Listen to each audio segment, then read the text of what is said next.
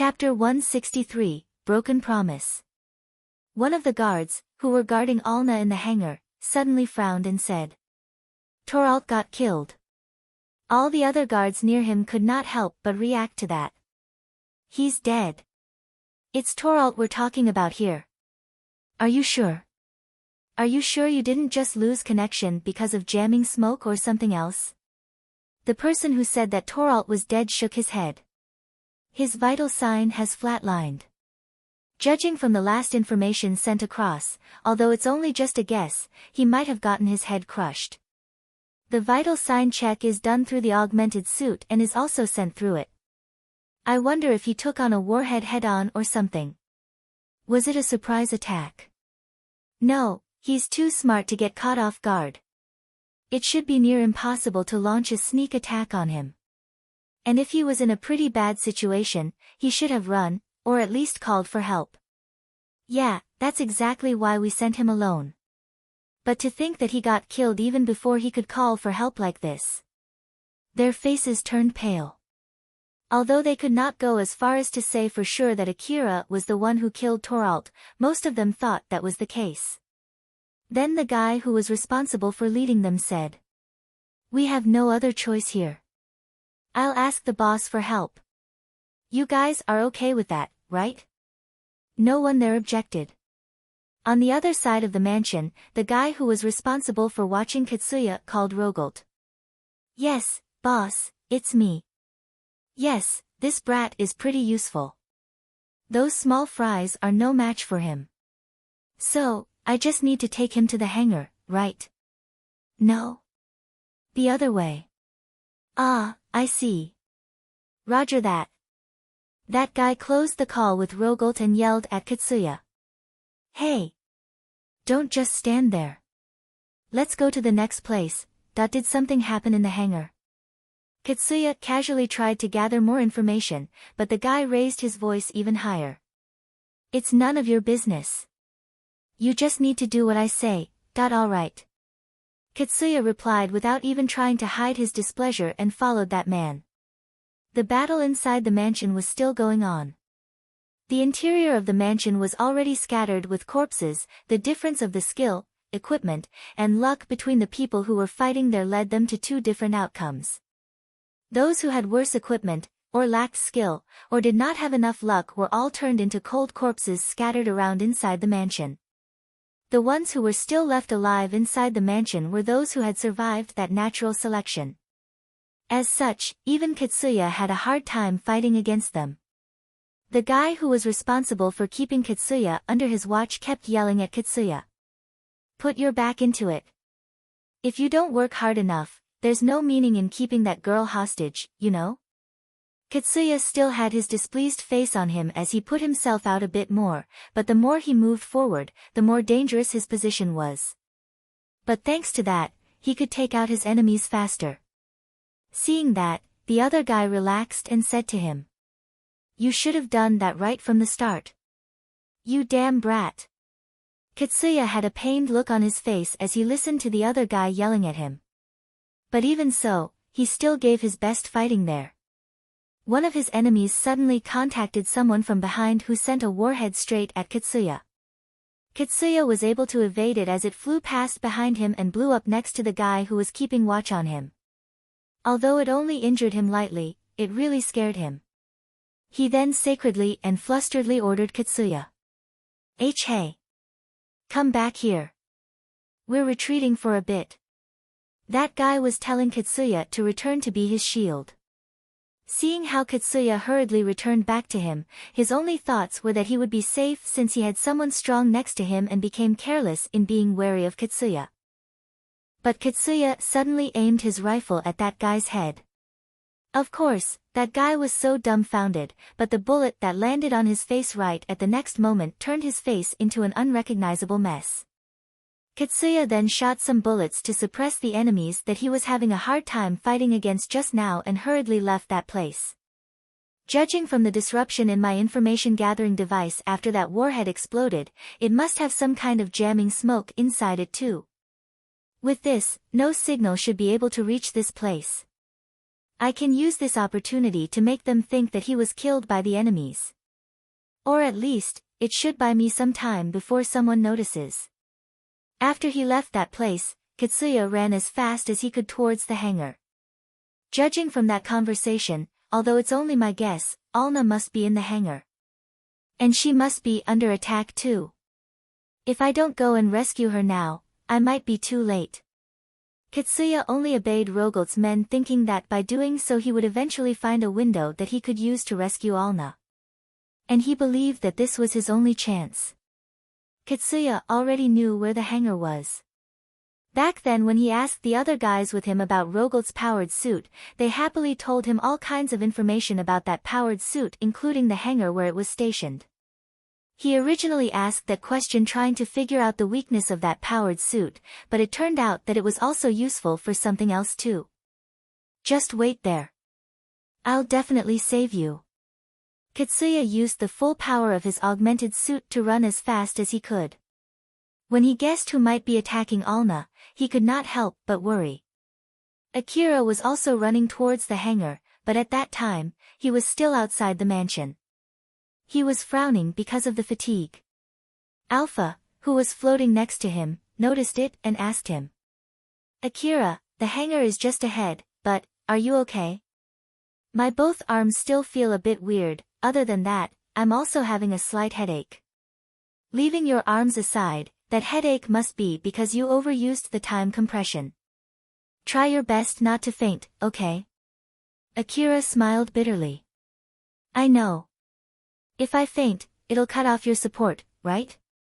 But still, my arms are okay, huh? I thought that I don't feel any pain because of the painkillers and they're actually still injured right now while the medicines that I took are trying to fix them. Is that the reason why I'm feeling this weird sensation? Alpha lightly smiled. For your arms, well, even if they get torn off, I can still move them by controlling your augmented suit, so it should be alright. That's why it's not that important right now. Yikes, that doesn't sound okay at all. Can we take a short rest?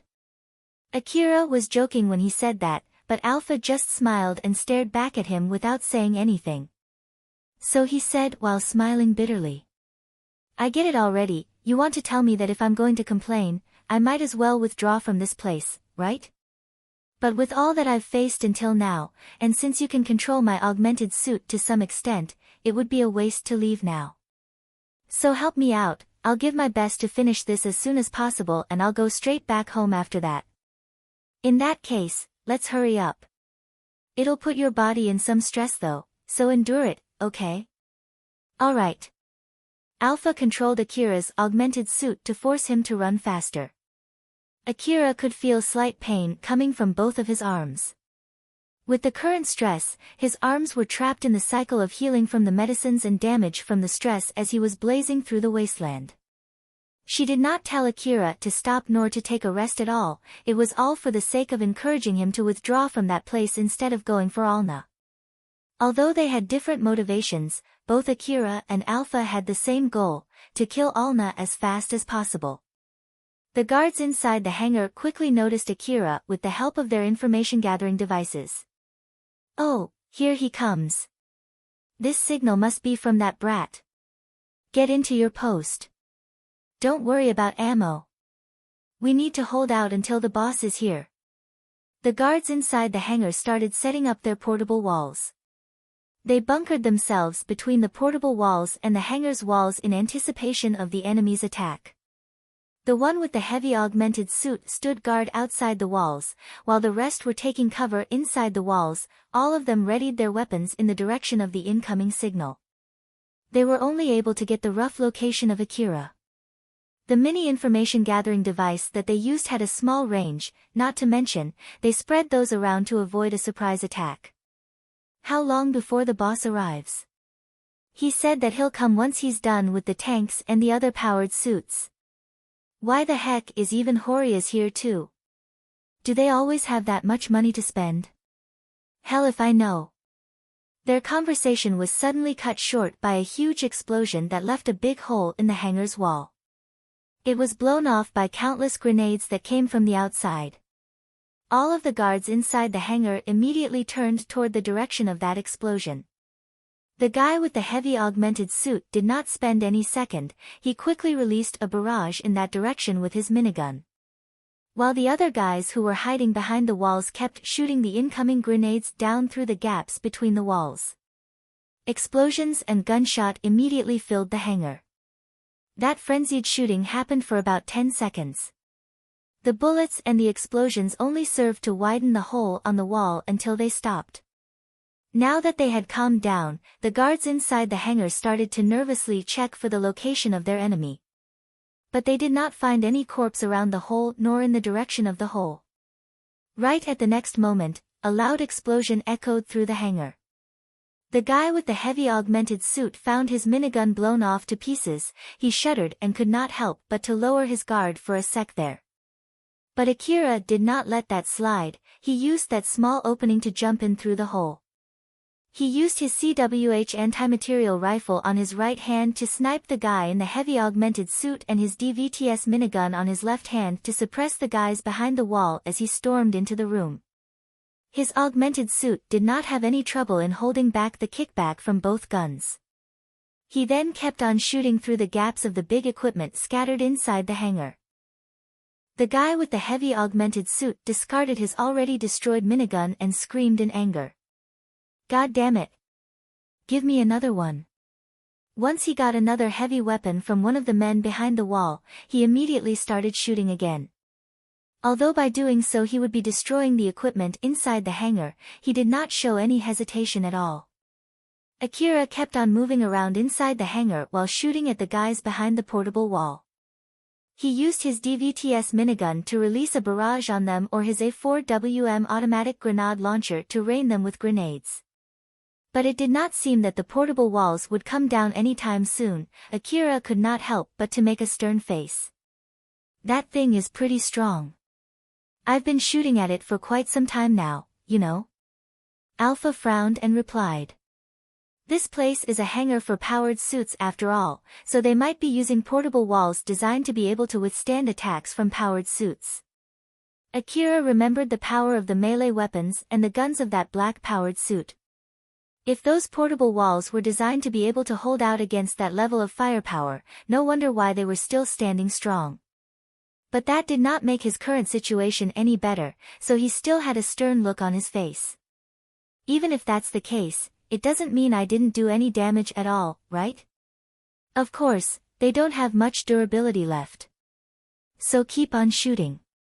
Roger that. Just like Alpha said, it did not take long for the portable walls to hit their limit. The moment their force field armors were down, they were turned into just simple metallic walls that offered almost no defensive value against bullets. Although most of the barrage from Akira only ricocheted off the armors of the guy with the heavy augmented suit since he had retreated behind the portable wall, Akira's CWH anti-material rifle did not find any resistance in plowing through them. Eventually, the guy with the heavy augmented suit could not take it any longer, a bullet ripped through his armor and straight to the guy's torso. Even after 3 shots of battle stimulants and medicines, he could not save his own life. The other guys who realized that they had lost one of their friends shot back at Akira in a frenzy, but of course, it was not enough to hold Akira back since he had regained Alpha's support now. The portable walls that had hit their limits were quickly shredded to pieces while the grenades made a short work of them. The explosion also blew off some of the guys behind the walls and rendered them unconscious, but those showered with bullets drowned in their own blood and died there. Those who were still alive started thinking of running away. They grabbed Alna and put their bets on the small chance that they could sneak away from Akira who was shooting at them from the other side of the mostly destroyed portable walls. Unfortunately, they lost that gamble. But that was because of something that neither Akira nor they were expecting. As Akira came out from behind the destroyed portable walls, chasing for those people, he could not help but frown when he saw what was in front of him. The guys who were running away from him were already lying dead on the ground. Furthermore, not too far from them, Katsuya was hugging Alna. Katsuya reached the hangar a bit after Akira. He noticed Akira was fighting against the Izant family's soldiers inside the hangar, so he decided to take a detour to avoid them as he sneaked into the hangar. After that, he hid while waiting for the right time to come out. The adrenaline rush from the fight just now and the surprise from that sudden turn of events prevented both of them from reacting to what just happened. Akira and Katsuya just stood there, looking at each other. Both of them did not give any friendly look at each other. But unlike Katsuya, who was looking at Akira with obvious hostility, Akira's expression was more of an exasperation. Akira sighed. You again?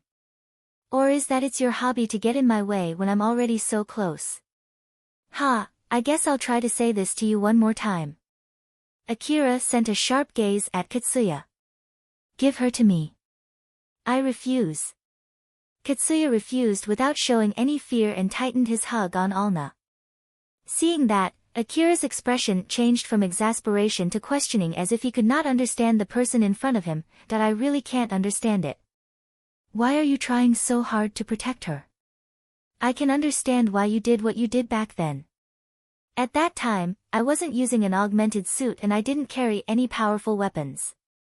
It was fully understandable that you told me off just with a little intimidation. I'm sure I only amounted that much in your eyes back then. But that's not the case right now, is it? Akira slightly moved both of his rifles as if to show them off to Katsuya. Since then, I gathered enough money to buy new weapons and a new augmented suit. These things cost me about 400 million orum. I don't know how much your equipment cost you, and they might be better than mine, but at least the gap between our equipment has already considerably reduced. Not to mention, you have someone pulling you down and you have no friends with you right now. Or is it that you still think you can easily win against me even in this situation? Katsuya slightly raised his guard without saying anything back. Akira looked at Katsuya with confusion.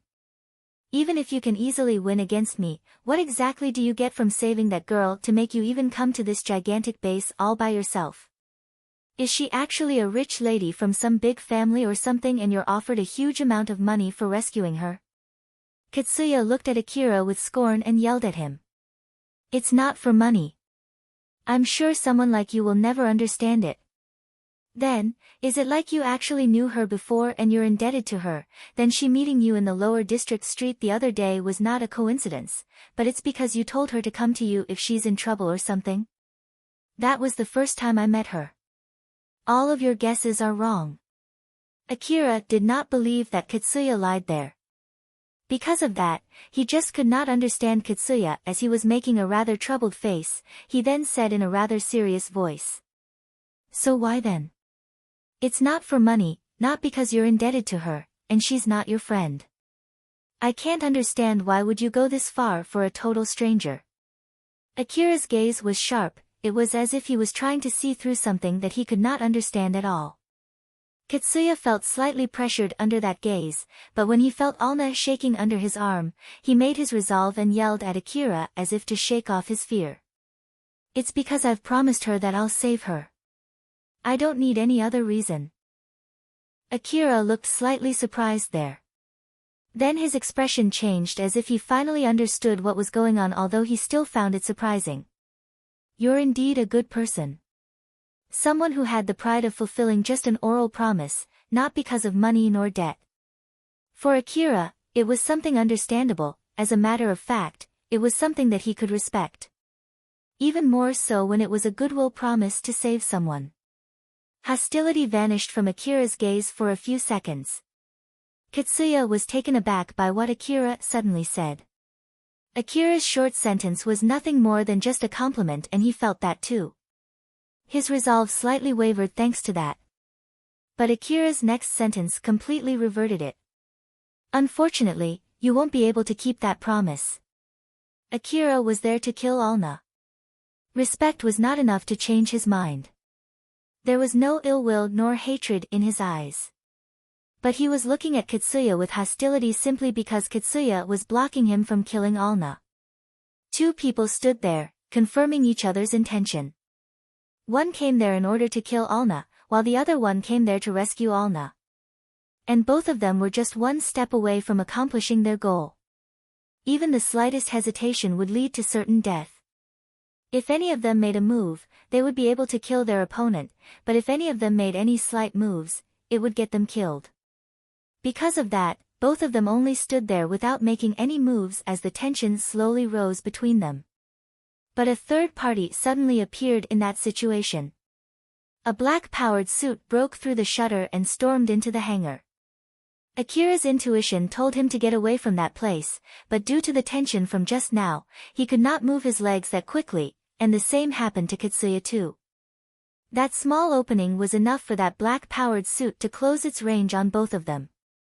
Rogold saw Akira and Katsuya through the external camera of his powered suit and immediately yelled in anger. Damn brats! I knew it, both of you are actually working together, huh? Taking me for a fool like that, I'll kill both of you. In his head, Rogold thought that Katsuya only accepted his offer in order to buy time while Akira went to save Alna before regrouping. Because of his misconception, there was no chance to straighten his misunderstanding now. Akira understood at least that much. Katsuya also thought so, but his train of thought was different from Akira, so he made a suggestion to Akira although it was against his will. Hey, let's work together here. How about a truce until we can do something about that powered suit and get out of this place?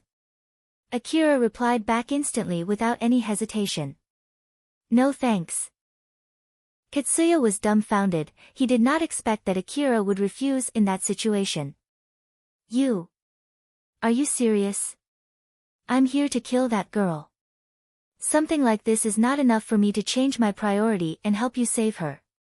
If you really want my help no matter what, that would be after that girl is dead. Akira replied so casually. But if Katsuya would accept that proposal, he would not be in that place in the first place. So Katsuya inadvertently yelled back. Are you kidding me? The pointless exchange was forcibly cut short when the black-powered suit raised its arm. The chainsaw-like weapon made a loud ringing sound as its teeth spun fast. Akira and Katsuya inadvertently looked at that chainsaw, then that powerful-looking chainsaw came down at them. Its first target was Akira. Akira matched the movement of his alpha-controlled augmented suit to evade that chainsaw and jump away from that place. Just a split second after he jumped off, the chainsaw came down at the floor where Akira was standing a few milliseconds ago. It left a huge crater on the floor and threw pieces of the floors all around the area. Some of the big pieces hit the equipment inside the hangar and made loud banging sounds which showed how hard they were thrown. If Akira got hit by that, there was no question about it, he would have turned into minced meat. He could feel a chill run down his spine as he made a stern face and evaded the incoming pieces of the floors inside his distorted time perception. Why is he coming for me? Shouldn't he prioritize taking on that guy since he has someone slowing him down? But Alpha replied back calmly. I'm sure he plans to kill everyone, so he decided to go for you first since you have nothing slowing you down. Isn't it a better idea to go for the one whom you can kill for sure first? That kind of decision varies from person to person, you see. So it's not like I can do anything about it even if you complain to me. For Akira, it was normal for another person to aim for him first given the option. So he was not really that surprised when it happened, he just ran as fast as he could toward the hole on the hangar's wall. Let's run into the mansion first. I'm sure that black-powered suit won't come chasing for you all the way into the mansion. How about that guy then? I'm sure he'll run into the mansion too, we'll kill that girl there. And if he doesn't? If he decided to run outside the mansion, I'm sure that black-powered suit would catch up with them and kill both of them. If that happens, it means that you'll have your work cut short. Akira jumped out through the hole and exited the hangar. Immediately after that, the black-powered suit forced its way through the same hole, chasing after him. There was no need for Akira to look back to understand what happened, he just kept on running toward the mansion. He then jumped and broke through one of the glass windows of the mansion which was already cracked from all the fighting. Akira found himself in one of a big hall. As he went straight to go deeper into the mansion, he could see Katsuya and Alna also jump into the hall from the other side. Akira, who noticed that, immediately shot at both of them out of pure reaction. But his aim was interrupted by Alpha. Because of that, his shot landed away from Alna on the wall next to her. Right at the next moment, a huge blade suddenly grazed the air right in front of Akira. The black-powered suit cut into the mansion from the outside with its huge blade. But that attack did not only cut through the wall, it simply destroyed the whole wall. Akira could not help but frown. If you want to kill that pickpocket, do it once we are deeper inside the mansion. Got it. Alpha controlled Akira's augmented suit to get him back on his feet, and Akira immediately blazed into the mansion after that, away from the black-powered suit's melee range. Behind him, the black-powered suit exchanged its melee weapon with a heavy rifle. Akira was still running as he forced his hand to shoot his A4WM automatic grenade launcher behind him without even looking back. Of course, the grenades did not have enough firepower to destroy the black-powered suit. But the explosions were enough to disrupt its aim. The black-powered suit released a powerful shot using its gigantic gun. It went right past Akira and hit the wall in front of him, turning it into a pile of rubbles. Akira used the hole made from that shot and vanished into the mansion. He could not help but frown after witnessing the power of that shot. What the heck was that? It's not something that you would normally use against normal humans, you know. It was a warhead designed to fight gigantic monsters and powered suits. So judging from that, it's indeed not something that you would use against normal humans. If you have the time to be surprised, you need to hurry up. If you get shot by that, no amount of medicines would be enough to save you, you know? Akira ran as fast as he could into the mansion to get away from the enemy's line of fire. Rogalt was furious inside his powered suit. Even after he used his prided powered suit, both Katsuya and Akira were able to get away from him. That fact really ticked him off. He opened a line to all his men and yelled an order to them. I'll send you the location of those brats. Find them and kill them. If any of you encounter them, immediately send your location to me. I'll snipe them from outside the mansion. If you can't handle them, drive them outside the mansion and I'll take care of the rest. Y'all got it? The black-powered suit made a loud sound as it moved away. It patrolled around the mansion while using its information-gathering device to scan the inside of the mansion. And when he found some of Horia's men inside the mansion, it angered him even more, so he cut up the mansion wall. His powerful blade turned the furniture together with the Horia's men, who were even using a sturdy augmented suit, into mincemeat in an instant. Chapter 164, The End of the Hunt. Akira was running through the mansion, going after Katsuya and Alna. He used the A2D and AAH assault rifles on both of his hands to repel any enemies he encountered. The reason why he swapped to those rifles was because Alpha told him to do so. Since he was using rifles with low firepower, he took more time to fight each and every enemy he encountered. Say Alpha, my augmented suit is already functioning, right? So why am I using these rifles? If you use the other rifles, the firing sound would draw in more enemies. Not to mention, they think you're a strong opponent. So there's a good chance that they would give up on killing you, and instead, leaving the rest to that black-powered suit. Although it is hard on you, it might be better to let them think that they would have their chance if they keep buying time. But it's slowing me down, you know? At this rate, they might get away from me, no? Alpha smiled just like usual and said. It'll be fine. He has someone slowing him down. So they should not be able to move that fast, and he can't shoot us either. That's why, I'm sure he'll have no choice but to fight back rather hardly, which would draw more people to him, and that will slow him down even more. We'll catch up with him sooner or later. Akira did not stop shooting even while he was talking to Alpha, and after listening to her explanation, he understood why it would be fine to use assault rifles in that situation. Alpha did not lie there, but she also did not tell Akira everything. Even with his assault rifle, he would have a good chance of killing Alna even if Katsuya tried to shield her. Akira did not even notice that fact. Katsuya peeked out from one of the rooms inside the mansion and shot at an enemy just ahead of him who was carrying a powerful gun. He could hear screams coming from that direction mixed with the gunshots from his own rifle. Katsuya was cornered. He had a stern look on his face, he kept mumbling curses and complaints. He still had Alna next to him, but since she was not using any augmented suit nor had she ever trained or experienced combat, she could not move as fast as him. Then to top it off, more and more enemies were swarming him due to Rogalt's order. He had to protect Alna in that situation. Even for him, he was having a hard time fighting the incoming enemies. Not only was he cornered, but he also had no way to escape. He already had his hands full protecting Alna after evacuating her into that room. Alna looked in pain, seeing how Katsuya was having a hard time protecting her.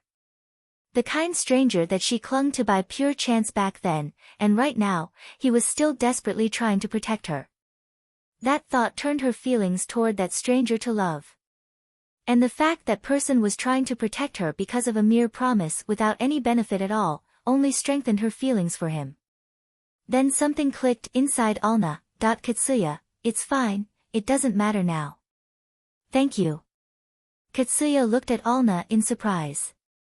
What do you mean? I'm really happy that you came here for me. I think that you've already saved me enough. It's fine now. What are you talking about?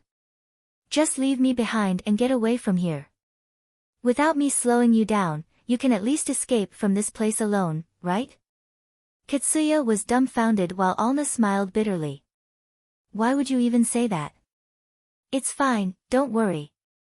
If you keep saying something like that, I would get angry, you know. Katsuya lightly said so to Alna while trying not to worry her. But instead, the smile vanished from Alna's face, which only left her with a pained look. She then started crying and confessing to Katsuya. I'm sorry. I've been lying to you. I took it.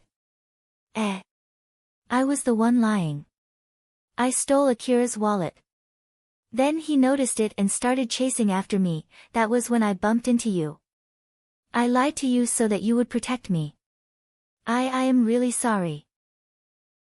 Seeing how shocked Katsuya was, Alna smiled bitterly at him. Alna felt really guilty towards Katsuya, who was trying to rescue her. But she always thought that if she told him the truth, he would abandon her to her fate. And with Akira ordering a search for her, she would lose her life if she didn't have Katsuya's protection. That was why she could not bring herself to tell him. Although she felt guilty about it, she could not deny that she was also happy that he came for her. But now that she was in love with him, she prioritized his life more than her own. If Katsuya died because of her wrongdoing, she would not be able to forgive herself. I'm not worthy of your protection. That's why, it's fine. Alna tried her best to make Katsuya abandon her. She did not even care if that would make him hate her. After she confessed everything, she looked down. She had nothing left. She only smiled mockingly at herself. She was only getting what she had sown. Katsuya, who saw her miserable state, made his resolve and clearly stated. That doesn't change anything. As I said, I've promised you, so I don't need any other reason. I won't take back my promise just because of something like that. Katsuya smiled, trying to cheer Alna up. Moreover, well, trust is a crucial thing for a hunter, and I'm aiming to be a great hunter. That's why, although it might sound weird, even if you lied to me, I'll still keep my promise. That's why I won't let you die. Even if you don't want it, I'll still protect you. Alna shuddered, emotion flooded her heart. And also, well, it's true that stealing is bad, but I don't think that's enough of a reason to kill you. I'll try to talk it out with that guy. So don't worry, it'll be fine. You have my promise, so just believe me. Katsuya said so and smiled kindly. Alna nodded without saying anything. Tears were still running down her cheeks as she tried her best to smile. Right at the next moment, Katsuya felt something approaching, so he quickly jumped off. The black-powered suit readied its rifle and aimed it at Katsuya. Rogalt used the information sent by his men together with his own information terminal to lock down on Katsuya's position. Although it was nothing but a crude approximation, with the firepower of his rifle, there was no need for him to snipe precisely. Damn brat! running your mouth like that. Now die. Fueled with anger, Rogolt operated his powered suit. A huge bang echoed, his rifle that rivaled the firepower of a tank shot released a warhead straight into the mansion. It easily broke through multiple walls and left one big continuous hole through the mansion. Katsuya was able to barely avoid the warhead. Although he was shocked by the destruction left behind, he immediately went back to secure Alna. "Alna, are you alright?" Although Alna was lying down on the ground, she was unhurt. She was so horrified that she was not able to immediately reply to Katsuya. But she was at least able to nod to let him know that she was fine. Katsuya's expression relaxed slightly. He was relieved to know that Alna was fine, but what happened next left him aghast. Akira suddenly jumped into the room through the hole left by that warhead. That sudden change of event caused Katsuya to freeze, and that was enough to dictate the end result. Akira kept Katsuya suppressed with the rifle on his left hand without even looking at him. While Akira's gaze, as well as the rifle on his right hand, were fixed on Alna. Inside that compressed time perception world where everything was running in slow motion, Akira and Alna locked gazes at each other. Akira pulled down the trigger, showered Alna with bullets, and Katsuya had no means to stop him. Akira kept on shooting at Katsuya to keep him suppressed and escape from the mansion through the hole left by Rogolt. Katsuya was only able to see Akira run off without doing anything. The one that pulled Katsuya back to reality was Alna's weak voice. The moment he heard it, Katsuya immediately ran toward Alna and confirmed that she had been wounded. Although she was fatally wounded, she was not dead yet. Judging from the locations where she was shot, it seemed that Akira intentionally did that. Katsuya did not notice that far, but judging from the blood on the ground, he knew that Alna did not have much time left. Got a medicine. Katsuya pulled out medicine from his pocket. But he immediately detected enemies coming from the direction of the hole and started shooting at them. He then shouted at those people who were taking cover behind the wall around the hole. "Don't get in my way." He could not treat Alna in this situation. Katsuya understood that and picked her up with his arm and slowly dragged himself away from that place while keeping those men in check. He thought that no enemies would come from the direction where Akira just left, so he tried to retreat there while protecting Alna. Alna coughed out blood and her body gradually turned cold. She would die soon. There was no chance to save her now. Although she understood that, she did not feel fear at all. The happiness of being held by someone she loved and the fact that she would no longer slow him down was stronger. As her vision slowly turned dark, she could see Katsuya still desperately trying to protect her. It made her fall in love deeper with him and regret the fact that Katsuya had a pained look on his face. She felt cold. She wanted to feel warmth during her final moments at least. Alna squeezed the last bit of power that she had to raise up her hand that was already soaked with her own blood. Katsuya, who noticed that, tried to call her name. Unfortunately, she could no longer hear anything, but even so, she could still feel the warmth on her palm and smiled happily. Alna's arm gracefully fell. Her life ended there, in the arms of her loved one. Katsuya realized that Alna was gone. He understood that trying to treat her wounds while shooting at the guys attacking them would not help at all. He was extremely frustrated as he softly placed Alna's body down. Katsuya's scream echoed through the mansion. Once it died down, he was filled with rage and disappointment for not being able to save her. And in order to remove the main source of the reason why he could not save Alna, he pushed his rare talent to full bloom. Rogolt's men, who had gathered in that place due to an order from Rogolt, were thunderstruck at how Katsuya suddenly turned so strong, as if he was completely a different person. Although they had the upper hand, it did not take long for that to be overturned. The mansion was filled with flying bullets and it was only a matter of time before it stopped. Akira went through the hole that Rogolt opened and escaped the mansion. He then used the full power of his augmented suit to propel himself up to the rooftop of the mansion, then ran toward the opposite side and jumped down onto the courtyard. He then kept on running towards the entrance. Cheryl was saved and Alna was dead. He no longer had any reason to stay there. The only thing left was to get out from that place alive. Of course, picking a fight against the Izant family would entail a lot of problems later, but he shelved that for another time. He could take his time thinking about it once he was out of there. Akira kept on running as he thought so. Alpha, I just want to confirm something though, that girl is dead, right? There's no way she might be saved, right? Akira had shot Ulna following Alpha's instruction. He thought that it should be enough to kill her. But he also knew that there was a treatment that could save someone even after that person lost half of his body, or expensive medicines that could save someone from certain death, or many other ways to survive that level of injury. That was why he was not so sure. Alpha smiled and replied. You're such a worrywart. Don't worry, it's true she might be able to survive using expensive medicine and proper treatment. But I'm sure he wouldn't have the leeway to do it in that situation. But is there any reason why I can't kill her right away there? A shot on her head would guarantee her death, you know. If you blow her head or kill her with any means that make it obvious that she's dead, I'm sure that boy will immediately leave Ulna behind and chase after you, to kill you. That's why we did that. If we let her alive, although only for a few seconds, it's obvious which one that boy would prioritize. If that's the problem, isn't it easier to just kill that boy or at least wound him too? In that situation back there, although I might not have been able to kill him, I should have been able to at least injure him, right?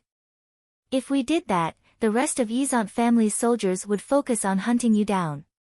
In the worst-case scenario, you would have to fight the whole gang on top of that black-powered suit all by yourself. Now that you mention it, that does make sense. Akira agreed with that argument too, so his displeasure and doubt were gone.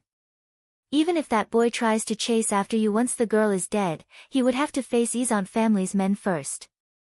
So let's get him to buy some time for us while we escape from this place. Akira was still running as he glanced back. Inside that mansion, Katsuya should be fighting the Izant family's men as well as that black-powered suit. As he imagined that scene, he thought that it must be a huge pain in the neck as if it was none of his business. Well, even if some of them might still come at me, at least that powered suit won't be coming for me. Although I do feel bad about it, let's have him buy us some TI dash. Akira immediately frowned.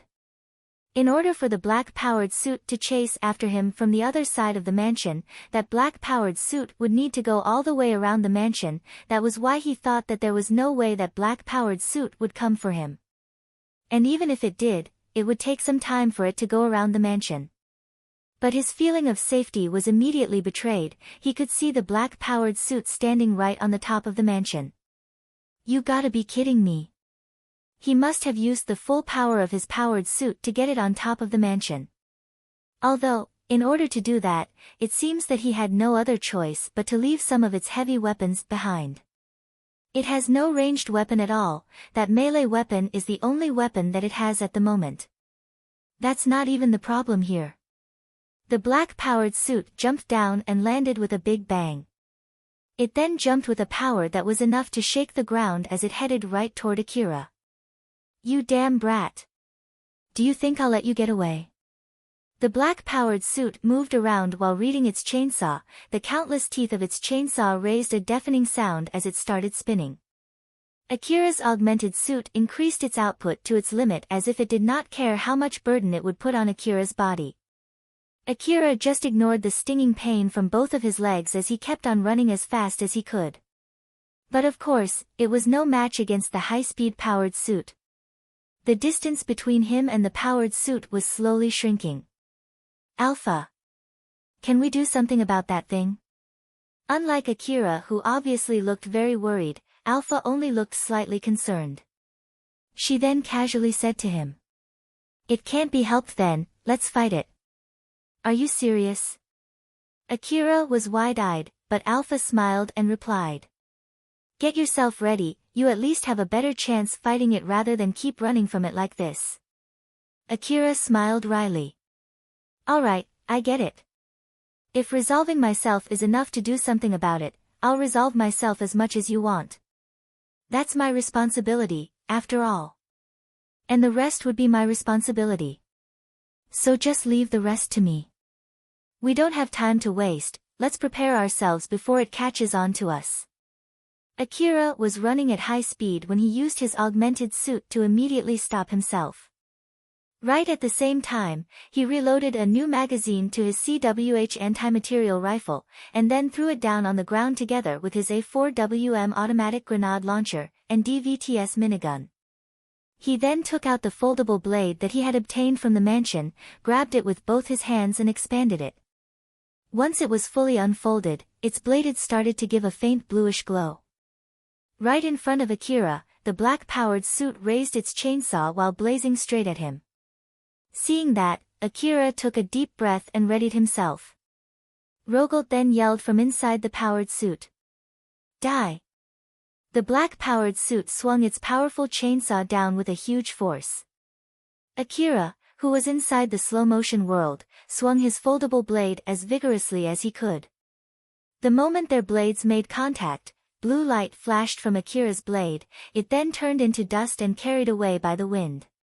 While at the same time, the force of the collision threw Akira's body back. With that one exchange, although Akira was fighting a powered suit with only his own flesh and his augmented suit, it was able to push the black-powered suit back. Normally, it would be nothing strange if that one attack crushed Akira.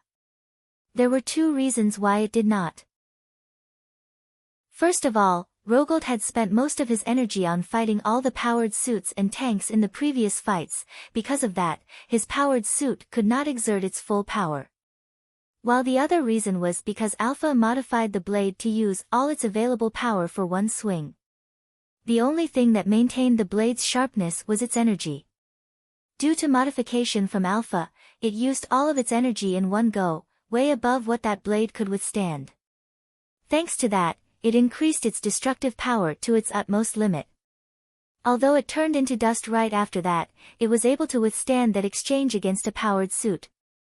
And with the help of Alpha's support, Akira swung it with the technique that rivaled a swordmaster.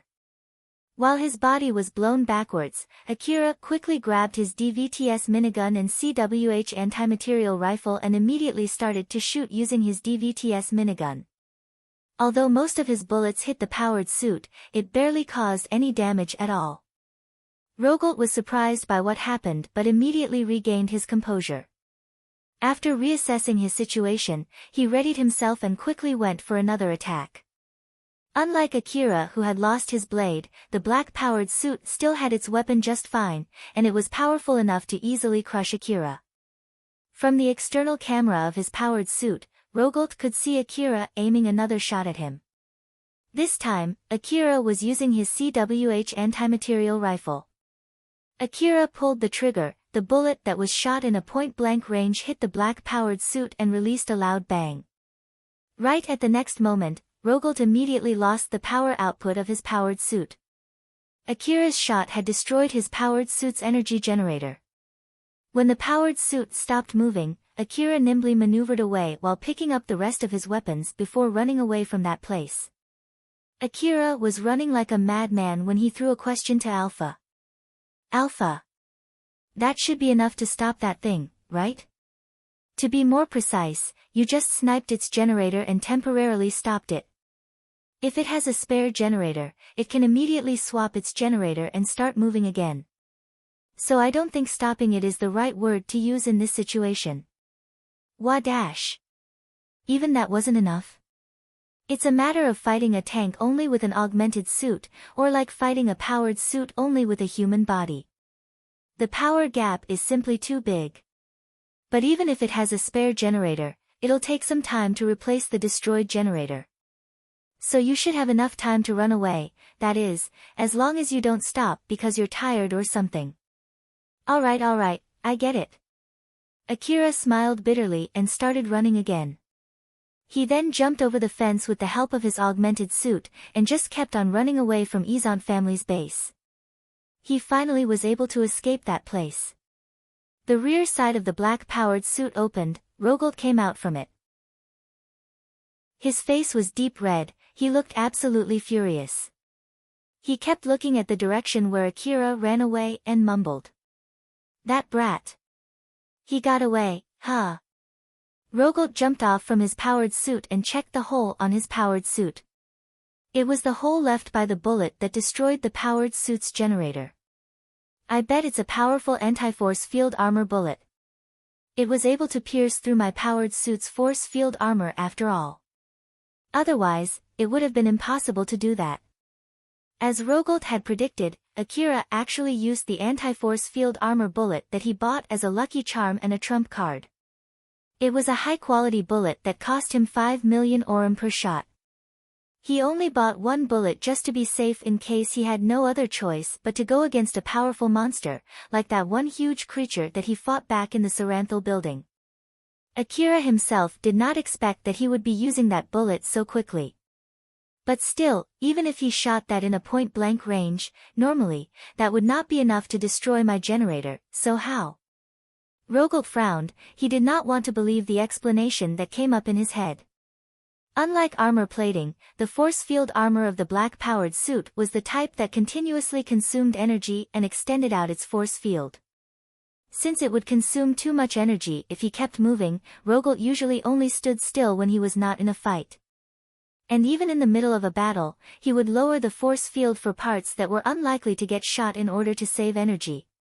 Otherwise, it would consume too much energy to maintain.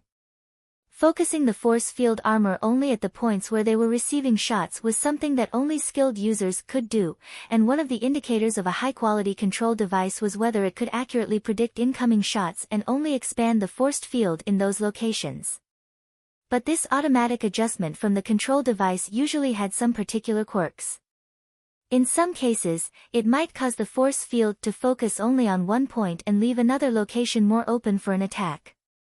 Rogolt remembered how Akira used his DVTS minigun to shoot a barrage on his powered suit. If it was in order to damage his powered suit, then it would have been a pointless action, but what if he did that to manipulate the automatic adjustment control of Rogolt's powered suit? If Akira did that to focus the force field armor in one place and open a weak point in another place to shoot at, if that was all true, then it would explain how Akira was able to snipe the generator. Although it was possible theoretically, it was actually almost impossible to execute. It would have been possible with the combination of a huge amount of bullets and a powerful information-gathering device that could precisely calculate the small changes in the force field armor in order to create a concentrated force field and opening a weak spot. But in order to do that, Akira would have to analyze and calculate a huge amount of information, which would have been impossible. Rogolt rejected the solution to his question that came up in his mind. He then lightly shook his head, just to blame that on his bad luck, and decided to stop thinking about it. Rogolt shook off his thoughts from what just happened and looked at his powered suit one more time. Seeing how his prided black-powered suit was rendered to that state, anger started to well up again. That brat, wrecking my powered suit like this. I'll definitely kill him next time. Unfortunately, you won't be able to do that. A woman's voice abruptly replied to Rogolt. Rogolt immediately pulled up his rifle and released some shots in the direction of that voice. Although there was no one there, his bullets ricocheted and made a sound as if they bounced off a metallic object. A blade was floating in the air there. When the owner of that blade took off her camouflage, it revealed a girl smiling amusedly. She had a metallic cyborg body covered under a camouflaging coat, both of her arms were armed with blades. It was Neria. Neria and Rogolt made eye contact. Right at the next moment, Neria suddenly dashed and closed the distance between them. Rogolt made a rough approximation of how strong his opponent was by judging from how she moved just now and how she blocked his shots. He quickly decided that his rifle would not do him any good and threw it away. Instead, he grabbed two knives behind his hip and readied himself. When he unsheathed his knives, blades extended out and they turned into swords. Rogolt had talent in CQC, that was why, during the battle against other powered suits, he was always using melee weapons, and of course, that talent also translated very well when fighting against another human. As a matter of fact, his skill with the blade allowed him to distinguish himself in the Eastern District where guns were a norm. Nelia and Rogolt exchanged blows for just a split second. By the end of that exchange, they were standing past each other with their backs facing each other. See, it would be impossible for you. Nelia smiled and said so. Behind her, Rogolt was sliced into 4 pieces with a cross centered on his throat. Not only did he get beheaded, but his head and body were also split cleanly into 2 halves. His body parts fell down and painted the ground red in blood. Now that her job was finished, Nelia looked in the direction where Akira ran off to. She smiled amusedly, which even looked like she was ecstatic. But still, although it hasn't been that long since the last time, to think that he has become strong enough to defeat a powered suit with only an augmented suit. It was really unfortunate that I wasn't able to seduce him back then. Nelia once again activated the optical camouflage of her coat. Her figure was slowly swallowed into the scenery and vanished completely. It would be great if I can get another chance to try to seduce him, although, it would be hard to do that in my current situation. Seriously though, what should I do with you? She did not feel anything wrong with seducing someone that she would try to kill 5 seconds later. Nelia, who had such a distorted way of thinking, had a regretful expression on her beautiful face. But that face also quickly vanished from the views, leaving behind the non-functional powered suit and the dismembered corpse of its user. Horias, the gang that was at war against the Izan family. Inside its base, in its boss room. The report from Horia's soldiers echoed through the room. Boss. These guys are too strong. We'll be wiped out at this rate. Tell us what to do. Boss. Are you there? Whether we group up or retreat, just give us something. Damn it. Is it not connected? What the heck is going on here? Their boss was unable to give them any orders. After all, he had a bullet on his head and he was already dead. Horias already sent most of its men to attack the Izan family. Its boss was left only with a handful of bodyguards in the base. And those bodyguards, like their boss, were already dead. Both Horias and Izan family had some similarities. First of all, both of them were huge gangs with a lot of members. The boss of the respective gang held a ton of influence. Because of that, it was extremely difficult for the members of those gangs to rise up against their boss. So right now, with both sides left with no boss, their men had no other choice but to fight to the death, save for some who ran away at the very last second. Izan family and Horias, the 2 Goliath gangs in the lower district of Kagomayama City. With the loss of their boss and their men, the money that they spent in that battle, both of them were effectively destroyed in a single night. Chapter 165, Negotiation with Viola. When morning came, another group arrived at the Izan family's base. They were the people from Drankum. Although the battle last night happened in the area between the slum and the wasteland, Kagomayama City could not just ignore it. So they dispatched Drankum there in the morning to check on the situation. Drankum had another reason why they had to come there. It was because one of their vehicles was destroyed around that area. When that vehicle was destroyed, its control device sent its last record back to Drankum. Before the city management got suspicious that last night's battle had something to do with them, Drankum decided to investigate the incident prior to the request from the city management. When Shikarabi arrived there, he looked around the courtyard and frowned. It must have been one hell of a battle. Now that the morning light shone the whole courtyard, the scene looked like hell. Corpses were scattered all over the places, he could see pools of blood formed in various places, and the whole area was filled with the nauseating smell of blood. Yamanobe looked around in slight amazement. Whoa, this here. I'm pretty sure the body count can easily reach a few hundred. Depending on how many bodies we can find inside the mansion, it might even go up to thousands. And I don't see any dead monsters at all, it's entirely a fight between humans. Geez, honestly though, we have more than enough monsters to kill in the wasteland, there's no need for them to kill each other, right? Velga checked the wreckages of powered suits in the courtyard and hummed, they were even using this kind of thing to fight each other, huh? These guys were pretty invested in this, weren't they? 100 or even 200 million orum won't be enough to pay for this stuff, you know. Including the fuel and ammo that they consumed last night, it might easily go beyond 1 billion orum, no? After the three of them exchanged opinions about how horrendous the scene in the courtyard was, they immediately moved on to finish why they came there. They searched for Drankum's vehicle among all the wreckage in the courtyard. Once they found it, it was already sliced in half. They then ripped the inside of the vehicle and extracted its black box.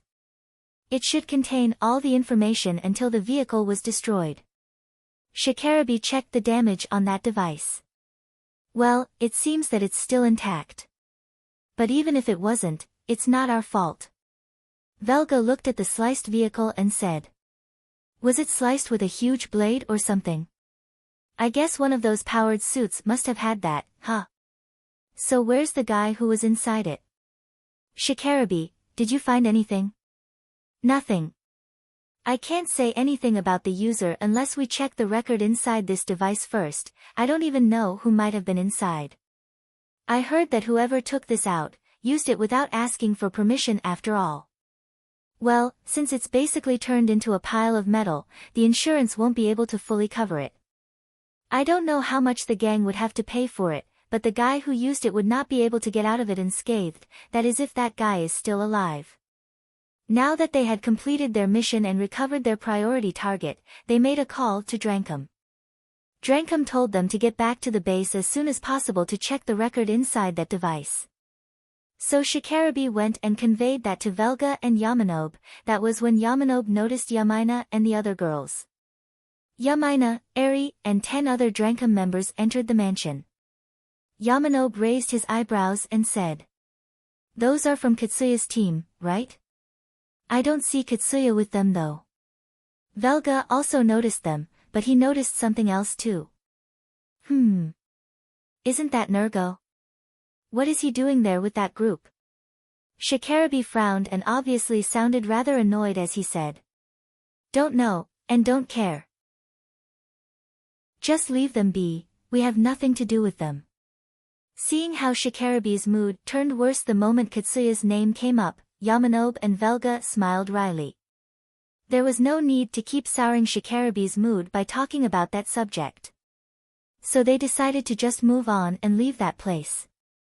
Yamaina and her friends heard from Mizuha that there was a good chance Katsuya went to that place alone. That was why they came there to look for him.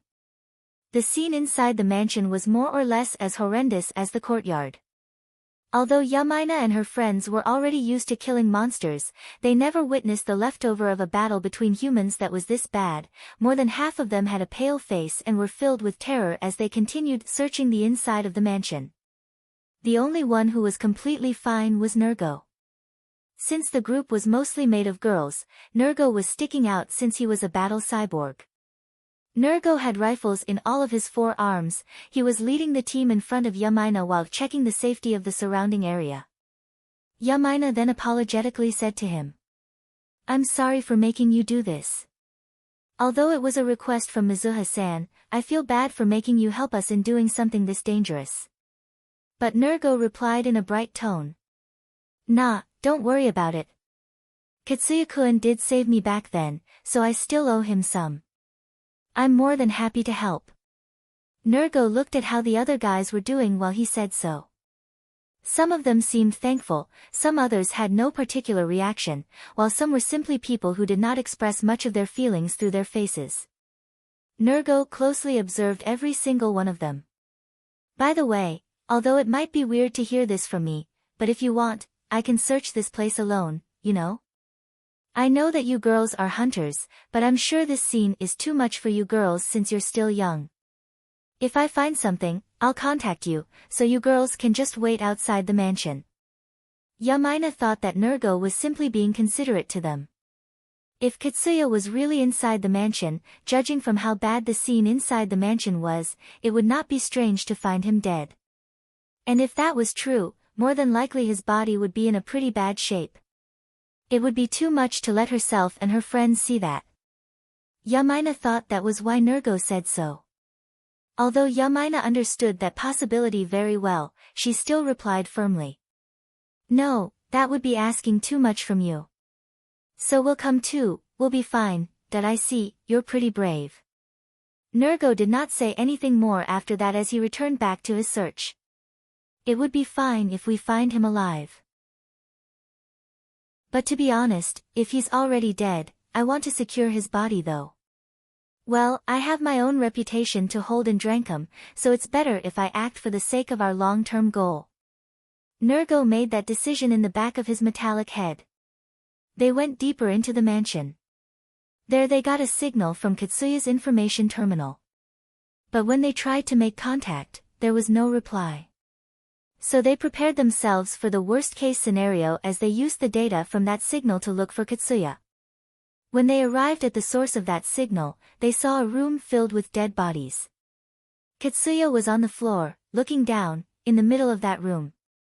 They immediately swarmed Katsuya and asked him if he was all right. But Katsuya did not reply back, he kept his head down with a dark expression. Eri, Nergo, and Yamaina took a step back and scanned the room. Yamaina looked around and frowned.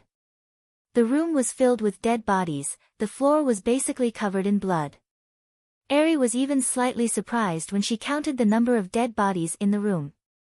That's a lot of dead bodies, is it all Katsuya's? Maybe, but not all of them. Moreover, among the dead bodies, Yamaina looked at a particular dead body and made a saddened face. It was the body of a girl that was lying not too far from Katsuya, it was Alna. After seeing that, Yamaina understood what was going on. Katsuya came to rescue Alna and failed. It must be the reason why he was so depressed. Yamaina cut through all the girls that surrounded Katsuya, she then crouched in front of him and said to him. Katsuya, let's go back. Katsuya still looked down without replying back. We need to bring Alna back. Katsuya raised his face. But he still did not reply. Yamaina understood that it was all he could do at the moment, so she grabbed Katsuya's shoulder and got him on his feet. Katsuya did not resist. Yamaina sent a glance at Eri. Eri nodded as she pointed at Alna's body and said to the rest of the girls. We'll take her too, help me. Alna's body was soaked with blood. Her face was wiped clean of blood, but her body was soaked with her blood as well as the other people's blood who were killed near her. The girls frowned seeing that body. Eri's gaze turned sharp, the girls there winced back. That was when Nergo suddenly said. It's fine, I'll do it. Nergo pulled out a body bag from his backpack and gently put Alna's body inside it. Eri, who thought that Nergo was going to carry Alna's bloodied body, thanked him. Thank you. Don't worry about it. Like I said before, I'm fine with it. Carrying dead bodies around was not a strange thing for hunters. Because of that, Eri did not find it weird that Nergo was carrying a body bag with him. Looking at Alna's dead body that was carried carefully, Katsuya mumbled while still crying lightly, that I wasn't able to protect her. Yamaina, who heard that, smiled both sadly and gently at him, that I'm glad that at least you're all right. Katsuya then left the room with Yumina's help. While Eri was carefully carrying Alna's body in her arms. The other girls followed behind her. Nergo was the last one left inside the room, he scanned the room once more and thought. All of these dead bodies are probably because of that boy, it's pretty impressive to do this all by himself. I thought that his reputation is actually because of that thing, but I guess I need to revise it, huh? Well, it doesn't really matter, even if that's true, it doesn't change my plan much. I need to confirm it with the others too, so I'll shelve this for the latter for now. Nergo left the room soon after. Katsuya and his group left the mansion after that. They then boarded the armored APC parked outside the mansion and went back to Drankum's base. Katsuya was sitting on the long bench inside the APC in between Yamaina and Eri. He still looked very depressed, but after leaving the battlefield, he regained some of his composure. But that gave him a leeway to think about something else, and his head used that leeway to remember a certain sentence. Even when he tried to shake that sentence off his head, it still would not leave him alone. As a matter of fact, his efforts only made it ring louder in his brain. Katsuya inadvertently mumbled in resistance against that voice that was ringing inside his head. Damn it. Unfortunately, you won't be able to keep that promise, that one sentence from Akira kept on playing on replay inside Katsuya's mind. Akira was sleeping like a dead log on the bed in his house. After he returned back from Izant family's base, he just put down his heavy weapons randomly on the floor, kept his augmented suit and his coat back in their original cupboard, dragged himself against the tiredness and the sleepiness assaulting him to finish his bath, took a heavy dose of medicine, and finally crawled to his bed. There was no doubt about it that he was exhausted after what had happened last night, so Alpha did not even bother to tell him to finish doing maintenance of his rifles before going to sleep. Akira woke up in a dark room. It seemed that the sun had already set, he must have slept the whole day. But even inside that dark room, he could still see Alpha clearly. Morning, Akira, or more like, it's already evening though.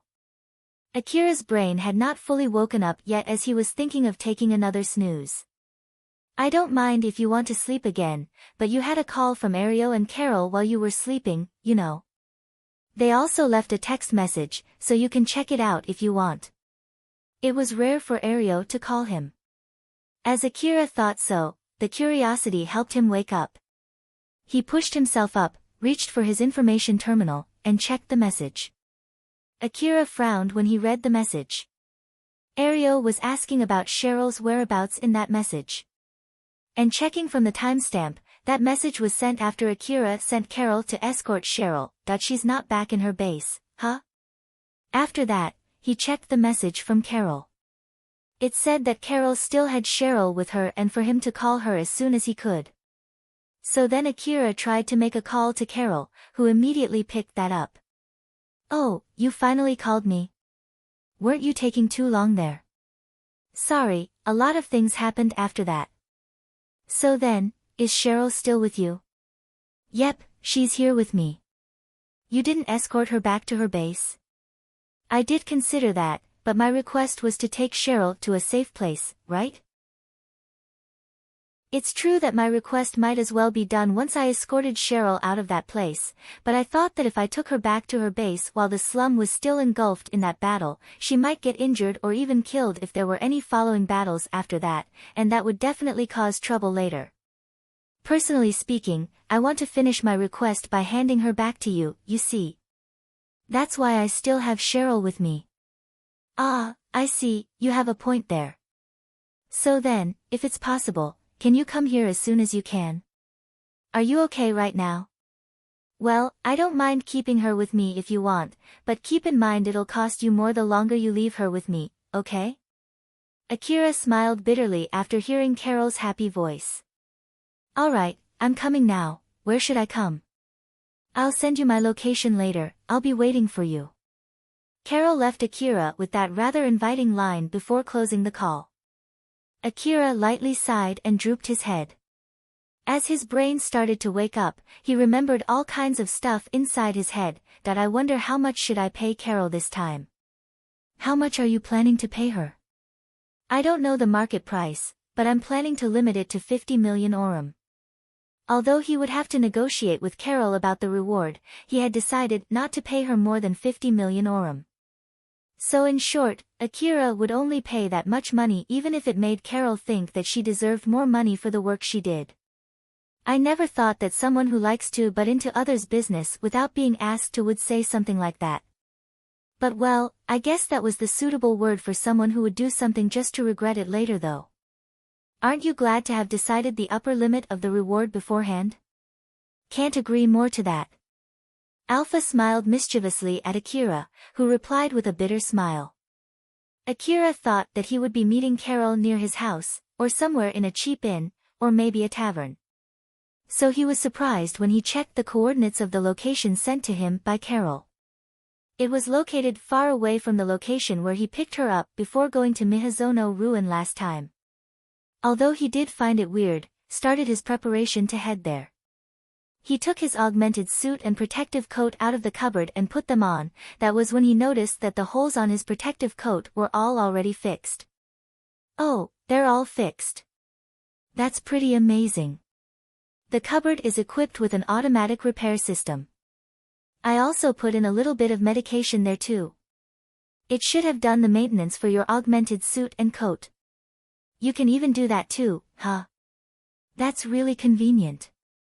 But because of that, you'll need to replace the repair cartridge that you got when you bought that augmented suit. Make sure to buy a new one later. I see. How much it costs, by the way? About 10 million orum. Akira froze. Don't forget that there are still medicine, ammo, energy pack, and other consumables that you need to buy too. My money. Akira remembered that Carol also changed her augmented suit depending on what she was doing. Up until now, Akira always thought that it was better and safer to keep using the better augmented suit all the time, although it meant that he had to regularly pay more for the upkeep. But now he was not so sure if that was the best thing to do. Akira finished his preparation. He brought along his AAH and A2D assault rifle as well as his CWH anti-material rifle, and of course, he also carried some spare magazines too. He then headed to the Kagamaima City Lower District.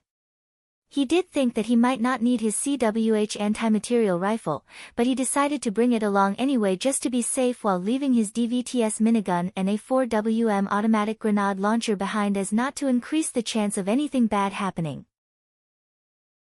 I've completed rewriting the control software, so you have my full support this time. Well, in the worst-case scenario, let's just run away, of course. Although Akira did not ask her, Alpha did say what to do in the worst-case scenario. So he just smiled bitterly at her, said so, and went to Kagamaima City Lower District. Carol, Cheryl and Viola gathered inside Viola's office that was located in an office complex building in the lower district.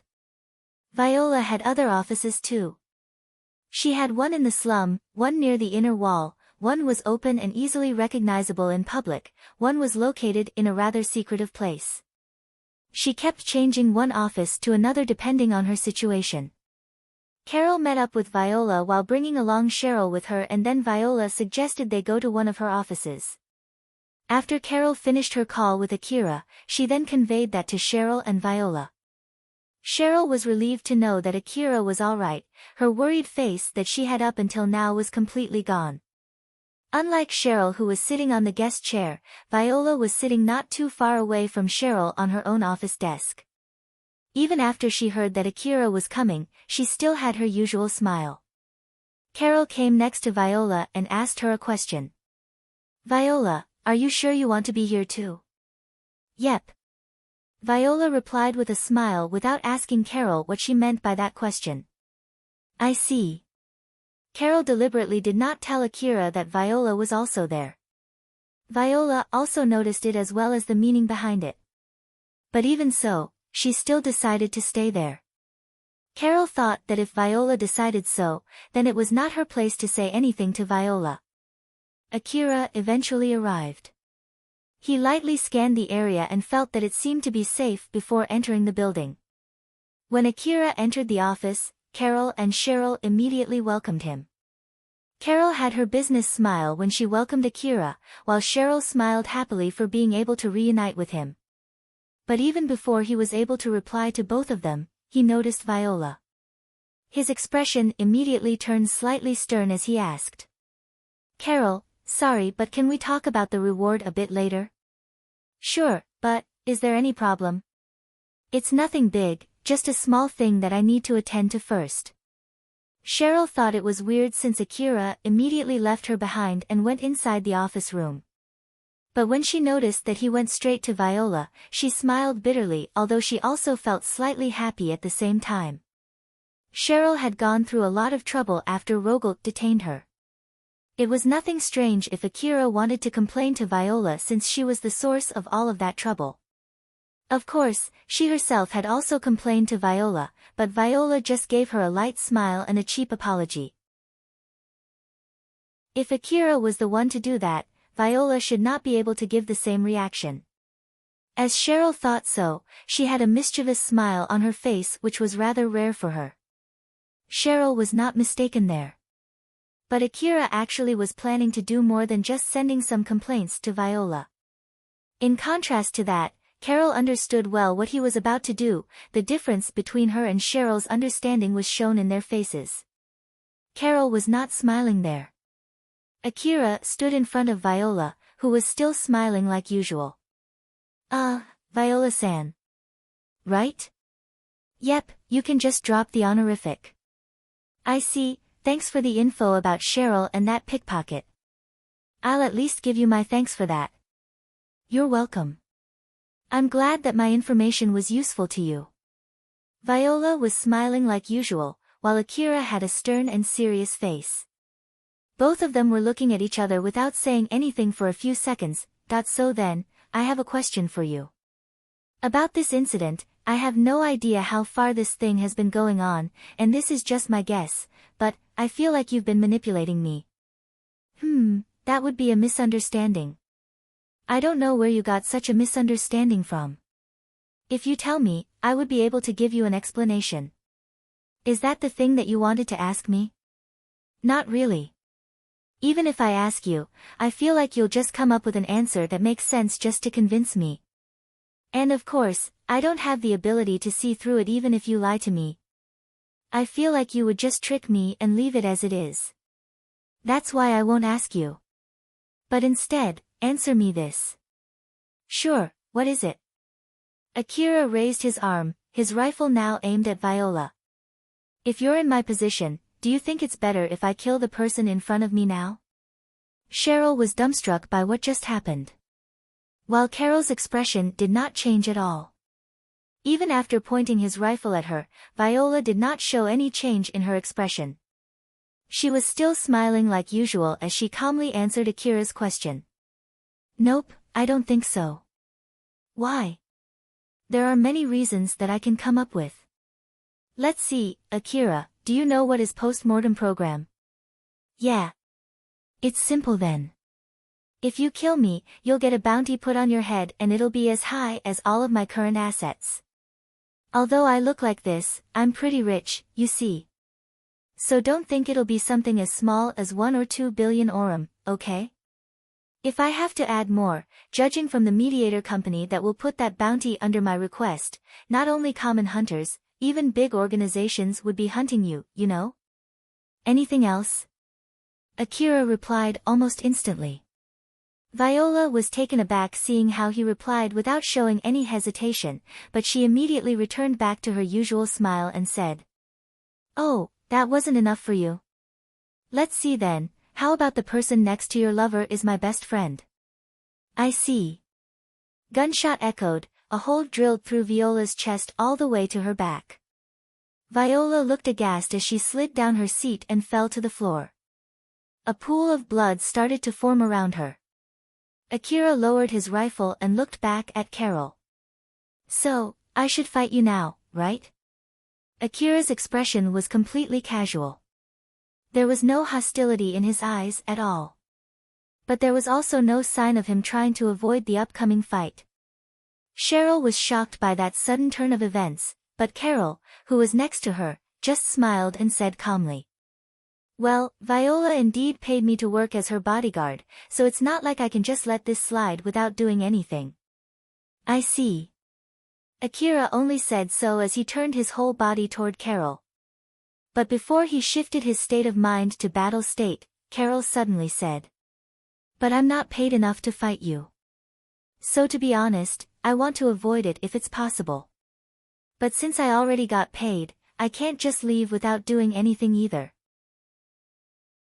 So, if you're okay with it, I want to do something to earn that pay but without fighting you.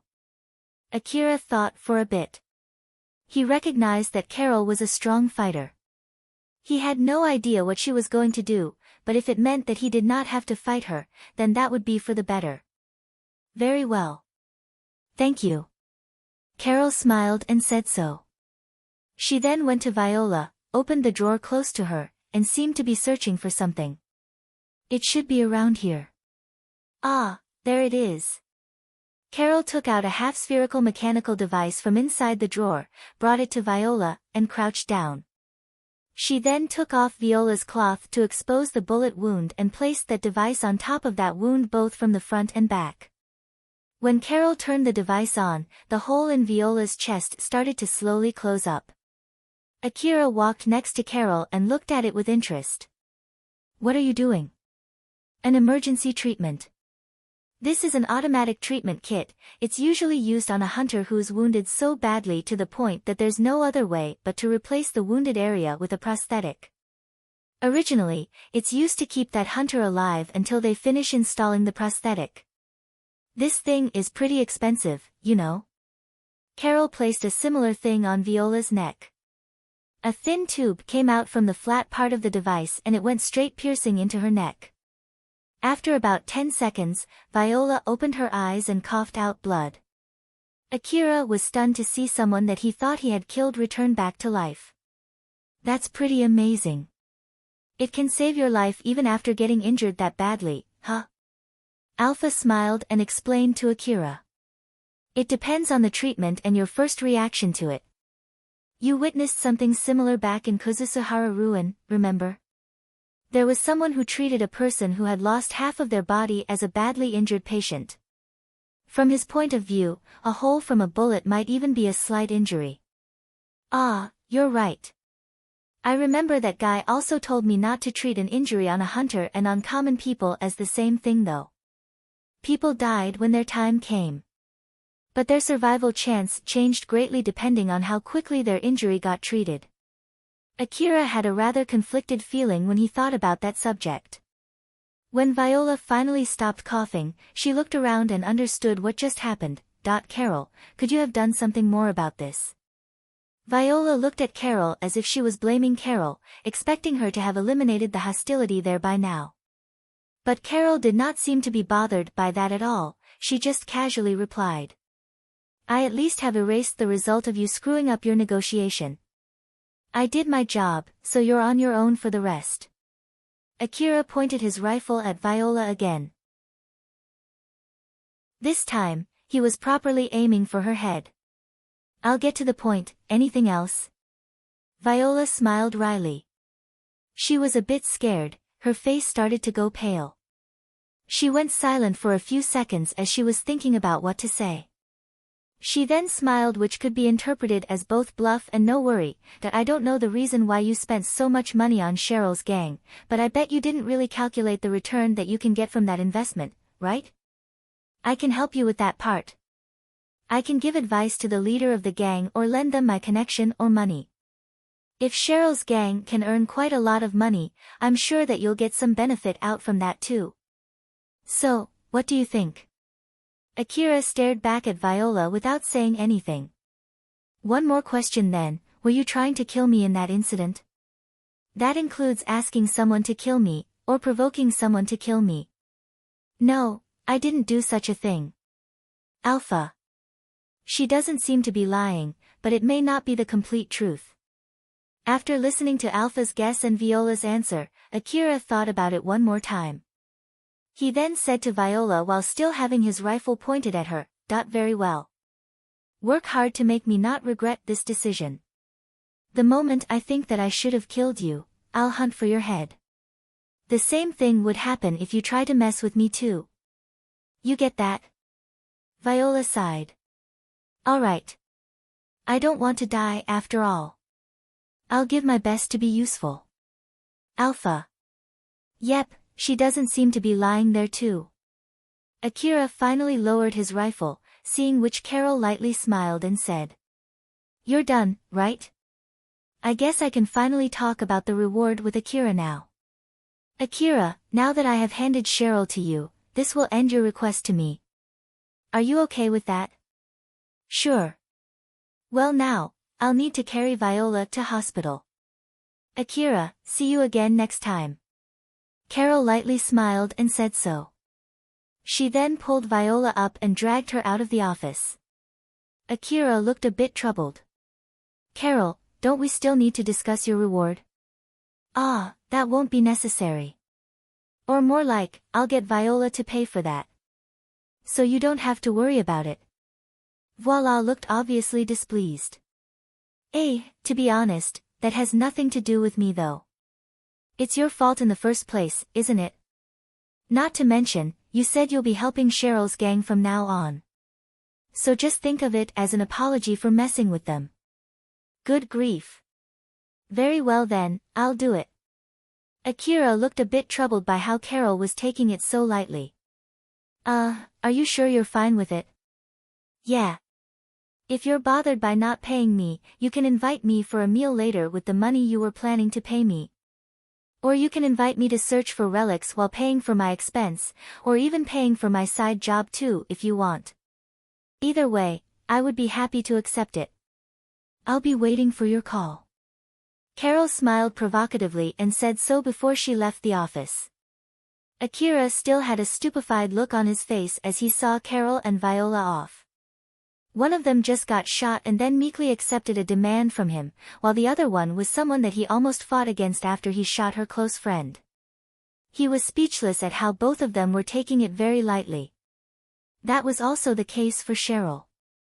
She could not hide her surprise with how fast the situation changed there. After both of them were left alone in that place, Akira and Cheryl looked at each other. The mood was a bit awkward. Well, let's just head back for now, huh? I'll take you back to the base. Yes, thank you very much.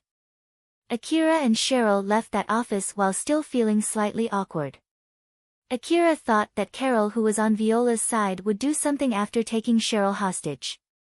Although his guess was incorrect, he did expect that Carol would do something that he did not expect there. Chapter 166, Those Who Work Under the Shadows. The battle between two large gangs, Izant family and Horia's, had, of course, affected the slum city. Sounds of gunshots filled the slums. Ario and the other children in the gang made use of the portable walls they got from Katsuragi to barricade themselves inside their base and were able to get through the night. But even so, it still caused a huge ruckus within the gang that Ario and Alicia were barely able to calm everyone down since they were officers in the gang, but everyone in the gang were still anxious even right now. They were unable to contact neither Akira nor Cheryl, and that fact really caused chaos inside the gang. They went through the night reminded of just how large both Akira and Cheryl's presence was inside the gang. It was then that Akira and Cheryl suddenly appeared.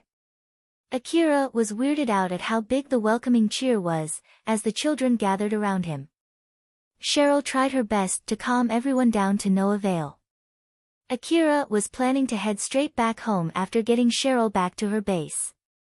But Cheryl thought that it would cause even more chaos inside the gang if Akira left, so she asked him to stay for the night. She then told the supervisors to give her their reports of what had happened while she was gone. The other children had a lot of questions they wanted to ask Cheryl, but after she reprimanded them, and looking at how Akira was slightly annoyed by the ruckus, they regained some of their composure and eventually returned to their respective jobs. Cheryl, couldn't you at least contact these guys? Carol-san told me not to. She said that since the request from you was to get me to safety, it was just to be safe in case someone else other than you used that call to locate me. Of course, I tried to call you too, but I wasn't able to. Sorry about that, I was a bit preoccupied during that time. Akira felt bad saying that he was so tired that he slept for the whole day, so he came up with another excuse. But that was no lie, he was indeed rather busy after leaving Cheryl to Carol.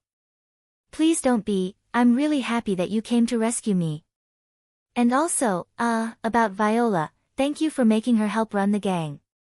Cheryl tried her best not to show her insecurity or displeasure on her face. At the moment, Cheryl's gang had not given any benefit to Akira. It did not even have the prospect of giving any profit to him. Cheryl herself understood that very well. That was why, if Akira told her that Viola would lead the gang in order to turn the gang profitable for him, then she could not refuse. Cheryl could no longer live without Akira. So in order not to get abandoned by him, she planned to do everything she could to make the gang useful to him. She felt really insecure about the matter regarding Viola.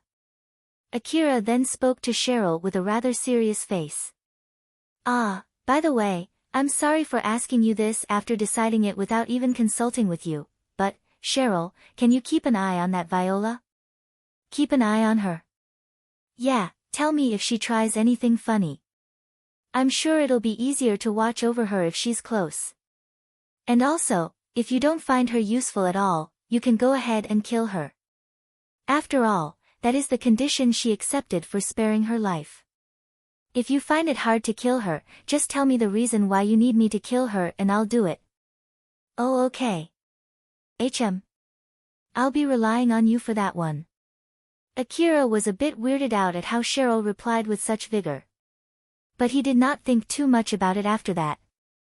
Cheryl was so elated that Akira actually had no plans to replace her position in the gang, and she resolved herself not to disappoint him as she replied firmly to his request.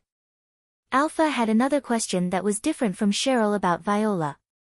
Akira, are you sure that you're okay with that matter in regards to Viola? Do you think I should have killed her instead? Akira thought that Alpha was against it, so he was surprised when he heard that question. If Viola was telling the truth there, he would have a few billion orum bounty on his head. Although she might be exaggerating, it did not change the fact that a bounty would still be placed on his head. But if Viola was lying, Akira thought that Alpha should have caught that from Viola's expression and told him about it. That was not what I meant, I just find it strange that you were rather lenient there. Compared to the matter with that pickpocket, you even raided into a big gang's base just to kill her, right? Well, I did shoot her once with the intention to kill her. So, if that was not enough to keep her in check, I'll think about something else when it comes to that. Akira believed that the reason why he spared Viola's life was because he already felt better after he shot her once with the intention of killing her. Moreover, although he was manipulated by her, she did not do anything to directly kill him. But in truth, there was another reason why Akira spared her that he himself did not notice. That reason was because Akira wanted to know if he could protect himself without increasing the body counts. He had always believed that if he spared his enemy, that person would definitely come for revenge later. Also, he was convinced that he was simply not strong enough to have the leeway to spare his opponents. Akira wanted to find a way other than killing his opponent. Although it might be cheeky of him to have that desire, he could at least try. Of course, it was a completely different matter whether his desire would come to fruition or not even if he tried. Viola was lying on the hospital bed. Her wound was already treated, her life was no longer in danger. She should be fully recovered after a few days of resting on the hospital bed. She was having a chat with Carol, who was sitting on a chair not too far from her. But Carol suddenly threw a question at her with a rather solemn expression. So then, Viola, what are you scheming this time? Viola frowned, she looked a bit offended. That was out of the blue. You intentionally let Akira shoot you back then, didn't you? Although Carol said that so casually, her tone was telling Viola that she was sure about it. I know you're not that stupid, you knew well what would happen if you met him. You were the one who told me to go to your office with Cheryl, remember?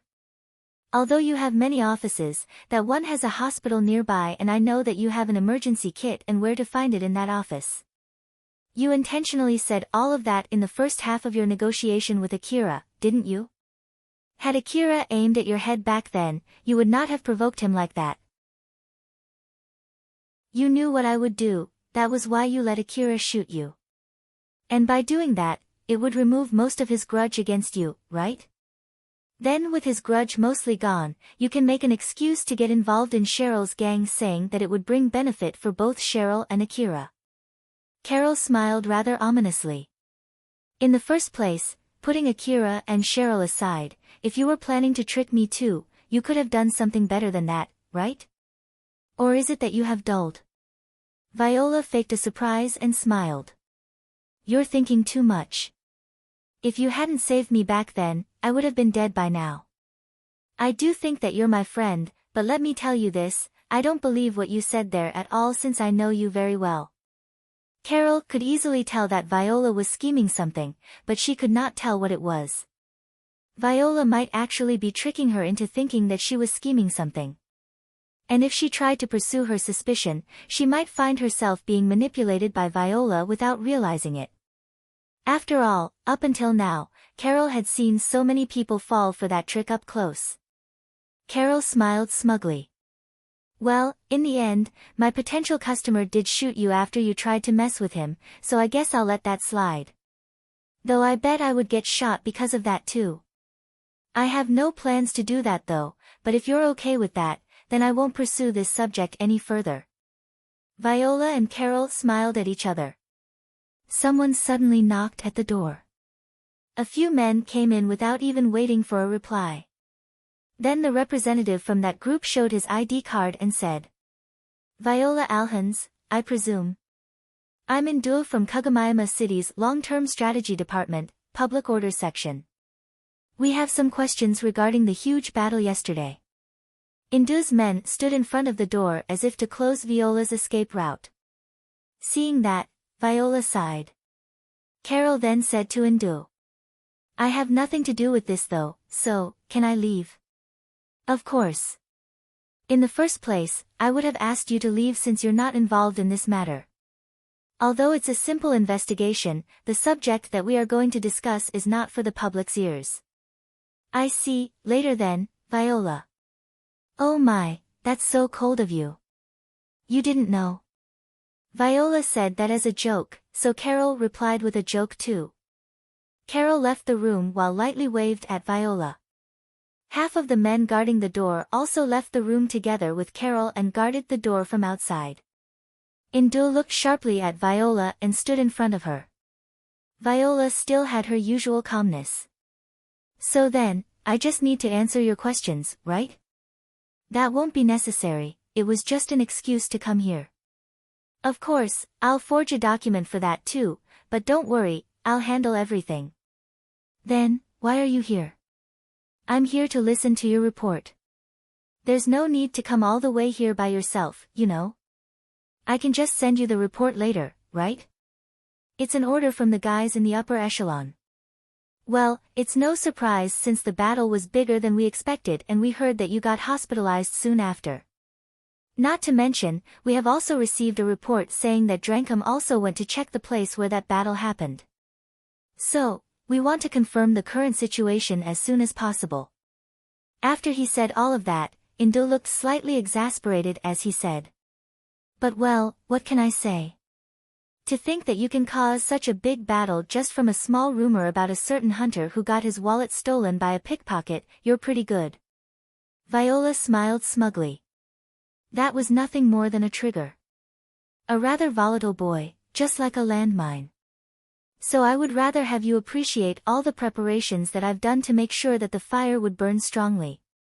Kagamayama City usually did not bother much about the power distribution around the slum city which was next to its lower district. Even if a large battle occurred there and numerous people got killed, the city management normally did not intervene at all. But they could not ignore it if it had reached a certain scale. And that Izant family and Horias had grown too big and too strong for the city management to ignore. Both gangs had survived numerous conflicts, grew bigger, and attained enough money and military power to maintain the gang.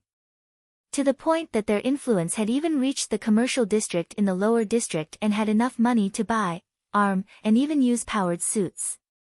But it was all good up until that point.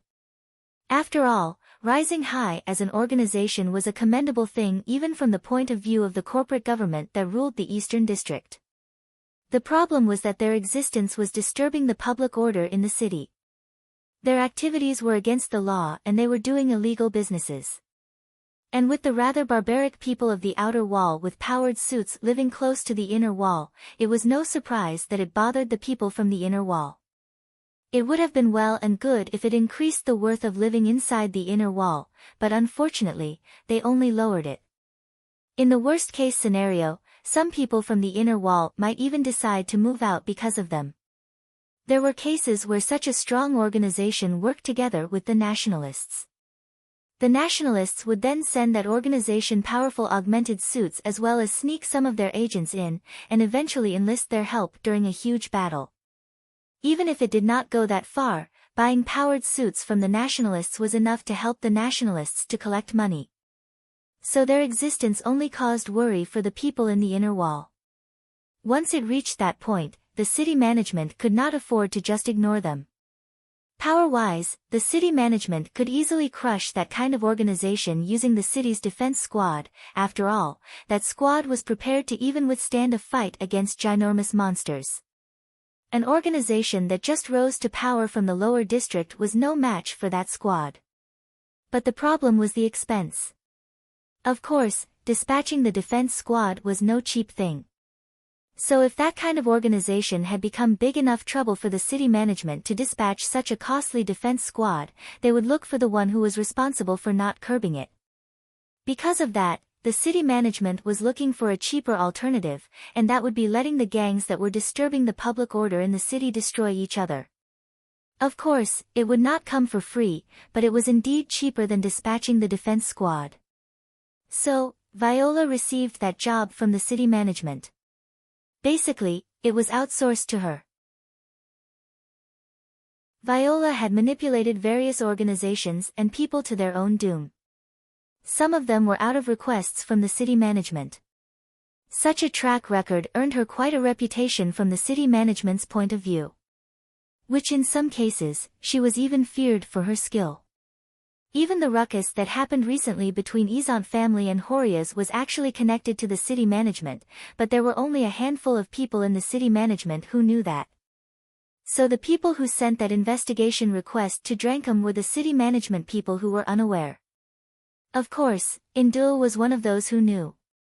But even he was listening to Viola's report while feeling fear in his heart.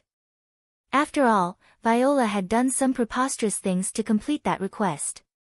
That aside, this might have nothing to do with this matter, but we lost 3 of our agents. Do you know anything about them?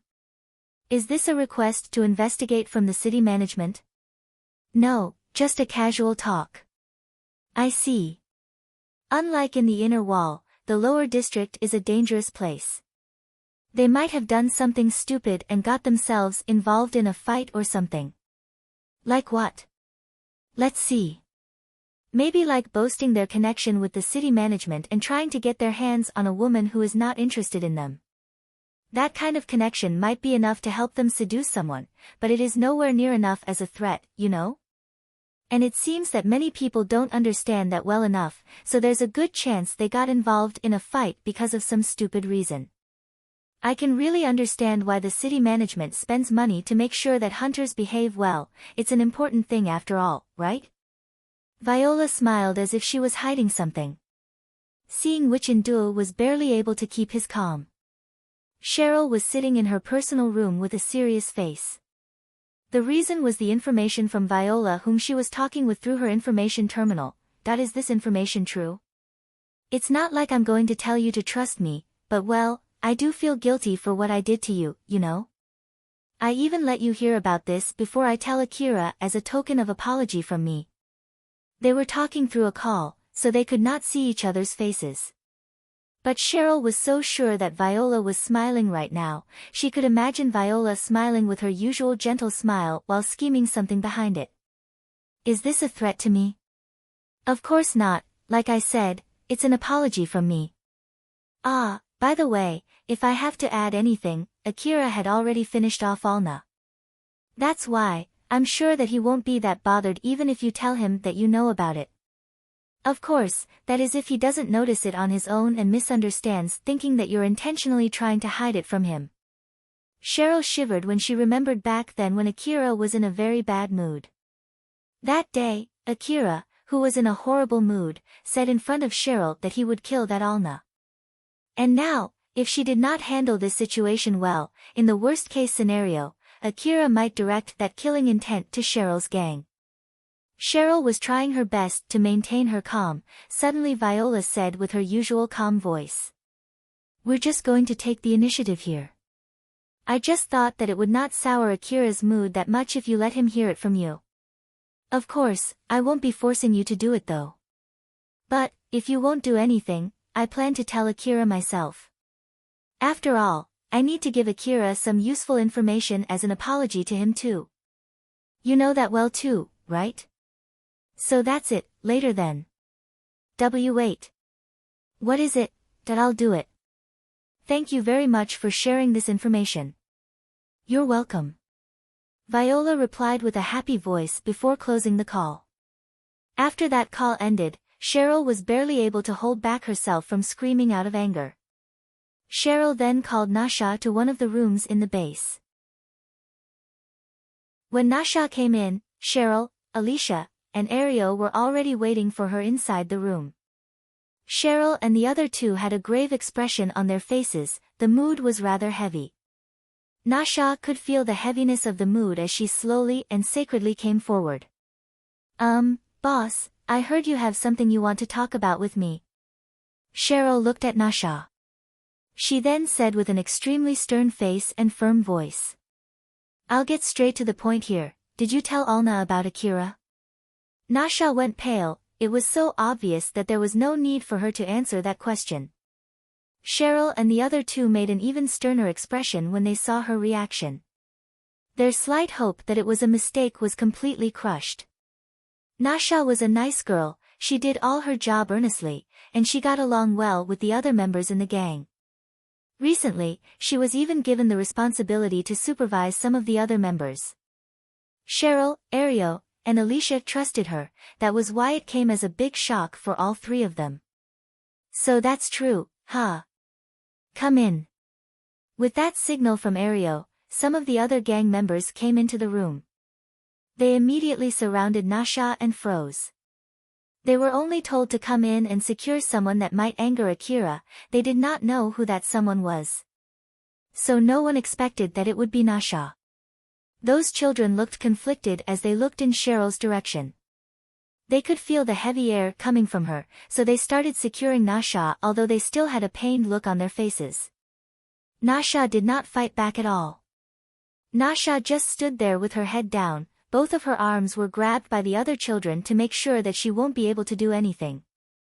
Looking at that, Alicia worriedly said to Cheryl, Cheryl, so what do you plan to do with her? Cheryl could understand Alicia's wish to help Nasha if it was possible. But if she tried to cover for her, it might put her and her gang in danger. Nasha used the money that Alna stole from Akira to join Cheryl's gang. She then helped Alna to run away even after Akira made such a frightening expression. At that point, Cheryl could no longer protect Nasha. Moreover, Cheryl also had come to know that Akira only stayed behind after leaving her to Carol in order to kill that Alna. He wanted to kill Alna so bad that he would jump into a battlefield that was filled with tanks and powered suits. She could not tell how far his killing intent would go, whether it would include people who helped Alna get away, or if it would even include those people who were not able to prevent that, or if it would include people that he thought protected anyone involved in that matter. When Cheryl thought about that, there was no way she could protect Nasha. Cheryl did not say anything as she took out her information terminal. She paused for a bit to get herself ready before initiating a call to Akira. It's Cheryl. I have something to talk about. Is this a good time? The mood inside the room tensed up. Everyone was looking in Cheryl's direction. Cheryl was apologizing while trying to explain what was going on to Akira. When she did that, Akira did not say anything back. He did not say anything that sounded as if he was surprised or angry. Not even a slight reply to let Cheryl know that he was listening. He was just silent. It was even dubious if he was properly listening or not. Cheryl could not bring herself to ask Akira if he was listening. She could not tell if Akira was trying to calm himself down, or if he was too angry to say anything back. She could only pray that it was not because Akira had abandoned the gang as she kept on talking. After she explained everything, Akira then said, I see. Alright, I'll head there now. I understand, we'll be waiting. Akira ended the call there. Cheryl sighed in relief. Alicia then worriedly asked Cheryl a question, how was it? Akira is coming. Cheryl only said that. Alicia wanted to ask if there was a chance to save Nasha, but after seeing Cheryl's reaction, she decided not to.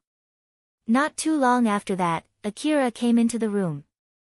All the other children that surrounded Nasha stepped back all the way to the wall so as not to get involved in Akira's fury. Nasha had completely given up hope. She was scared, but not to the point that she was shaken up. She had resolved herself knowing that something like this might happen the moment she joined Cheryl's gang. I'm sorry, Alna. It seems that this is the end for me. I hope that you at least can live well. Nasha smiled lonely at the thought of Alna. Akira stood in front of Nasha. So this one is Nasha, right? Let her go. The guys who were holding both of Nasha's arms released her and stepped away just like the other children. Come. Akira only said that and headed to the door. Nasha did not follow him, she only stood there with a bewildered face, she thought that he would kill her there. So Akira turned around and said, I don't mind dragging you out though if you prefer that. Nasha still had a bewildered look, but she started following behind him. Akira then left the room with her. Cheryl and the other children could only see them leave without doing or saying anything. They were only standing there, looking slightly confused since Akira left without blaming anyone at all. Inside the Drankum base, Mizuha was yelling in anger. The reason was the person that she was on a call with. Viola, it's pretty bold of you to call me after what you did. Mizuha's anger was obvious from her voice, but in contrast to that, Viola replied back calmly and casually. Oh my, you didn't find my service satisfying? I did finish your request almost perfectly, you know. Alna is dead, not because she simply vanished, but because she was killed and there was a corpse to prove it. So, there is no doubt that she's dead for good.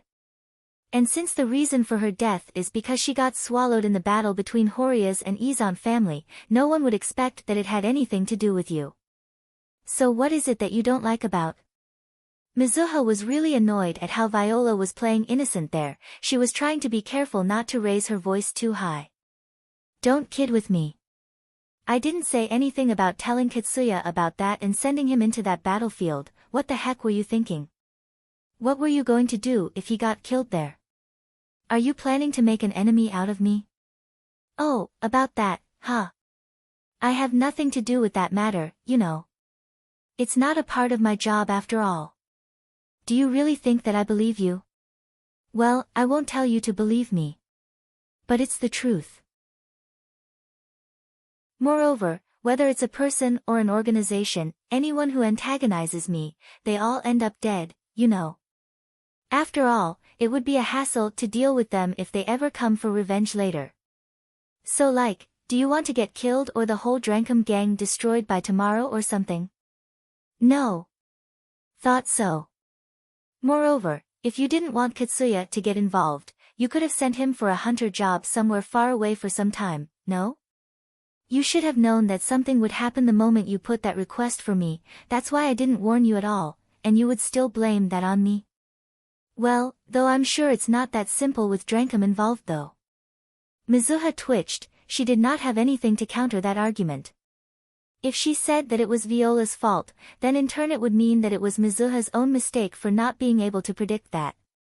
Since she did not want to admit it, she came up with another excuse. Katsuya is already assigned to another job in Kozusuhara Ruin Frontline Temporary Base. And Kagamayama City thinks highly of him. That's why I can't just suddenly assign him to another job. Is that so? But that's your problem, right? So, even if you tell me so, it's not like I can do anything about it, right? After a short pause, both of them were trying to probe what the other person was thinking. After that, Viola sounded as if she had given up and decided to step back. Well, putting that aside. Since you're not happy with my work, I don't feel like taking my reward just like this too. So, it's okay if I transfer it back, right? But with one condition. One condition? What is it? Tell me how Katsuya discovered Alna's location that day, I'll give my reward back to you as a payment for that info. I might even give you some bonus too depending on how much details you can give me. Mizuha was a bit surprised by that request. What are you scheming this time? It was you who told him, right? As I said, it wasn't me. I don't know who or what organization did that, but the one that I sent there as the trigger for that battle was only Akira. Akira was the only one that I told about Alna's whereabouts. I didn't say anything to Katsuya or anyone around him that might let him know. But even so, Katsuya did go there and made a mess of my plan. Because of that, I ended up in hospital after Akira shot me. I'm still in the hospital even right now, you know? Really? I would be really happy if you come to visit me though. Viola was telling Mizuha to come and check it for herself if she was suspicious of Viola lying. And with that, most of her suspicion about Viola letting Katsuya know about Alna's location had also vanished. Viola then added, "If everything went as I planned, I wouldn't be in the hospital right now. That's why I want to know the reason why someone would want to mess up my plan by telling Katsuya where Alna was. Of course, I'm planning to investigate it further myself. But it's easier for you to investigate within Drankum, right? And even if I'm planning to ask Katsuya myself, it would be easier if you're the one to do that for me, right?" Viola sounded as if she had a grudge against whoever told Katsuya about Alna. Mizuha's suspicion reduced even further. So, it really wasn't you? Yeah, I didn't tell Katsuya anything. I have my reputation to be held as an information broker, you know. I won't do something as stupid as leaking the information after a contract like that. My information is always correct, that's why people keep buying information from me even after they know the bad rumors about me. You do know that well yourself, no? Mizuha took some time to think. Even if Viola might put in some of her personal opinions in her information, she would never leak any information and the information itself would always be correct. It was as if she was standing at an intersection and there was a trap if she went to the right. She was properly told so by Viola, so if she went to the right without trusting Viola, she might as well get hurt. But if she trusted Viola and went left, she might find a worse trap and get hurt even worse than if she had gone right.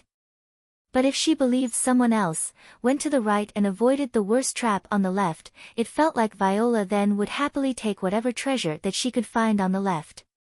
Viola's bad habit was how she manipulated people with correct information. Mizuha herself knew that very well. Which meant that she must be telling the truth when she said that she did not tell Katsuya anything about Alna, or at least, that was what Mizuha thought. Very well. Either way, Drankum will do our own investigation too. We'll send a copy of the report to you too, is that good enough? We have a deal then, thanks. By the way, I already returned back the reward that I received, so you can go ahead and check it. I'll transfer more if you can give me good info. That's it then, bye-bye. Viola closed the call. Mizuha checked her bank account and confirmed that she got back the money she had given to Viola. It was as if Viola knew that Mizuha would accept her condition. Mizuha felt slight displeasure after realizing that Viola had completely read her, but she immediately moved on to something else. If it was not Viola, then who told Katsuya about Alna? Mizuha could feel slight anger for whoever was it who sent Katsuya to that dangerous battlefield as she immediately planned her investigation. Chapter 167, Balancing the Scale. Nasha followed behind Akira. She was looking at Akira's back while walking through the street of the slum city. Akira did not look back at all as he kept walking forward. It might be a good chance for her to run away. But Nasha did not harbor such thoughts, she had no wish to do so. Akira knew that she was not following him when they were back in Cheryl's base even without looking back. That was why she thought that Akira must know whether or not she was following him at the moment, and it might be futile to even try to run away in such a situation. Nasha had already given up. Because of that, she did not have the will to fight back, she was only following behind Akira without saying anything. Akira hopped on his vehicle that he parked close by and said, "Get in." Nasha obediently climbed to the driver's assistant seat. Akira then drove out from the slum and into the wasteland. It had been a few minutes since Akira and Nasha left the city. Akira did not say anything, but he looked slightly annoyed as he was driving the vehicle. Looking at him, Nasha got even more confused. Some hunters would only kill people in the wasteland, so at first, Nasha thought that Akira might be bringing her out to the wasteland just to kill her. But it already had been a few minutes since they left the city. If Akira was planning to kill her and dump her body in the wasteland, they were already far enough from the city. Eventually, she could not hold back her curiosity. "Where are we going?" "Well, to Narahagaka City." "Narahagaka City? You've never heard of it?" It's a city to the west of Kagomiyama City. Although it's not as big as Kagomiyama City, it still has a wall protecting it. Well, you can think of it as a smaller version of Kagomiyama City. Or so I heard. Though I asked you if you've ever heard of it, to be honest, I only came to know about it recently too. So I don't know much about that city either. How about you? I've heard that name before, but nothing more. I see. Their conversation ended with that. Nasha got even more confused and stopped the conversation there. Silence returned back between them. With time, Nasha's confusion pushed her to ask another question. What are you planning to do with me once we arrive there? Nothing. That's not right, I'm planning to take you there and leave you in that city. Leave me. I'll head back straight home after I drop you in that city. You might hate me for leaving you in a place that you know nothing about, but that's just how it is, sorry about that. If I leave you somewhere nearby, I feel like it'll only cause trouble later on after all. Or more like, that kind of thing has already happened once before. Akira casually pointed at the rucksack that he put in the back of his vehicle. And it's not like I'm going to leave you in an unknown place so that you'll starve to death. I'll at least give you some money, a gun, and some clothes. You can take that rucksack with you. But that's all I'll do for you. Then you can do anything you want. So, sorry, but you'll have to do everything by yourself after that. Nasha opened the rucksack and looked at its contents. It was true that there were some hunter clothes and a gun inside. Even though I did tell you that you can do anything you want, I don't recommend going back to Kagomiyama City. Cheryl and her gang also have their reputation to maintain, so I'm sure that they won't ignore you if they spot you, and I have no plans to tell them to let you go just because I spared you. Nasha was surprised. She looked at Akira and at the rucksack alternately. She looked completely flabbergasted. You're going to spare me? Why? Akira hesitated. Well, it's fine, isn't it? It's just out of a whim. Nasha seemed to be thinking hard. She then said with a rather stiff expression. Please tell me. Is it really that important? Yes, so please tell me. Just think of it as a weird guy making a weird decision. Please tell me. Akira looked at Nasha in the eyes and slightly squinted his eyes. If you keep pushing your luck, I might change my mind, you know. Nasha replied while looking straight into Akira's eyes. It doesn't matter, please tell me. Nasha still asked for an answer, although Akira said that he might kill her if she kept pursuing that subject. Akira was a bit surprised by it. But he could feel that it was not something that he could just ignore, so he sighed and said as if he was confessing. It's just balancing out the scale. Nasha did not expect such an answer at all. She tilted her head in confusion. What do you mean by that?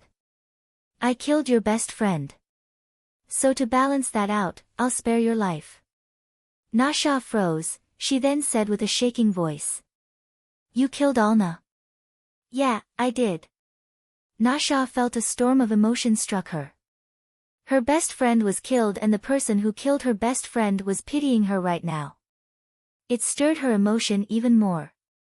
Are you saying that you feel guilty for killing Alna, but since you had no other choice but to kill her, you'll spare me in her place? Is that what you mean when you said, it's for balancing the scale? No. I did kill her because I wanted to, and it's not like I'm sparing you because I feel guilty for it. Then why? Nasha raised her voice. She looked at Akira with hatred and vengeance, but Akira was not surprised at all. As a matter of fact, he was completely calm. But that only served to stir her emotion even further. With her emotions brimming, Nasha looked away from Akira for a split second. That was when her eyes wandered to the gun inside the rucksack. She immediately reached for that gun and released the safety trigger while glaring at Akira. But even so, Akira did not show any reaction at all. I killed your best friend, so I won't tell you not to hate me. But don't think that I'll just let you kill me. If you want to give it a try, although you know the outcome, then be my guest. Akira pointed out the power gap between him and Nasha and stopped her. But his next sentence changed that, and also, although it might be weird for me to say this, do you think that Alna wants you to go that far to avenge her death? Nasha's anger welled up again. She was on the verge of pointing the gun in her hand at Akira as she screamed as hard as she could at him. You know nothing about Alna. Yeah, that's why I'm asking you, since you must really know her well. You're her best friend, right? Akira looked straight at Nasha, who was staring dagger at him. He was seriously asking Nasha a question there. Nasha was taken aback to the point that it erased all of her anger. She was baffled and was shaking while making a very confused face. Akira looked straight at Nasha without saying anything. Nasha imagined Alna's figure from all the memories that they had together. That Alna in her mind threw a sad smile at her and said something to her. Nasha stopped shaking. She then pointed the gun in her hand at Akira with a pained face. A gunshot echoed through the wasteland. The bullet went and vanished into the distance. Akira had slightly shifted Nasha's hand right before she pulled the trigger. Nasha lightly smiled. She somehow looked relieved. But even after that, Akira still did not do anything to her while having a flat expression.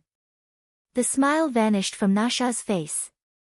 She looked slightly confused and said with a pained voice. Kill me already. Just kill me. I shot at you, you know. Are you still going to spare me? Akira did not say anything as he shook his head. Sorry, but I'm already strong enough to know whether my life is in danger or not. If you want to kill yourself, you can do it on your own. And if you fail even after that, I'll at least warn you not to do that again. Nasha fell on her knee. In the end, she could not save her best friend and she could not die in the same fashion as her best friend died. All kinds of feelings were mixed inside her heart as she started screaming and crying as if to vent her anger and sadness. A few minutes later, they were still midway to Narahagaka City. Nasha had cried herself out to the point that she was too tired to keep crying. After venting all of her emotion through her tears and crying her eyes out, she finally calmed down and just sat there silently on the driver's assistant seat. Nasha once again looked at Akira and mumbled with a small voice, "What's with that balancing the scale?" Before I answer that, I want to confirm something first. That Alna, your best friend, was she the kind of girl who would tell you to avenge her death, although it's hopelessly impossible? Nasha shook her head. No. It's something that I did out of my own volition. I'm sure that she would tell me to just forget it. She might even get angry at me if she knew that I tried. I see, she must have been a kind girl. Yes, she was. They then continued talking calmly. About balancing the scale, huh? Well, it's basically just about testing luck. Testing luck? Yeah, for some reason, it seems that I have very bad luck, you see. Thanks to that, I've gone through a lot in the past. Basically, it was as if Akira was taking a gamble. He then continued. It's about that time when I killed Alna.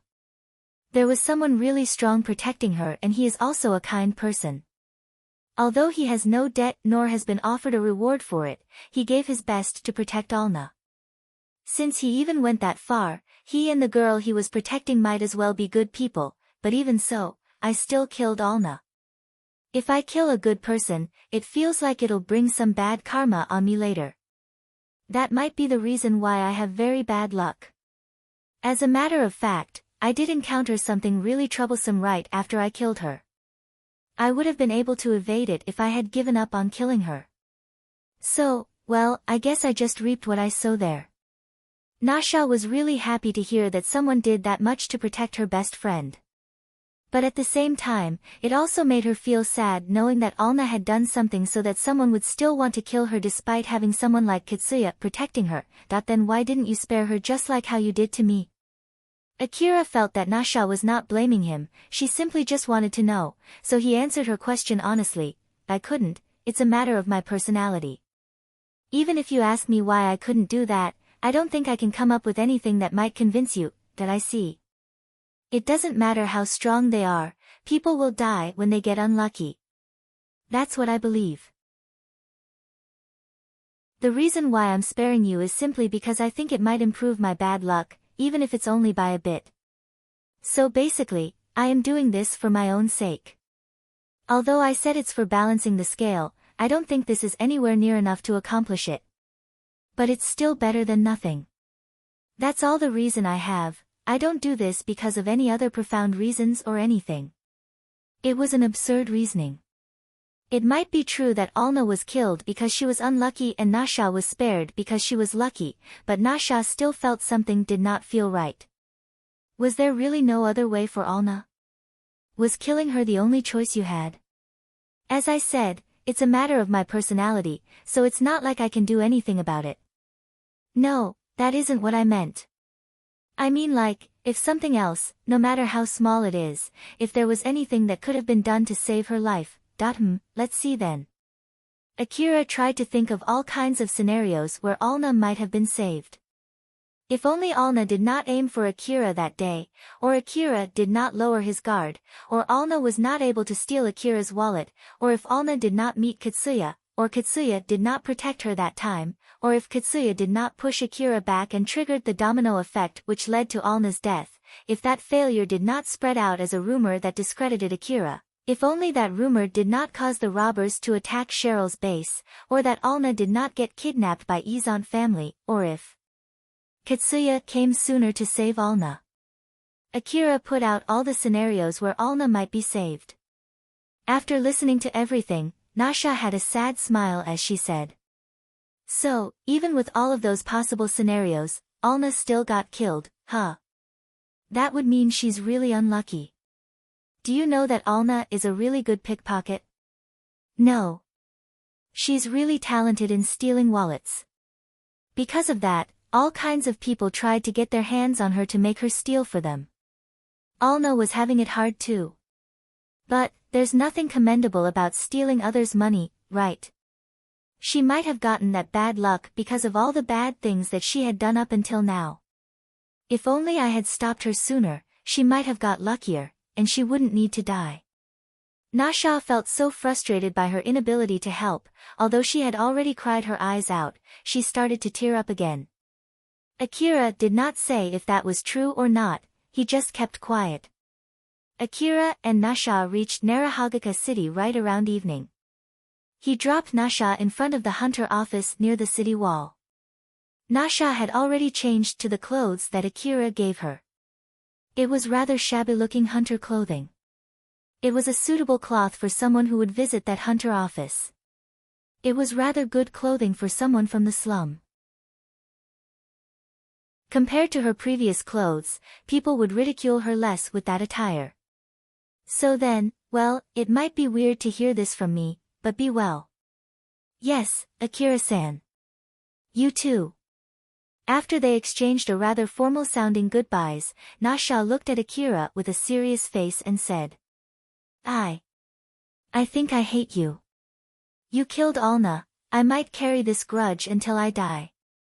Just like Alna, who did all she did because of reasons, Akira also had his reasons for doing what he did. If a hunter had a bad rumor spread which lowered his or her reputation, it might turn fatal for that hunter. That was why Nasha understood that there were things that a hunter like Akira could not back off from. Although Nasha did not do it intentionally, she also helped spread such horrendous rumors about Akira. Not only did she use the money that Alna stole from Akira to join Cheryl's gang, she also leaked the information about Akira to Alna to help Alna escape. Normally, it would not be strange if Akira wanted to kill her, but he still spared her life. But even so, thank you very much for sparing me.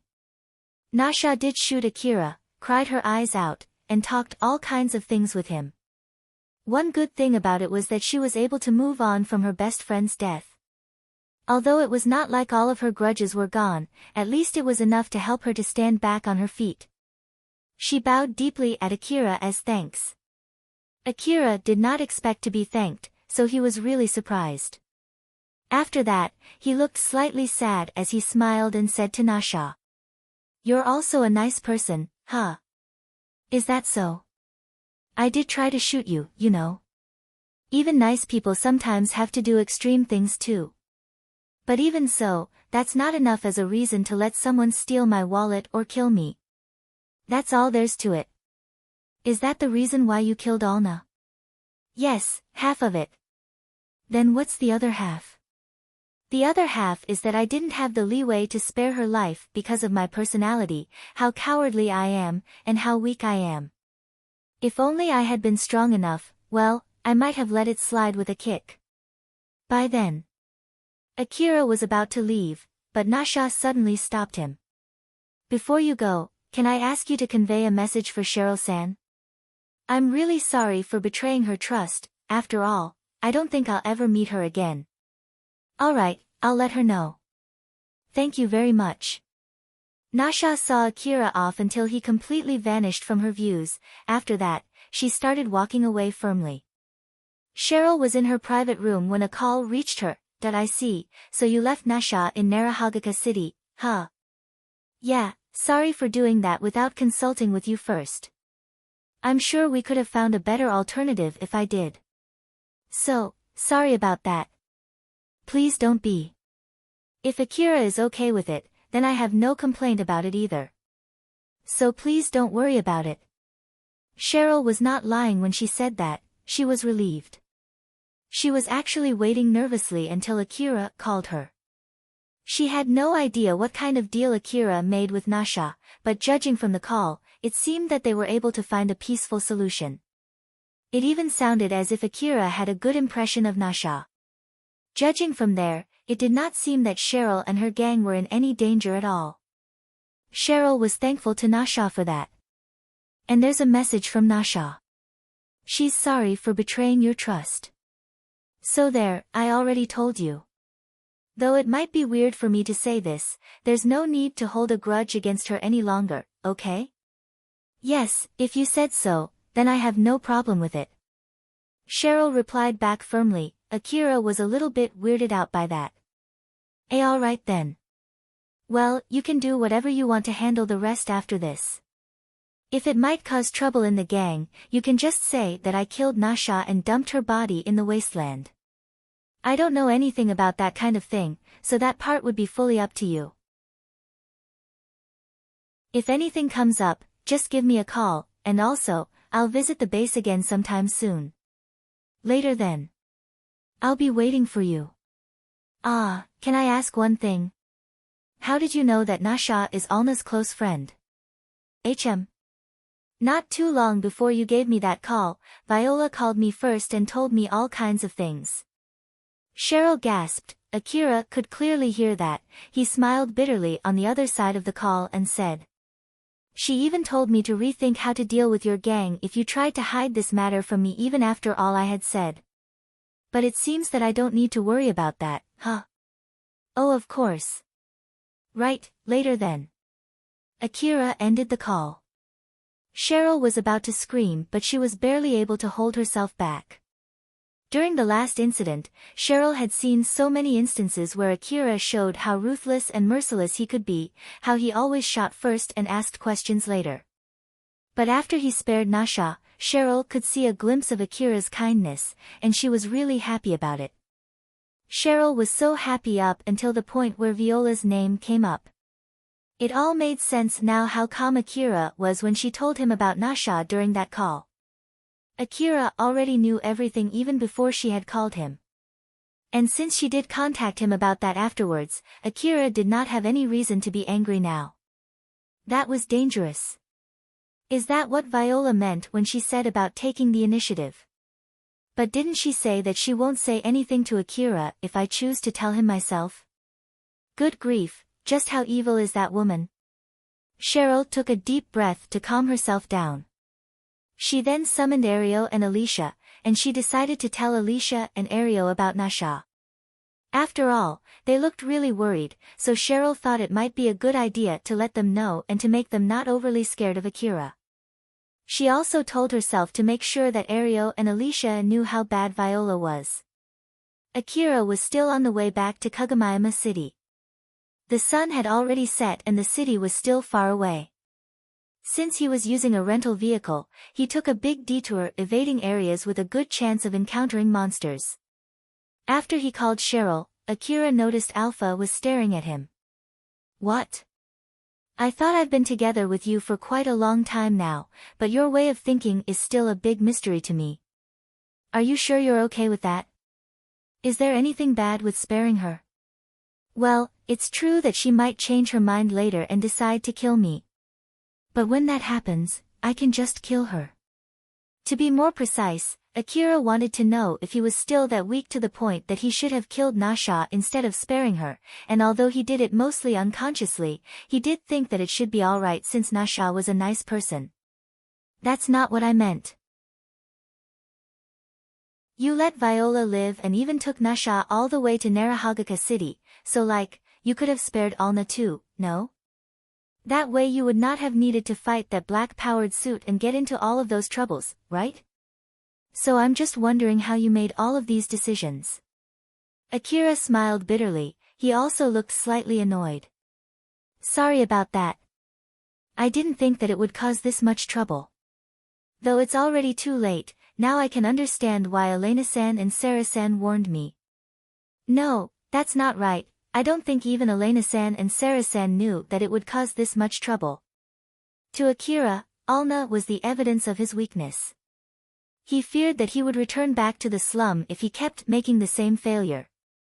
The reason why he wanted to kill Alna no matter what was also because he wanted to wash himself clean of that fear. And with Alna dead now, his state of mind returned back to normal. I feel bad for being rude to Elena-san and Sarah-san although they were only worrying about me. Akira sighed, he sounded slightly sad. Sarah's and Elena's warning was correct and he ignored that. He felt like he should apologize to them. Alpha smiled and tried to cheer him up. If you feel bad about it, then you should be more careful next time. That way you would not worry other people too much. Of course, that includes me too. Of course. Akira returned Alpha's smile with a bitter smile. By the way, what's your plan with Katsuya? Katsuya? What's about him? You did fight each other back then. If you want to be more careful to avoid any possible extra trouble, it might be a good idea to just forget about him even if you actually don't want to. Akira nodded in agreement but his face immediately changed as if to say that he actually did not care. I see, so that's what you meant, huh? Rather than forgetting about him, I actually don't care about him in the first place though. After all, the only reason I fought him was simply because he was blocking me from killing Alna. It's not like I have a grudge against him that I want to kill him or anything like that. So it depends on what he is going to do. Personally speaking, I don't really care about him. After he said that, Akira's face turned serious. But if he comes at me for revenge, then I have no other choice. I'll kill him too. Alpha smiled as if to lighten the heavy mood oozing from Akira. I see, in that case, just to be safe as well as to prevent him from trying to do that, you need to become stronger.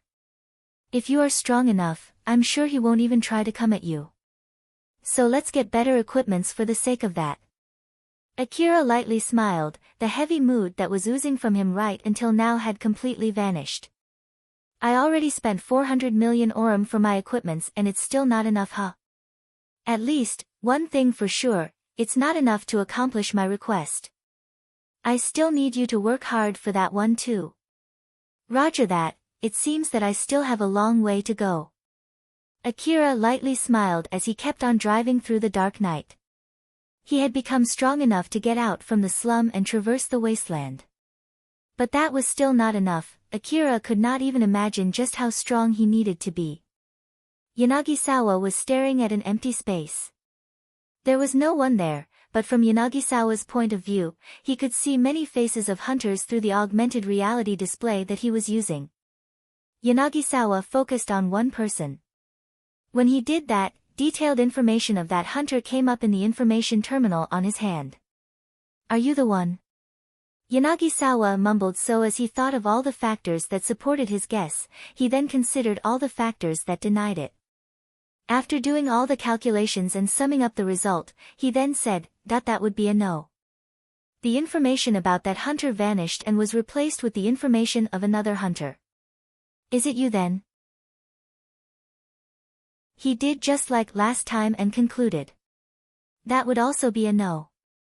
Yanagisawa kept doing so for a few times through information about different hunters of all ages and genders, cyborgs and non-cyborgs. Are you the one then? Just like last time, information of a certain hunter was displayed on his information terminal, this time it was Akira. A young hunter from the slum, huh? Let's assume that he can connect to the old world domain, then let's assume he met one of them when he went to Kuzusahara Ruin and made a contract with them. Due to that contract, he got help to find relics, then he used the money that he got from selling those relics to buy equipment, and eventually, they invited him to that place. The beguiling ghost, it's a rumor that I spread to help people find them. He has become so strong as a hunter so fast, which might as well be thanks to that contract with them. Everything makes sense here. Compared to the other hunters up until now, Yanagisawa came up with a lot of factors to affirm his guess there. But his expression then turned slightly more serious than usual and continued. But, although he's strong, he's far away from being strong enough to go to that place. So it's doubtful if they would make a contract with someone as weak as him. But let's assume here that they did. It's strange that he almost got killed these many times. That emergency request from Katsuragi. That encounter with the relic thieves. That time when his vehicle was eaten by that bounty monster.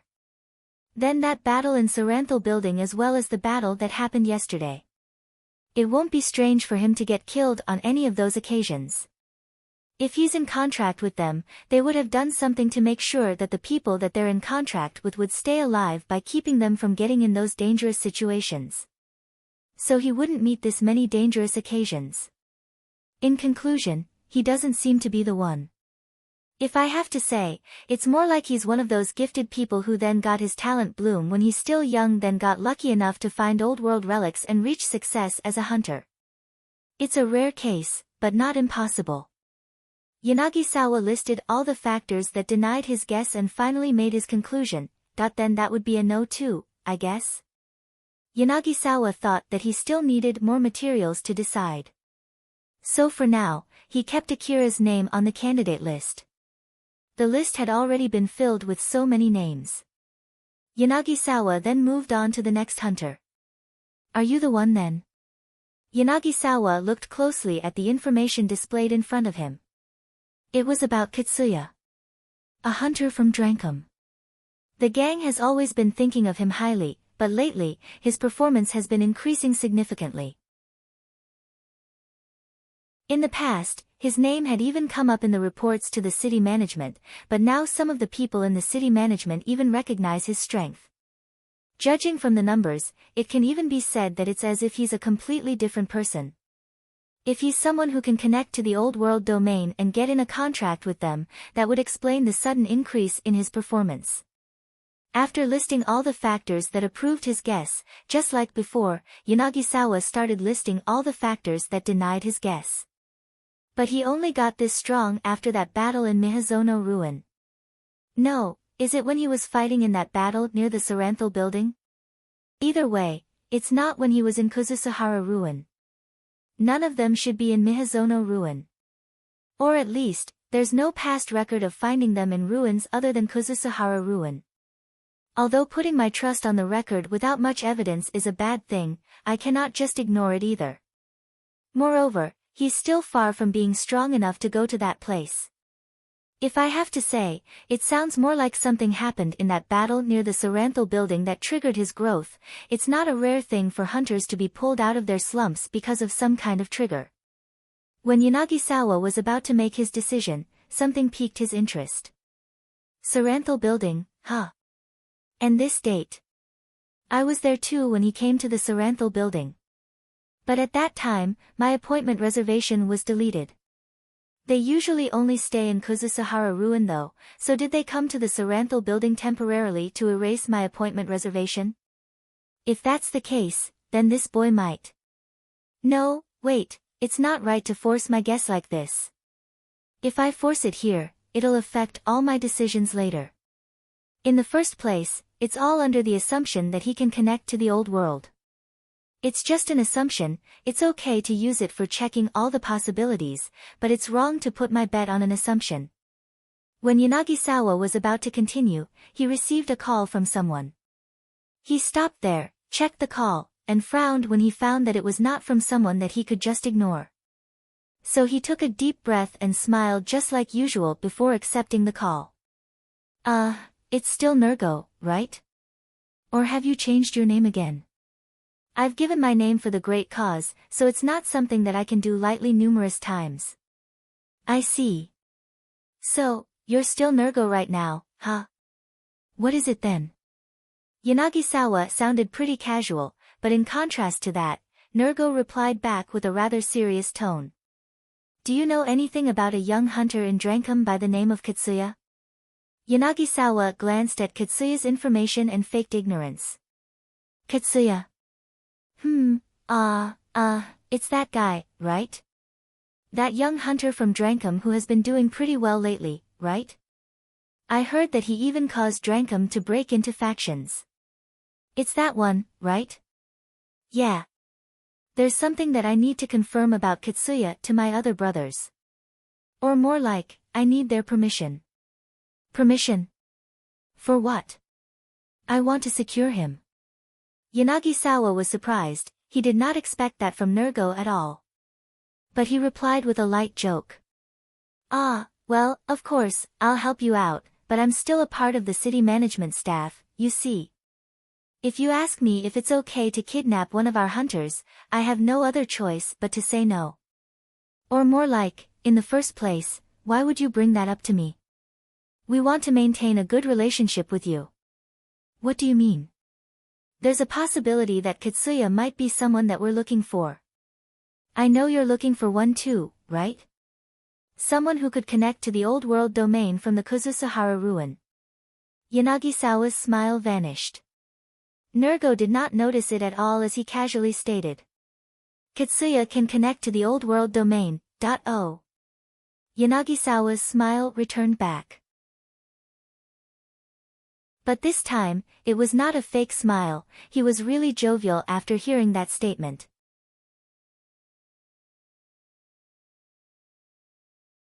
Chapter 168, Restarting Hunter Activities. Shizuka was waiting at her shop just like usual when she spotted Akira. As she was about to call him, she stopped when she realized that he was acting weird. Akira looked a bit scared as he carefully entered the shop, he looked around as if he was searching for someone. After he confirmed that the person he was looking for was not there, he sighed in relief but with a rather conflicted face. Welcome. Shizuka smiled and welcomed him, Akira twitched and awkwardly smiled back. Shizuka found it weird, but for now, she was relieved to see his smile. Akira no longer gave off that tense mood which he exuded when he was talking to Elena and Sarah last time. Even after Akira came to the counter, he seemed to be wanting to say something but hesitating to do so. Shizuka was curious about that, but for now, she decided to just smile and gave her usual businesslike service. So, what do you need today? Though I feel like it's rather too soon for you to come here for ammo, after all, it hasn't been that long since the last time you came. Or is it that you're here just for a chit-chat? If that's the case, I don't mind at all, you know. No, I'm here for ammo. Is that so? I thought you bought enough ammo the last time you came here for your new equipment. Did you go on a monster curbing request to get yourself familiar with your new augmented suit or something and used a lot of your ammo there? Things happened, you see. Is that so? Then, is the usual okay? No, I might need other things too. Akira sounded a little bit scared as he placed his order. Shizuka was listening to him calmly, but inside, she was actually pretty surprised. She did not think that he would need a new repair cartridge for his augmented suit, a replacement for the anti-force field armor-piercing bullet that he bought as a lucky charm, and bullets plus energy cartridge enough for a normal battle this quickly. Shizuka slightly frowned and said, I'm sorry but I can't give you the repair cartridge right away. That thing is pretty expensive after all, so I don't have that ready in my shop. But if you need it immediately, I'll place an express order for that. Akira shook his head flusteredly. It's fine. I don't need it that badly. I just thought that I need to buy some while I have the money and the chance while I still remember it. Okay then. In that case, I'll put a normal order for the repair cartridge. You can get the rest just fine. You're buying quite a lot this time, so if you're here with your vehicle, can you bring it to the back of the shop? Shizuka smiled and said so, to which Akira flusteredly replied. Alright. Akira slightly slumped as if he had given up and went out to bring his vehicle to the back of the shop. Akira was loading ammo and other stuff into his vehicle. Shizuka, who was looking at him, then casually asked him. Say, Akira, that vehicle is a rental vehicle, right? How about the one that you got from me? Did you send it for repair or something? Akira stopped. He avoided looking straight at Shizuka as he replied. No, actually, I'm sorry, I no longer can use that one. What do you mean by that? Things happened. Akira was not lying. The vehicle that he bought from Shizuka was no longer available for him to use. But that already happened a few battles ago. To be more precise, that vehicle was broken when Akira fought that bounty monster. He was thinking of buying a similar vehicle sometime soon or buying a better one so he could use that as an excuse to replace the vehicle that he received from Shizuka, but before that happened, even his new vehicle got wrecked right afterwards, taking away all the ammo and medicine that he had in that vehicle with it. That was why he was buying new supplies today. Judging from Akira's reaction, Shizuka thought that he looked like a small boy who was scared of telling the truth. And when she made a guess as to the reason why, she said to Akira as if to calm him down. Say, Akira, about last time. Do you hate Elena and Sarah now after what happened? If that's the case, I won't force you to reconcile with them, but I hope you would understand Elena and Sarah did not do that because of any ill will. They were just worried about you, though you might not like it. Akira thought that he would get scolded for losing his vehicle. That was why he was slightly surprised when Shizuka brought that up. He then flusteredly shook his head and said. Not at all. To be honest, I'm actually a bit worried that Sarah-san and Elena-san hate me now since I thought I did something rather rude when they only tried to stop me since they're worried about me. And it's as they said, it really was not worth the trouble. I might have really gotten a bit too emotional back then.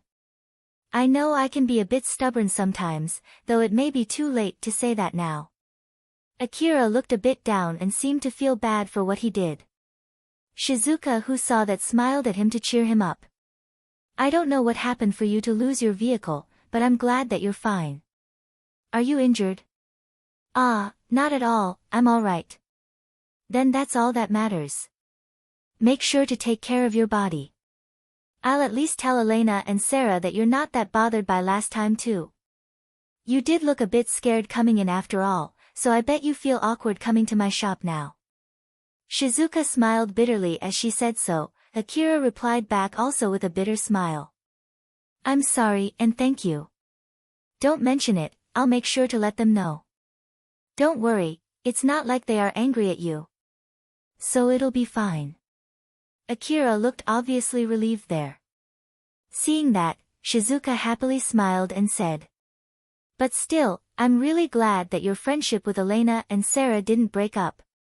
If you guys are on bad terms, it would be awkward for both of you to come to this shop and it would hurt my revenue. Shizuka smiled when she said that, so Akira smiled back at her. After Akira loaded all his new ammo and other supplies into his vehicle, he then went straight back home. Shizuka saw him off with a smile. When Akira was no longer in her view, her smile slightly turned cloudy. Wasn't worth the trouble, huh? Shizuka noticed that Akira had killed Alna. Akira sounded a bit regretful when he said that it was not worth the trouble. Shizuka bet that it must be the reason why Akira lost his vehicle and came there today to buy supplies. Elena and Sarah did try to stop him and Shizuka herself also had told him to put a serious thought about it first, but even so, he still went and killed that pickpocket. Judging from his reaction last time, Shizuka thought that it was unlikely for them to find a peaceful solution to that matter. This time, he had regained his calm to the point that he could say he might have gotten a bit stubborn back then. Which made it likely that he had regained his calm after killing that pickpocket. If that was really the case, that would explain why Akira looked a bit scared when he entered the shop. He ignored the warnings from the people close to him and went to kill that pickpocket, so it must be awkward for him to meet them now. Or at least, that was what Shizuka's intuition was telling her. From that guess, Shizuka then thought. Although she did not feel any sympathy for the pickpocket that Akira killed, she felt sad for Akira, who killed that pickpocket. Akira had become strong enough to buy 400 million Orim equipment, and even after acquiring that much power, the possible danger and loss from killing that pickpocket could not stop him from doing so. Power would normally provide leeway and tolerance.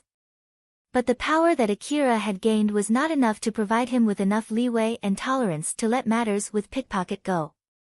Akira's mind was still stuck as if he was still living in the slum. Shizuka felt sad when she thought how much strength Akira needed to be able to just laugh it off when something like that happened, and how many times he had been reminded of his weakness to the point that he unconsciously craved for more power. That I guess, for now, I need to let Sarah and Elena know as soon as possible, huh? Moping would not change anything. In order to move on from that matter for her own sake as well as Elena's and Sarah's, Shizuka decided that she should let Sarah and Elena know with a smile that their last conversation with Akira was nothing to worry about. Shizuka thought so as she went back to her shop with a light smile. Yatsubayashi had both an experiment room and a treatment room in his clinic. He treated people who came to his clinic either in the experiment room or in the other room depending on how much money those people could pay him. And since his clinic was in the slum, most of the people who came there got sent to the experiment room. There was also another room in his clinic. It was a special room where people could not just casually come in. It was a room neither for experiment nor for treatment. Inside that big room, there were all kinds of mysterious devices lined up. In the middle of that room, there was a bed, and Tayal was sitting on that bed. Tayal was only looking forward with an empty stare as if he was daydreaming. Although his hand and legs were secured with some thick steel, he did not seem to be bothered by that at all. He was just sitting there with an absent mind. There was no window in that room. The walls were soundproof, so no sound could come in, and since Tayal was only sitting there in silence, the room was incredibly silent. In that isolated room, Tayal suddenly looked at the door.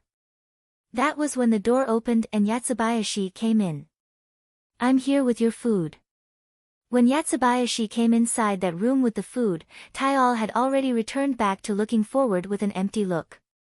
Yatsubayashi sat in front of Tayal and used the metallic fork to feed Tayal. When he did that, Tayal opened his mouth and chomped the food down, together with the metallic fork. Yatsubayashi looked at the fork that had lost its head and mumbled. I guess this means that it's another failure, huh? When Yatsubayashi extended the fork that had lost its head back to Tayal, he started to eat that fork too.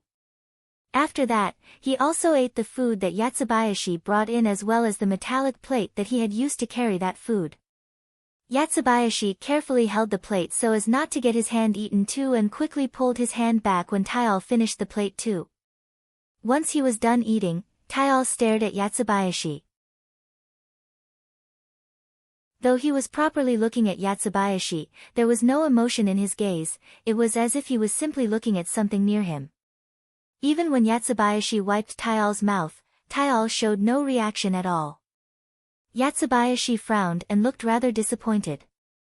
Well, this is another failure for sure.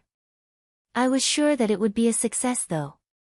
His wounds are perfectly healed and it doesn't seem like there are any bad physical side effects. But I guess the drug affected his brain, huh? I guess it means I should recalculate everything starting from its effect on the brain. Or is it that I didn't fully clear the nanomachines that it's now affecting him? I have no answer at all, I guess I'll keep observing him for now. Yatsubayashi sighed. He then stood up and went towards the door. Before he reached for the door's handle, he looked back at Tayal. Tayal-kun, you were the one who told me that you don't mind participating in my experiment as long as I healed you.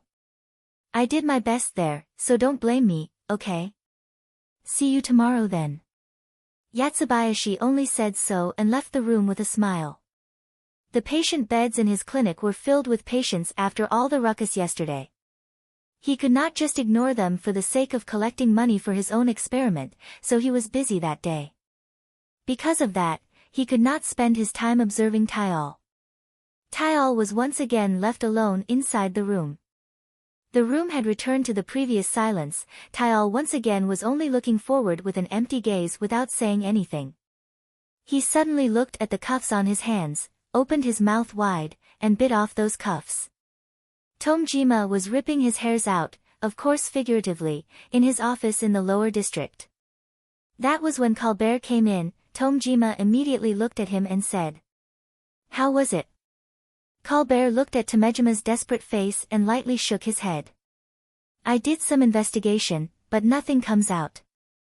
I couldn't find them nor reach them. They might as well be already dead." "Damn it, again, huh?" Tomjima hung his head down again. There was slight desperation mixed in his extremely distressed face. "Calm down, is it really that bad? It's already 10 people, you know. We basically lost 10 credits worth of people. Just how much money do you think we're losing right now?" Colbert received a job from Tomjima to collect some debts. His targets were hunters and some ex-hunters. Since people like them tend to cause trouble, Tomjima asked Colbert, who was also a hunter, to collect their debts.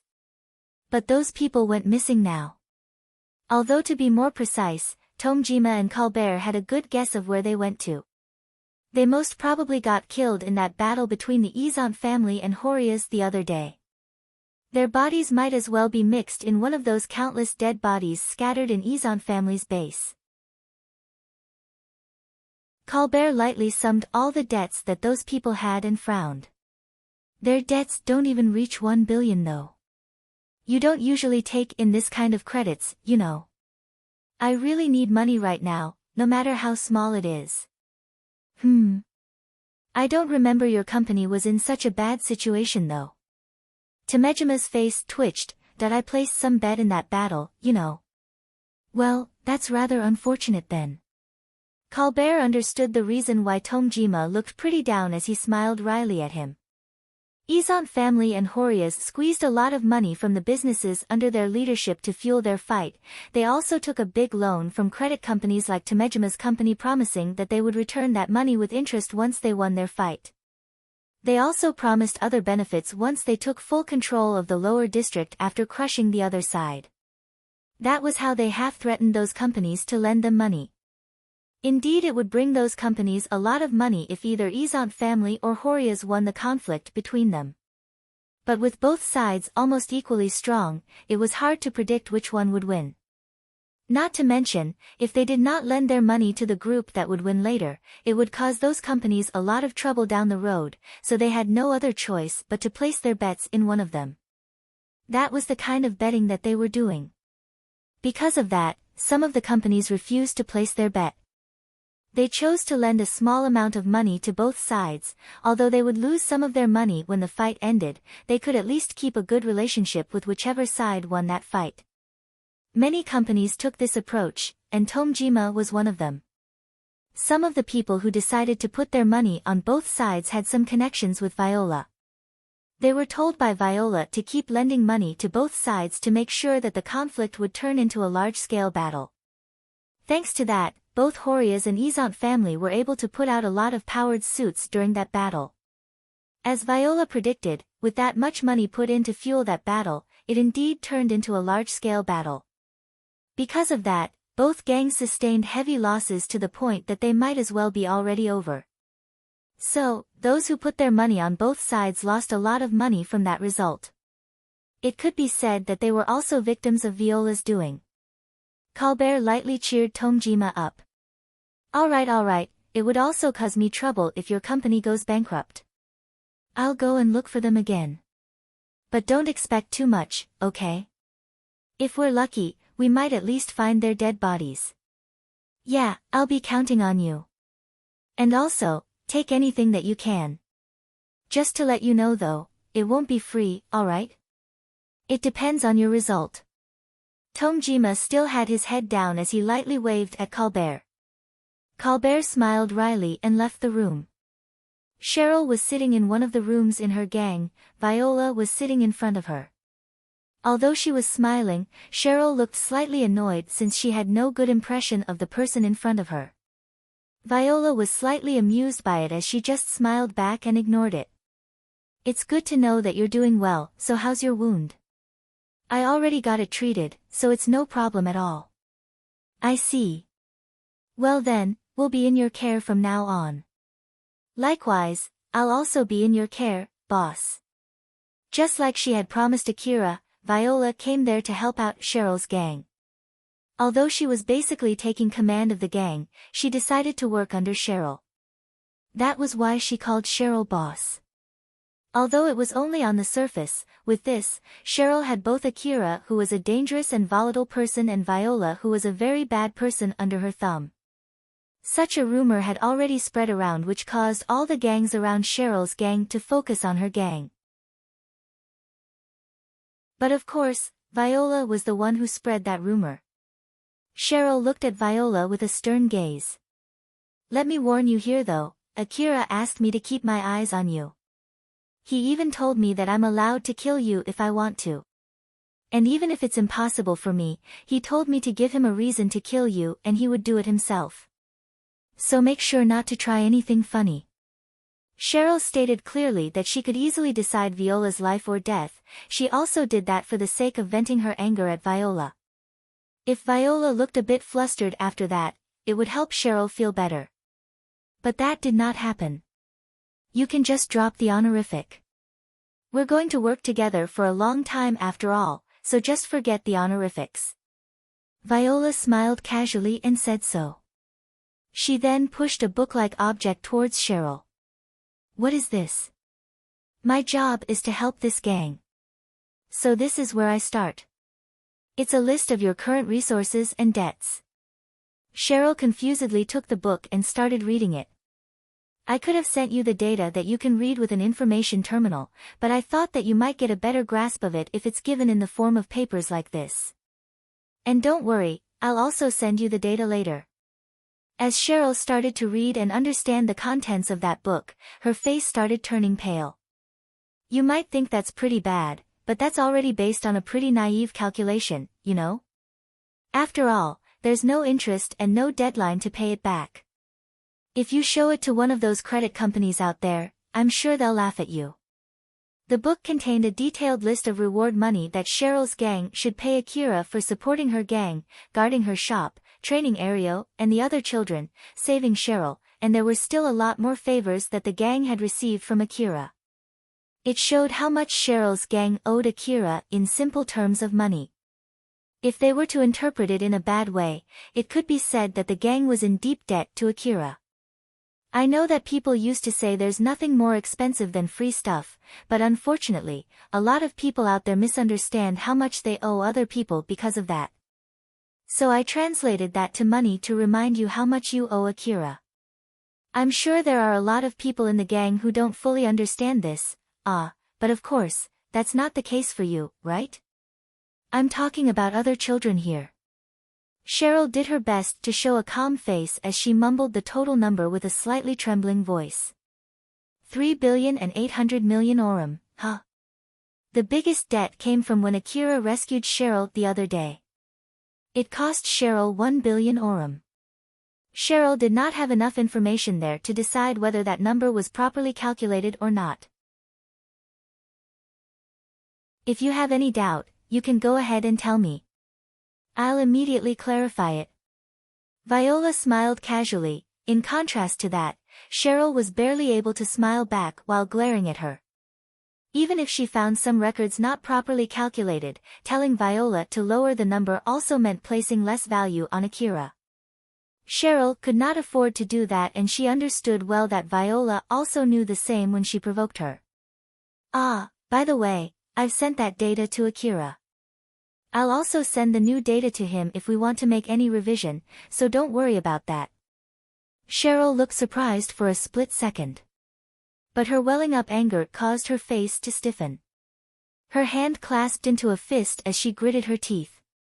Although Cheryl said that she had the say whether Viola would live or not, with that exchange just now, it was all meaningless. Viola was there to help Cheryl's gang because of the deal that she had with Akira.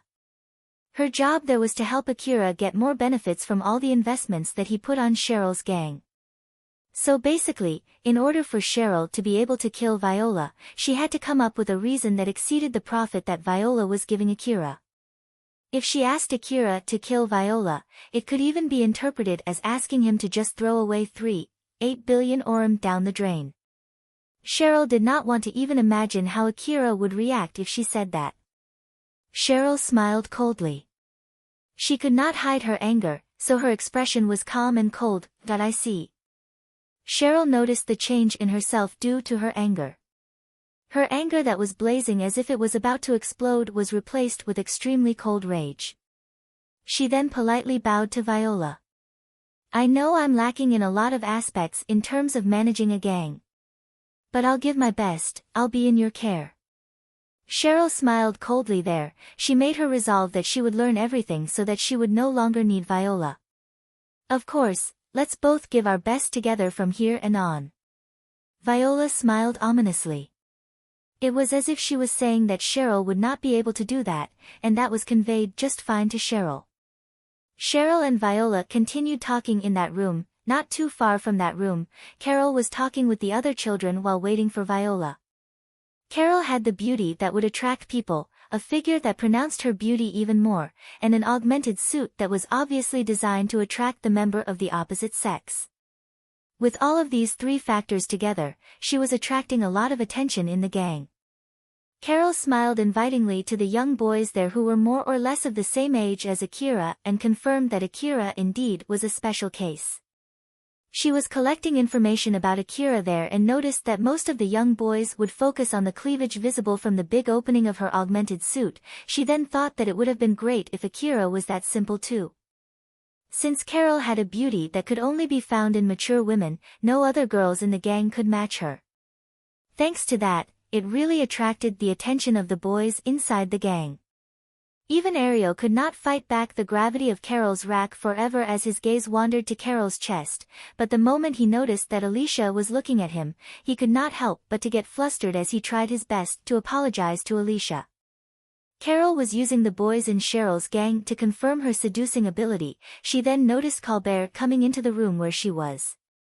Colbert also immediately noticed Carol and frowned. Geez, that's rather cold of you to look at me like that.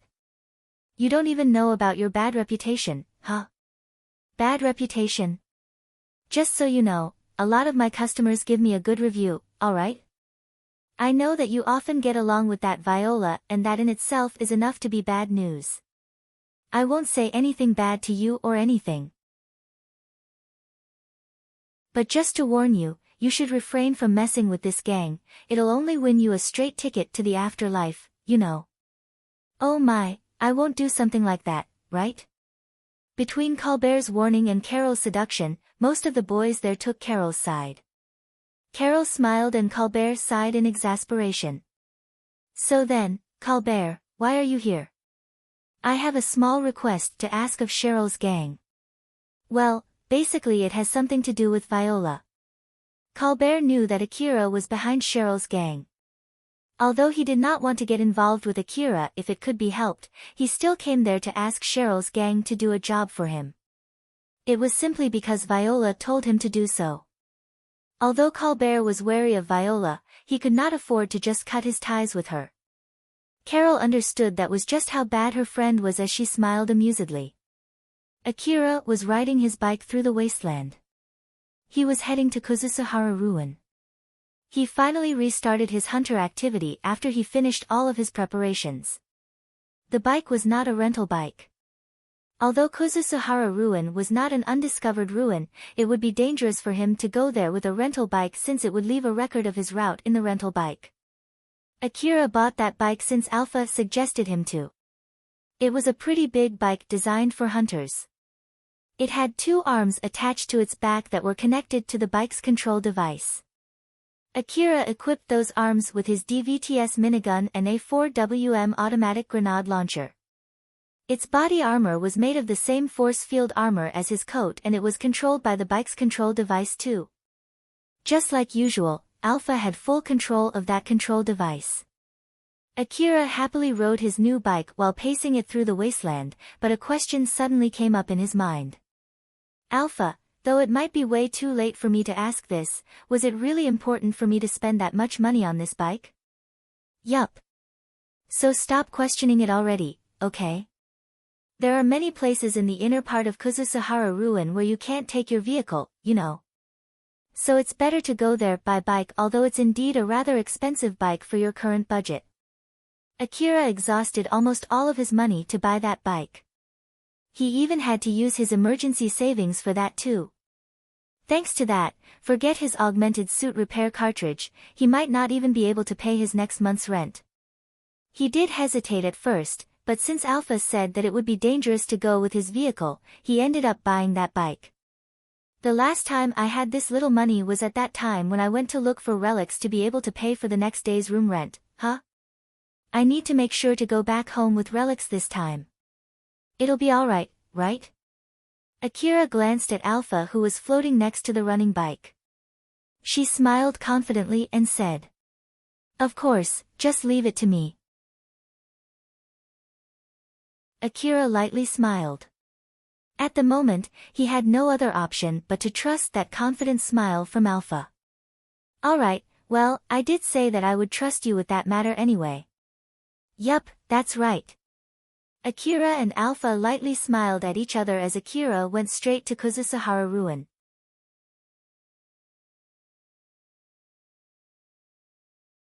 Chapter 169, Tsubaki. After Akira arrived near Kuzusuhara ruin, he followed Alpha's instruction to take a particular route. He paced his bike around the outskirts of the ruin as if to circle the whole ruin. "Alpha, why are we not going into the ruin? If we go into the ruin, we'll have to go near the temporary front base. It's not like we can use that wide road made for sending supplies into the deeper part of the ruin. But isn't it easier if we just go through that road? Since it's a properly built road." Alpha's expression was saying, "You didn't get it, didn't you?" as she shook her head. "If you go through there, it'll definitely gather a lot of attention, you know? A young and not so strong-looking hunter going back home with a lot of expensive relics. A rumor like that would definitely spread around if we do that." Akira slightly frowned. "I'm no longer the old me. After all, my current equipment cost me 500 million orum, so are they really going to still look at me as a young weak hunter? Indeed, the current you have way better equipment compared to the past you, but judging from the relative danger of the places that you're frequenting, you still look like a young boy coming into dangerous places that don't suit your current skill. Of course, if you say that you can fight those big monsters guarding old world facilities without my help, that would change my mind." Alpha said so with a challenging smile. Akira lightly frowned, that would be a no. Akira looked a bit depressed. Alpha smiled at him as if to cheer him up while also approving of his reply. He smiled bitterly in reaction to that as he paced his bike faster. Not too long after that, once he had put enough distance between him and the temporary front base, Akira went into the ruin. The ruin was filled with half-destroyed buildings. Of course, most of the roads there were not maintained.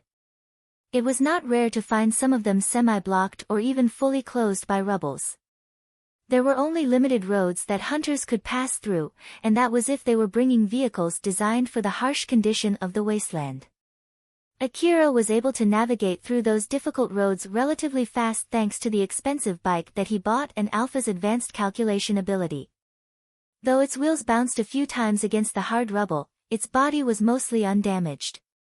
Akira saw a huge pile of rubble blocking his way to the direction that Alpha was instructing him to go, so he was going to take a detour around it. But Alpha controlled Akira's augmented suit and prevented him from doing that. "Alpha? The way forward is blocked, you know." "It's fine. It's fine." Alpha took control of the bike and accelerated right into that pile of rubble. Akira was slightly thrown off balance by the sudden acceleration, but he flusteredly returned to his posture. It would take too much time evading all the blocking rubbles. "Since you got yourself an expensive bike, let's make the best use of it. Wait for a sec. There's no way we can just charge through that pile of rubble. The pile blocking Akira's way forward was at least 8 meters high. Its slope was sharp enough to make it unscalable. As Akira was still flustered, his bike did not stop accelerating.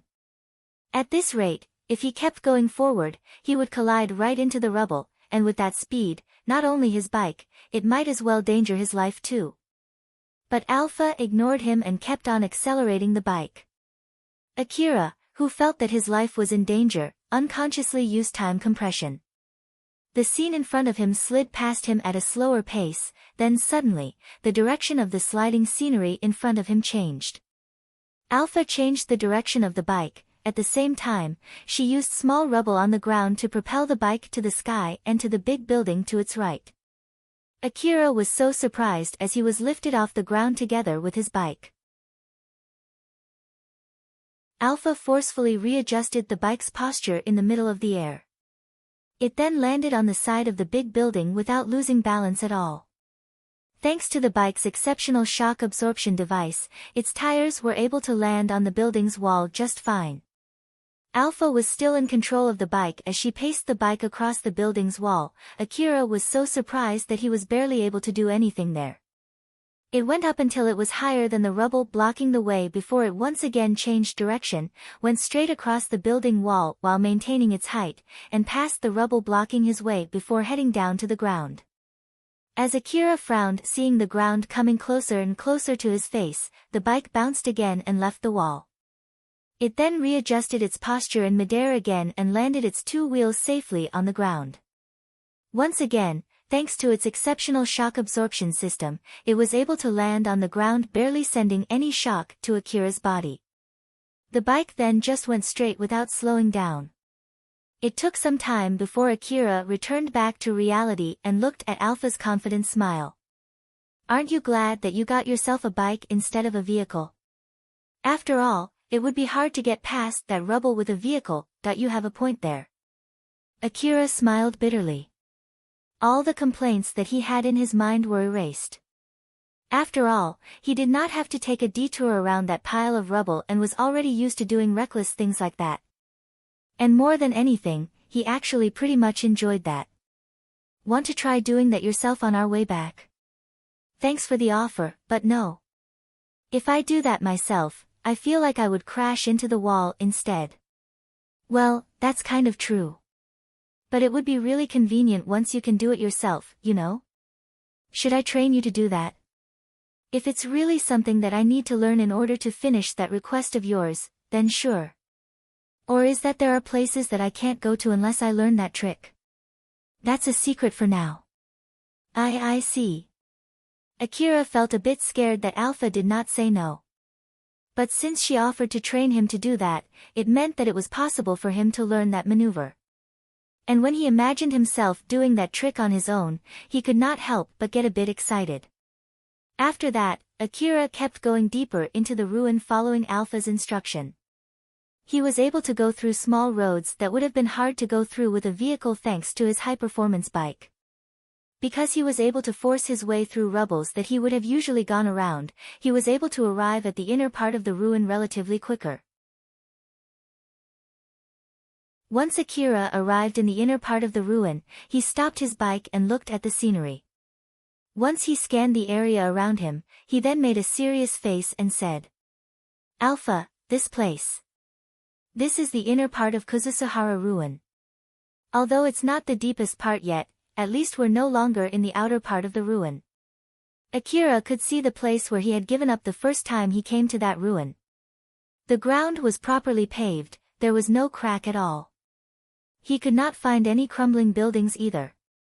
It was a completely different scenery compared to the outer side of the ruin where it was filled with half-destroyed buildings. He felt a bit intimidated by the scene in front of him. The area was completely silent as if it was shrouded in a thick colorless mist, but his vision was not blurry at all. He could see clearly the scenery in front of him which should have been blurred if there was a colorless mist. Akira looked over the city in front of him and felt something was weird about it as if it was devoid of any sign of people. Compared to the outer part of the ruin where there was still some leftover of human civilization, the inner part of the ruin felt so unnaturally empty. Alpha, is it really okay for us to just go straight deeper into the ruin like this? This is one of those, right? The areas that are still properly maintained by the old world drones, right? Yep, that's exactly why it's very clean. So in short, those security drones are also roaming around this place, right? It's not like I would get shot the moment I enter the city, right? Well, regarding that, it would be fine if you just follow my instructions. That's why, make sure not to ignore my instruction like before, okay? Alpha had a rather deep sarcastic smile when she said that. Akira remembered the time when he got attacked by a huge monster when he ignored Alpha's instruction and smiled bitterly. Roger that, let's go then. Akira once again paced his bike forward and went straight into the city that gave off an unsettling feeling. An old-world city that still maintained its condition. Normally, anyone would get killed the moment they stepped into that city. But that did not happen. The thing besides Akira was preventing that from happening. Alpha had the ability to prevent that from happening. As he thought that it must be because Alpha was doing something there, it helped him from being overly cautious. It was true that it was thanks to Alpha. But in reality, it was completely different from what he guessed. Akira looked around with full interest. The area around him was properly maintained. It was as if he was brought back to the old world era. But with no human presence anywhere, it was unsettlingly calm and silent. The road was wide and nothing was blocking the road, though there were also no other vehicles or bikes other than Akira's bike. But even so, he followed Alpha's instruction not to pace his bike too fast. Compared to when he was outside the city, he was going rather slowly. Alpha, why do we have to go this slowly? We're making sure not to go past the speed limit of this road, you see. Speed limit? Does that kind of thing exist in the old world ruin? Yup, so we have to properly obey it. Alpha was speaking as if to calm down a small boy. Akira seemed to be not fully convinced by that. There's no one else other than me here though. Do I still need to obey the speed limit? That's just how law and rule work, you see. Is that so? I see then.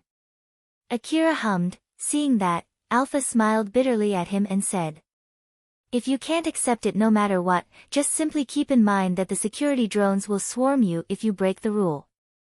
And if you force your way through them, they'll call even bigger and stronger security robots to stop you. And even if you can deal with them too, you'll have to fight those big humanoid soldiers that the Kagamaima defense squad fought in Mihazono Ruin the other day. You don't want to do that, do you? Yeah. Akira nodded firmly while making an annoyed face. Although it was able to fully convince him, another question came up in his mind. I just thought of something though. Those mechanical monsters guarding the old world facilities usually have that camouflaging device, right? So it's not like they are actually hiding somewhere nearby, right? After all, it's impossible to see through old world camouflaging with naked eyes, right? And it's hard to detect them even with an information gathering device. So are we really going to be alright? Alpha smiled at the worried Akira as if to calm him down. Don't worry, it would be alright. Is that so? Then I guess they're not around, huh? Akira smiled and sighed in relief. After all, when he thought that those monsters might actually be around him and that it was just he could not see them, that in itself was scary enough. But Alpha then smiled and said, as long as you keep following my instructions, there won't be any trouble. Akira's face stiffened. They're not here, right? Alpha gave off a rather ominous smile. It's not a problem. Wait, they are here. It would be fine. Akira kept telling himself that Alpha was only teasing him in order to calm his nerves. The area that Akira was in looked like a downtown district in broad daylight except for the missing human presence. It was completely silent and filled with an abnormal atmosphere as if all the humans there suddenly vanished in one snap. But from the point of view of a hunter, it looked like a treasure trove filled with valuable old-world relics. It could even be said that it was a mountain of relics. Every time Akira passed a building that looked like a shop, he could not help but peek inside, imagining all the valuable old-world relics that he might find inside them. Akira thought that sooner or later, he would go inside one of those buildings, but Alpha did not show any sign of that at all as she kept pacing the bike forward. So Akira could not help but get curious and asked her. Alpha, I feel like we've been going around the same area multiple times now. Are we looking for a building with expensive relics or something? Well, to put it simply, yup, that's indeed the case. I see. Well, I'll leave that to you, but can we stop and take a look at one of those shops? I feel like we can get expensive relics no matter which one we go to though. Nope. Why? Alpha replied casually. It's not like you have any money to buy anything there, right? Buy. No, I mean wait, buy. Akira was confused, he did not expect Alpha to say that. What he had in mind when he asked Alpha that question was to break into one of those shops, fill his rucksack with any expensive relics that he could find, and escape the building while fighting back the security drones before finally getting away from that place on his bike. He did not expect to have to pay anything with his money. I understand what you want to say, but that would be too dangerous. The only way to get out from this place with those relics is to bring along the city defense squad, render the security drones temporarily disabled, and get out from this place while they are still disabled. And of course, the ensuing battle would leave this place half destroyed. You need enough firepower to turn this place like the outskirts of this ruin. Have you forgotten the reason why we have to obey the speed limit? Akira frowned slightly. Well, you have a point there, but if I can't do that, then why are we here? It's not like I came here risking my life just for sightseeing, you know. My only choice would be to look for a place with relatively weak security to break in, right? Isn't that why we're just roaming around the area? That line of thinking is not wrong, but it's better to break into a place where it's unlikely to turn into a fight, right? Just leave that to me. You did say that you're leaving that kind of thing to me too, remember? Alpha smiled and sent a rather strong gaze than usual to Akira. Akira, who noticed that, decided to stop saying anything unnecessary. All right. Although I don't know what's your plan here, I can't afford to go back without anything. So I expect to get some relics to bring back, okay? Of course, just leave it to me. You just need to make sure to follow my instructions. Don't just go ahead and shoot even if you spot a mechanical monster, okay? Wait, so they're actually really here, huh? They won't cause you any trouble as long as you follow my instructions. Akira frowned. His expression was a mix of worry and expectation, but Alpha only smiled back at him with her usual smile. Even after that, they were still only driving around the area for some time. Akira then noticed something strange in front of him and squinted his eyes. He could see a tall building in front of him, and there was a vertical road on the side of that building. When Akira thought that the old world ruin was indeed a place filled with strange things, his bike suddenly accelerated. Akira raised his eyebrows in surprise. Alpha, wait, are we going to climb the side of a building again? I don't think we can do it for that road though. Don't worry. Not to mention, you ran down on the side of a building not too long ago, remember?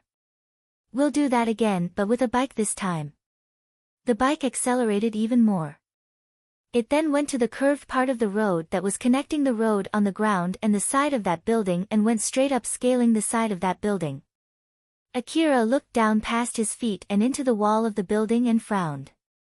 He already climbed pretty high up and his bike also started slowing down. If he fell down now, it would be simply disastrous. Is it that the old world roads even have a feature that allows people to drive vertically? Not in this road here, this one is basically just a simple wall. Just a wall. And I'm scaling a normal wall. As Akira was dumbfounded, the bike slowed down even more. At this rate, he would be falling down with his bike. As he thought so, he immediately grabbed his bike's handlebar and raised its power.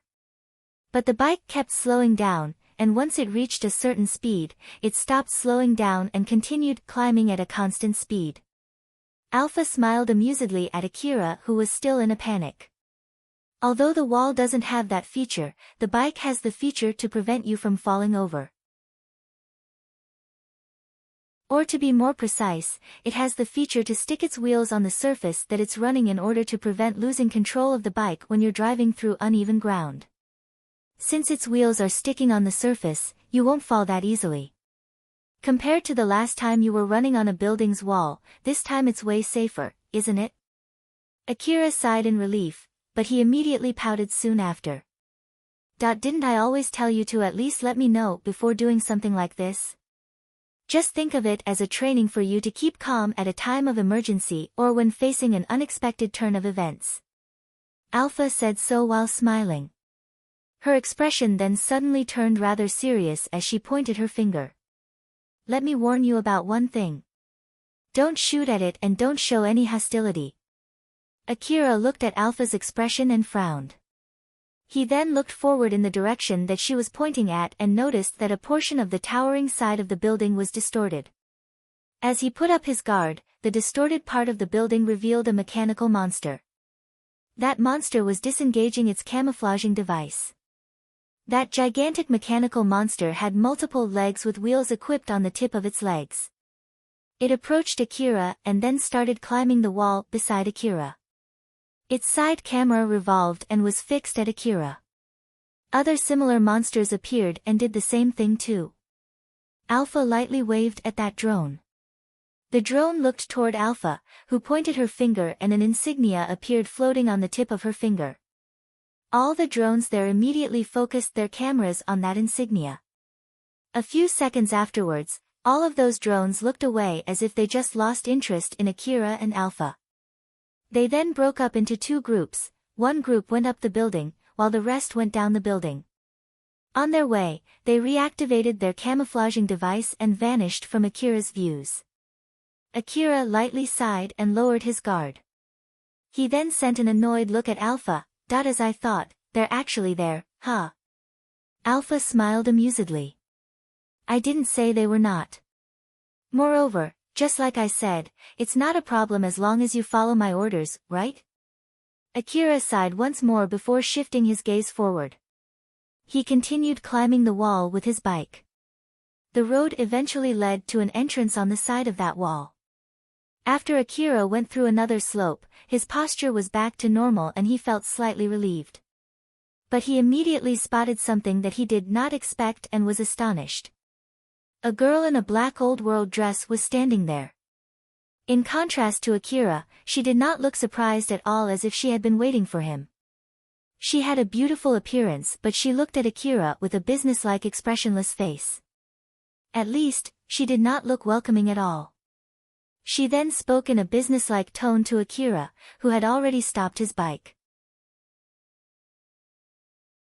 Welcome to the Tsubakihara building. I'm the manager of this building, Tsubaki. Akira looked at Tsubaki with a surprised face. Alpha, is that one of those projected hologram image thingies? Nope, she has a real body. Though I don't know if it's an automaton or a remotely controlled humanoid robotic body. Normally, automata are used for an external interface, but in my case, my personality is also downloaded over to this body to allow me to be seen through local connection too.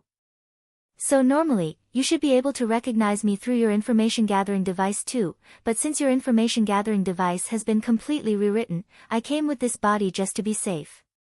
Tsubaki was obviously looking at Alpha. Akira was surprised by that as he looked at Alpha and Tsubaki alternately. Alpha, not only she can see you, she can even talk to you too, huh? But she can't hear telepathic communication between you and me, though that doesn't seem to be the case for the telepathic communication from me to you. She can see me through the network, but locally, she can only see you. But still, to think that she would come all the way here to welcome us, I wonder if she doesn't have anything else better to do. Alpha somehow looked rather displeased. But Tsubaki did not seem to be bothered by that at all. It's a precaution so that I won't get even busier later. I'll guide you in. Over here, please. Tsubaki turned around and went into the building. Akira was still a bit surprised as he just stood there. Akira, let's go. Ah, right. Akira returned back to himself after Alpha reminded him. He then slowly drove through a tunnel that went straight into the building with his bike. Although Akira was not wearing anything on his head and the sunlight was far away from his reach, he was clearly able to see the interior of the building as if it was under broad daylight. There were multiple multi-legged security drones from before roaming on the walls and the ceilings of that building. Some of them were not moving as they were loading something, while some of them were moving around at a rather high speed. Just like the drones that Akira encountered on his way, all of them had already disengaged their camouflaging devices. These drones went past Tsubaki, who was guiding Akira, and also went past Akira without doing anything. But even so, Akira could not help but feel nervous. These drones did not slow down at all as they passed next to him while carrying heavy materials. It was understandable for him to get scared there. Not too long afterwards, Tsubaki stopped, turned around, and pointed at the wall on her right. There was a ginormous imposing-looking door. The door silently opened up. Behind that thick metallic door was a room that looked like a warehouse. It's over there. Please leave as soon as you're done with your business here.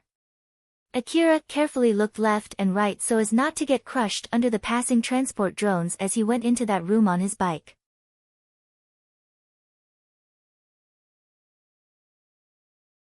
Chapter 170, Expired Articles. Tsubaki guided Akira and Alpha into a room that looked like a warehouse. It was a pretty wide room with a tall ceiling. There were organized shelves lined inside, and each of those shelves housed old-world relics. Akira was a bit overwhelmed by the scene when he peeked from the entrance. A normal hunter would go crazy in that situation, but for him, it took some time to process the scene in front of him. He was more troubled than happy. Akira stepped off from his bike and just stood there, so Alpha smiled at him and told him to start working. Well, she did tell us to get out of here as soon as we finish, so let's get this done fast. Alpha, can you give me explanations of what is going on here? I'll explain it to you while you're working. It would be bad if we don't leave this place before that girl's mood gets worse. All right. Akira started his work. He took out a rucksack from his bike and pulled out more rucksacks from within the previous one. That girl is the manager AI of this Tsubakihara building. Although I said she's the manager of this building, she's also managing the area around this building. The well-maintained state of the area around this building is mostly thanks to her. Although it's not like she did everything herself, you can just think of her as someone who is responsible for maintaining this area. There were all kinds of relics on the shelves. It was impossible for Akira to carry all of them back home. So he was looking around the room to choose only the most expensive-looking relics. Remember that we were just driving around this area since we came to this city, right? It's just as you guessed, I was looking for a building with not too strict security. I was planning to choose a building with a lowered security system due to the time deterioration to look for relics there. But unfortunately, in the end, I couldn't find a good place at all. There were cases made of transparent-looking material that looked like glass or plastic. The height of the case itself was only about 4 centimeters. Inside it, there were spherical objects that seemed to be made of rubber or metal. While other cases had cubes, or triangles, or even powders inside them. Alpha said that they were basically some kind of old-world information terminals, so Akira prioritized those objects to stuff into his rucksacks. I did consider robbing a place with relatively lower security, but as I thought, it's too dangerous. Although I don't think they'll use full force just to fight a single person, I have no idea how much force they would bring out. With that being said, it's not like we can go back empty-handed, that's why I made a change in the plan. There were also fabrics stored on some shelves. Some of them looked like working attires or some kind of uniforms, and of course, all of them had an old-world design. There were also other articles that looked like something that Akira could find in the current era's shops. All of those articles, including the clothing, were stuffed inside boxes. So then I made a deal with that girl to let us take the expired articles. In exchange for that, we have to leave this place as soon as we're done with it. Although I said it so casually, it's the result of a difficult negotiation. If the amount of information that we exchanged is written in words, it might take about 100 years. Being able to make that kind of deal is one of the great things about my support, you know? Of course, normally it would be impossible to do that without me. Remember when you tried to talk with the AI manager of the Saranthal building? That time, she did not even respond to you, right? That's what normally would happen without my support. There was also some lady underwear among the clothing articles. Although he hesitated, since they fetched a relatively high price for the amount of fabric that they had, Akira told himself that it would be the perfect relics to bring back in that situation where he only had a limited amount of space to spare and decided to take them too. She came by herself to pick us up because I was able to get us that deal. She said that she would only let us in if we can reach this place by ourselves, but it was no problem at all thanks to your bike. Aren't you glad to have bought that bike? Akira also found some underwear for men. Since he thought that he could use them later, he decided to take the whole box with him. After all, he kept changing between them quickly since they got soaked with blood in no time. Some of the underwear that he found were even made of strong enough fabric to even be used as armor. But personally speaking, as long as he could wash them and reuse them again instead of just throwing them away, it was more than enough for him. By the way, it seems that this warehouse is actually for obsolete articles. So all of the items here are basically trash. Akira's hands stopped the moment he heard that and he inadvertently looked at Alpha. Trash? Yup. Akira once again took a good look around. There were many shelves around him, all of them were filled with relics that were still in good condition. So all of these relics. They're all expired articles. All of them. And since they're trash, they'll be just thrown away, right? Yup, that's exactly why she allowed us to take them for free. So let's take as much as we can. Although Akira was surprised, he also looked slightly conflicted. If one of these relics was found in the slum city, it would definitely cause a fight where people would get killed. And here, all of them were basically trash to be thrown away later. He could not help but find it really shocking. What a huge waste. All of these relics are basically in very good condition and I feel like they'll fetch me way more money than those relics that I got in Yanazuka Station ruin. To me, they don't look like trash at all, you know. Although they're expired articles, it's not like they're broken or anything. Some of them have simply expired because of the change of season. Or they are just articles that simply get replaced after a fixed amount of time. These articles are basically registered as expired articles in the system although they're not broken or faulty. Since no one would buy them and no one would use them, they were built and then showcased for sale, and later collected for disposal. This cycle has been going on forever. Alpha said so in such a casual manner. But Akira felt an indescribable feeling, a mix of suspicion and something close to loneliness. He then said with a serious expression, "Why are they doing that?" Well, even if you ask me so. There are actually various reasons why they're doing that. The core system which manages this place doesn't question that at all, although it might look meaningless to normal people. That's why they never stop doing it. That's also the case for most of the manager AIs too, that's why they don't try to stop that system. Even if there are some AIs with better intelligence that question the system, unless they have the right to change the system, they would not be able to stop that cycle either. Is that so? Yep, well, but of course, there are exceptions. If some AIs prioritize individual opinion above rules, they might decide to ignore the rule and apply some changes. For example, some of them might adapt to be able to trade with the people of the current era. These AIs might be the reason why some of the big companies can trade with them using Chrome. It's even possible for some of these AIs to adapt to trade with the people of the current era using the money for the current era too, you know. Some of them might as well already be secretly mixed among the rank of the corporate government. Akira listened with full interest. What can I say? It's really something. Alpha smiled amusedly. Well, if we're talking about possibilities, that's just how it is.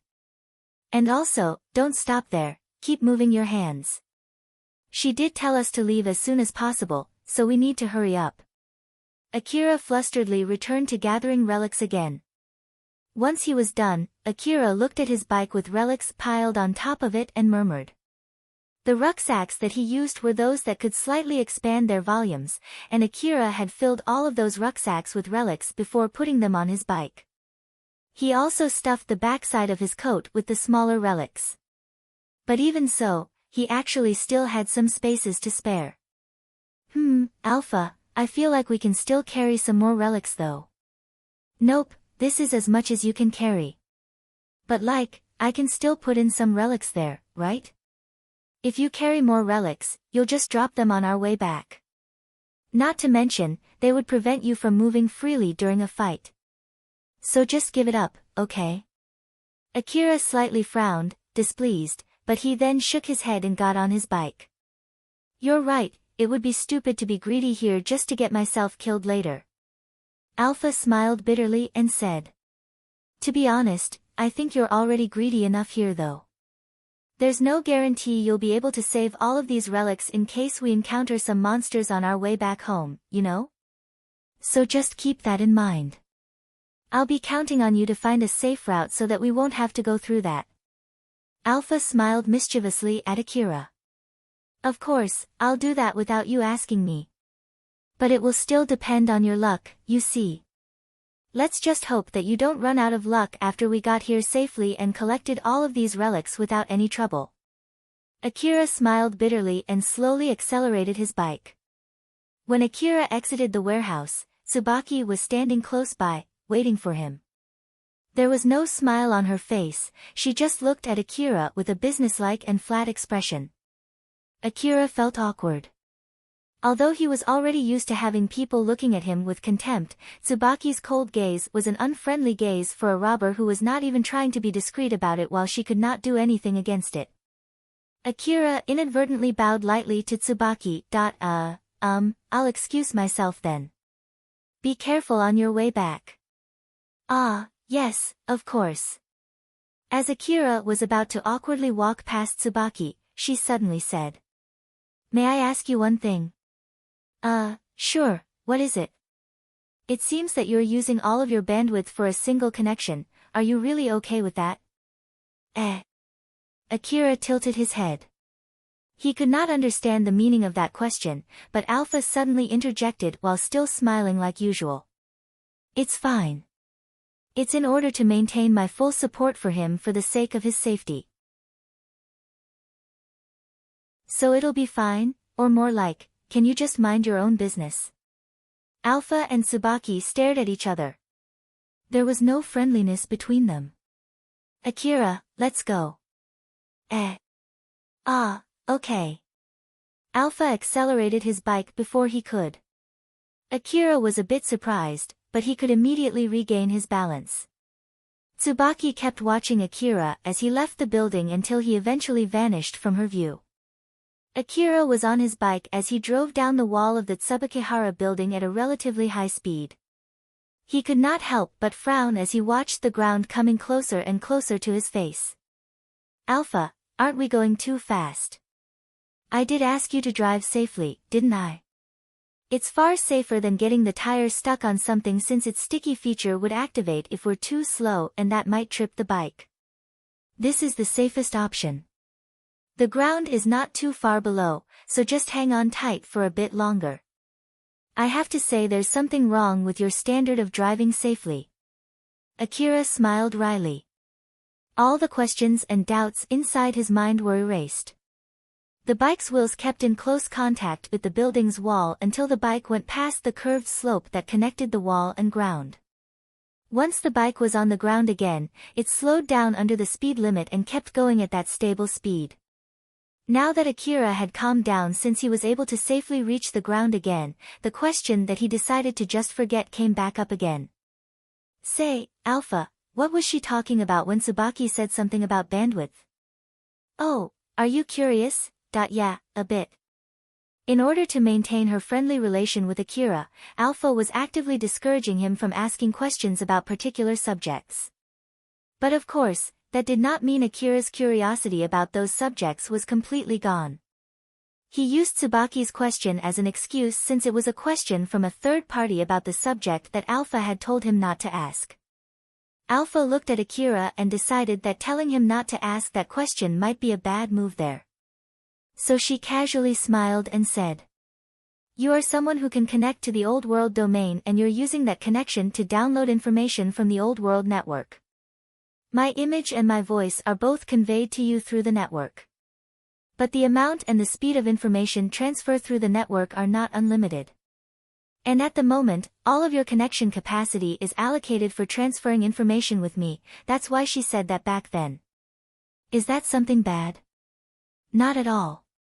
It's no problem at all. After all, I need enough bandwidth to maintain the support that I can give you. Moreover, if I take most of your bandwidth, you can maintain a high-speed connection even when you apply an information filter for the sake of your safety. Like that one, you know, remember when you met a maid girl that I couldn't see in Higuraka Residence Ruin? In the worst-case scenario, that could have killed you, you know. It was because I'm putting a filter in your connection that you were safe. That's why it's not something for you to worry about." Well, that does sound like it's no problem at all, but then why did Tsubaki say that? I bet it's a matter of individual opinion. You do know that I can control your body by controlling your augmented suit, right? Like how some people hate that, there might be people who don't want their bandwidth to be used for just one connection. It's the same for the connection filter too. I think she was talking about that. Is that all? Though Akira understood from Alpha's explanation, he did not feel like that was enough of a reason for Alpha to interject as she did back then. When he said that, Alpha smiled faintly at him and said, "This might be just a guess from me, so it's not like I want to say anything bad about her. But if I may add something, she might want you to open some bandwidth that she can use to connect with you." "Why?" "If she can connect with you, she'll be able to talk through telepathy with you too. That way, she would be able to make a deal with you without telling me. The reason why I interjected is simply to avoid that. To put it simply, it was so that you won't cheat on me." Alpha said so and smiled mischievously at Akira, who winced back when he saw her expression. "See, cheat, huh?" Alpha came closer to Akira's face and smiled amusedly. "I trust that you would say no even if she offers you 10 billion chrome and performs other services for you to just forget the request from this girl whom you can't even touch. But it still doesn't feel right to me, even more so when you do that in secret." Alpha came so close to Akira that if she had a body, he would be able to feel her body heat from that distance. So Akira inadvertently pulled his face back, he then smiled bitterly and said, "Don't worry. I'll still prioritize your request. After all, I already owe you a lot until now. I have no plans to just ignore that." "Is that so?" "Thank you, I'm really happy to hear that." Alpha smiled as if she was really happy, she then returned back to her usual posture. Akira tried to calm himself down as he shifted his eyes forward. He then thought, "Does this mean that Alpha still hasn't fully trusted me yet? Well, I did ignore her warning and went to raid a big gang's base, I even almost got myself killed fighting in a battle that I could have avoided. So I guess that's to be expected, huh? I guess I have no other choice but to properly do my hunter job, get better equipment, give my best in my training, and regain some of her trust." Akira said so as he made his resolve and decided to stop worrying about it for now. He was actually being tricked there. Although Alpha did not lie, she also did not tell everything to him. As Akira kept his connection bandwidth solely for Alpha, it was slowly turned to suit Alpha's connection. Although at the moment most of Akira's bandwidth was still general-purpose bandwidth, it was only a matter of time before all of them were modified for Alpha's special use. Alpha did not say anything about that to Akira. In the first place, Akira was the one who gave Alpha permission to modify his bandwidth. Of course, he did not know that himself when he did that. It took a lot of power to change a contract that had been signed and Akira did not have such power at the moment. No one could tell for sure whether he would ever get the power to do so before he could accomplish Alpha's request, or even if that kind of power existed in this world in the first place.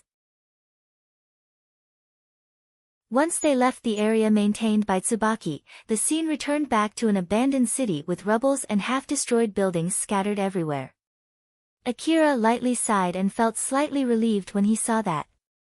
It might be weird to say, but I feel much calmer in this place, although, technically speaking, it's still in the inner part of the ruin. Well, the inner part of the ruin actually extended over a wide area after all, and it's not like there's any clear indicator that separates the inner and the outskirt of the ruin. But if we say that the area further in than the forward base is an area where monsters which normal hunters can't handle roam around, I guess it's safe to say that this is already the inner part of the ruin. Though I'm sure it would change when the forward base finishes building a road to go further into the ruin though. Akira then hummed. And they're already in the middle of building that road, right? If I'm not mistaken, Elena-san and Sarah-san are working on a request related to that. If things are going smoothly, that road will eventually go all the way to an area like the one with the Tsubakihara building, right? Won't that be dangerous? Akira thought that if the road extended that far, those powerful big drones with camouflaging devices might backtrack that road all the way to the forward base, and that would be disastrous. In the worst-case scenario, forget the forward base, those monsters might even come all the way to Kagomayama City. I'm sure the city management has also thought about it too.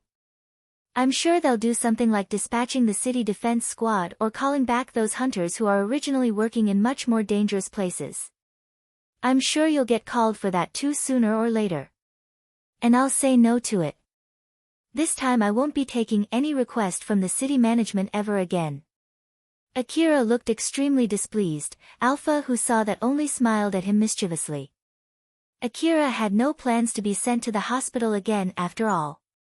Alpha's expression then changed to a serious one, at the same time, she augmented Akira's views. Akira, we have company. Roger that.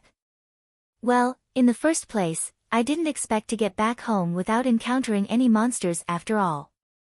Akira casually said so as he switched his mind to battle state.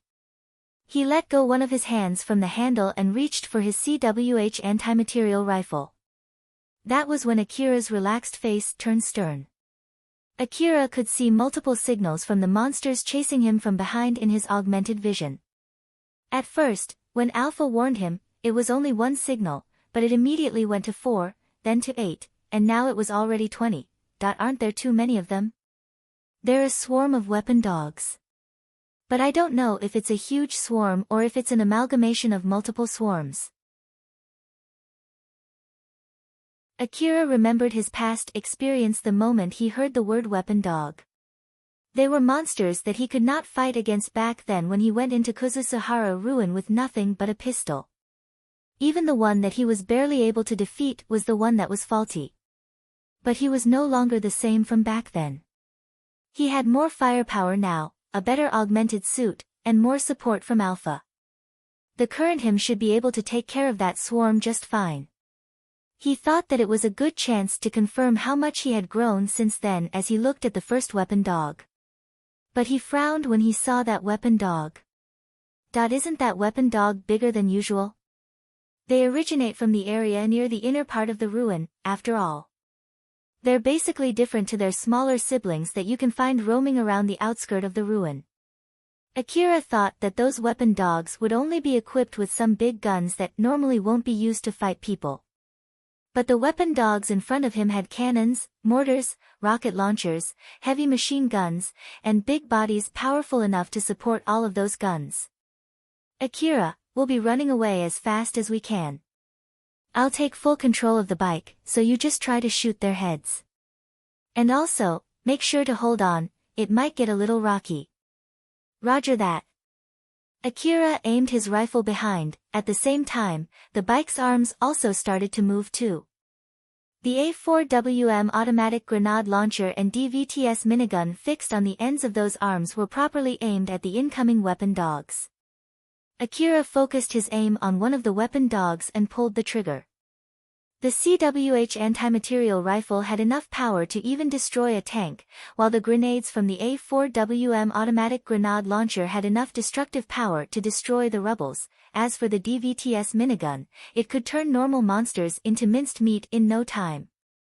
Those three guns started shooting at the same time. Sounds of explosions mixed in between the weapon dogs' howls.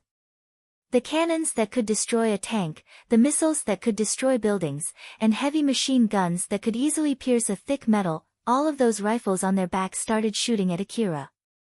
The lonely wasteland was swallowed with sounds of explosions and fire in a snap. Akira's bike blazed through the ruin. Alpha used her advanced computation skill to predict where those rain of warheads and incoming bullets would land and nimbly controlled the bike to slip through the openings between them. The explosions from Akira's A4WM automatic grenade launcher were slowing the monsters down while his DVTS minigun was shooting down the incoming missiles. The missiles that got shot veered from their original aims and hit the buildings, destroying them. Alpha nimbly maneuvered left and right through the falling rubbles. When the road forward was blocked, she ran the bike on the walls of the building to get past those rubbles. The weapon dogs ignored the rubbles blocking their way forward as they used their powerful body to break through those rubbles. Akira did try to make some turns and used buildings to get away from the incoming bullets, but it did not seem like he was able to get away from the weapon dogs that were chasing him with a speed unsuitable for their sizes. Akira was aiming from a situation that was far from ideal. His aim swayed left and right following the bike's movement. Not to mention, sometimes it ran on the side of a building's wall too. In that chaotic situation, he only gathered his focus to its utmost level when he was about to take a shot. As he compressed his time perception to its limit, he carefully aimed his rifle inside a world that was almost completely frozen in time before pulling the trigger. Although the special bullet's firepower was reduced the further the distance it traveled, it was able to deal a deadly injury to the head of the weapon dog that it hit, since those weapon dogs were weaker than a tank. The weapon dogs that had lost their command centers went limp and just dropped dead on the ground. Akira let out a long breath before he moved to his next target.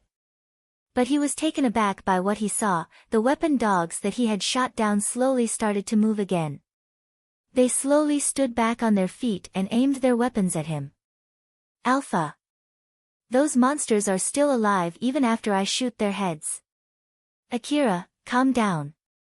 It's just because something else outside that swarm is controlling them remotely. It still doesn't change their weak point, which is their heads. So that kind of enemy is here too, huh? If you only destroy their control device and leave their bodies mostly undamaged, they can still be used for fighting if something else takes control of their bodies. It might be some kind of system to make sure that they can still fight even after losing their control device. Akira, reload. The bike's arm extended its DVTS minigun next to Akira. The arm did not have an automatic reloading system. Although it was using an extended magazine, it did not take much time for it to run out of ammo when used for continuous shooting. Akira hurriedly reloaded a new magazine. Once he did that, the DVTS minigun returned its aim at the incoming swarm and started shooting again. It did not take that long before his A4WM automatic grenade launcher also needed a reload. Akira kept alternating between reloading new magazines and shooting the swarm. Alpha's shooting was more focused to suppress the enemies, while the killing shots were executed by Akira with his CWH anti-material rifle. The special ammo for the CWH anti-material rifle was not cheap. Every time Akira loaded a new magazine and threw away the empty magazine, he felt like he was throwing away a bundle of money. So he could not help but complain there. There are so many of them and they're too strong. What's going on here? We didn't encounter any of them on our way here, right? So why are there suddenly so many of them on our way back? And here I thought my bad luck was finally gone when we didn't meet any monsters on our way in and were able to collect all of these relics without much trouble. It must be because you're carrying relics now. They must have reacted when their sensor detected someone carrying a lot of stolen goods with him. Akira did not stop shooting as he replied. Stolen goods. But these are expired articles and we had the permission to collect them, right? Though I can understand the system looking at hunters as robbers, that's not the case this time, right? That might be true for the mechanical monsters under the management system of the city, but that might not be the case for the monsters roaming the wasteland, you know? I'm sure that there are a lot of other faults in their programs too. But with that being said, it's indeed suspicious to see someone carrying this much luggage through the ruin. So that's why they started shooting at me, huh? What a huge pain in the neck. If you understand it now, it would be great if you can stop complaining and focus more on the fight. You're right. I feel better now to know that it's not because of my bad luck. Akira smiled bitterly and said so as he returned back to shooting the incoming weapon dogs.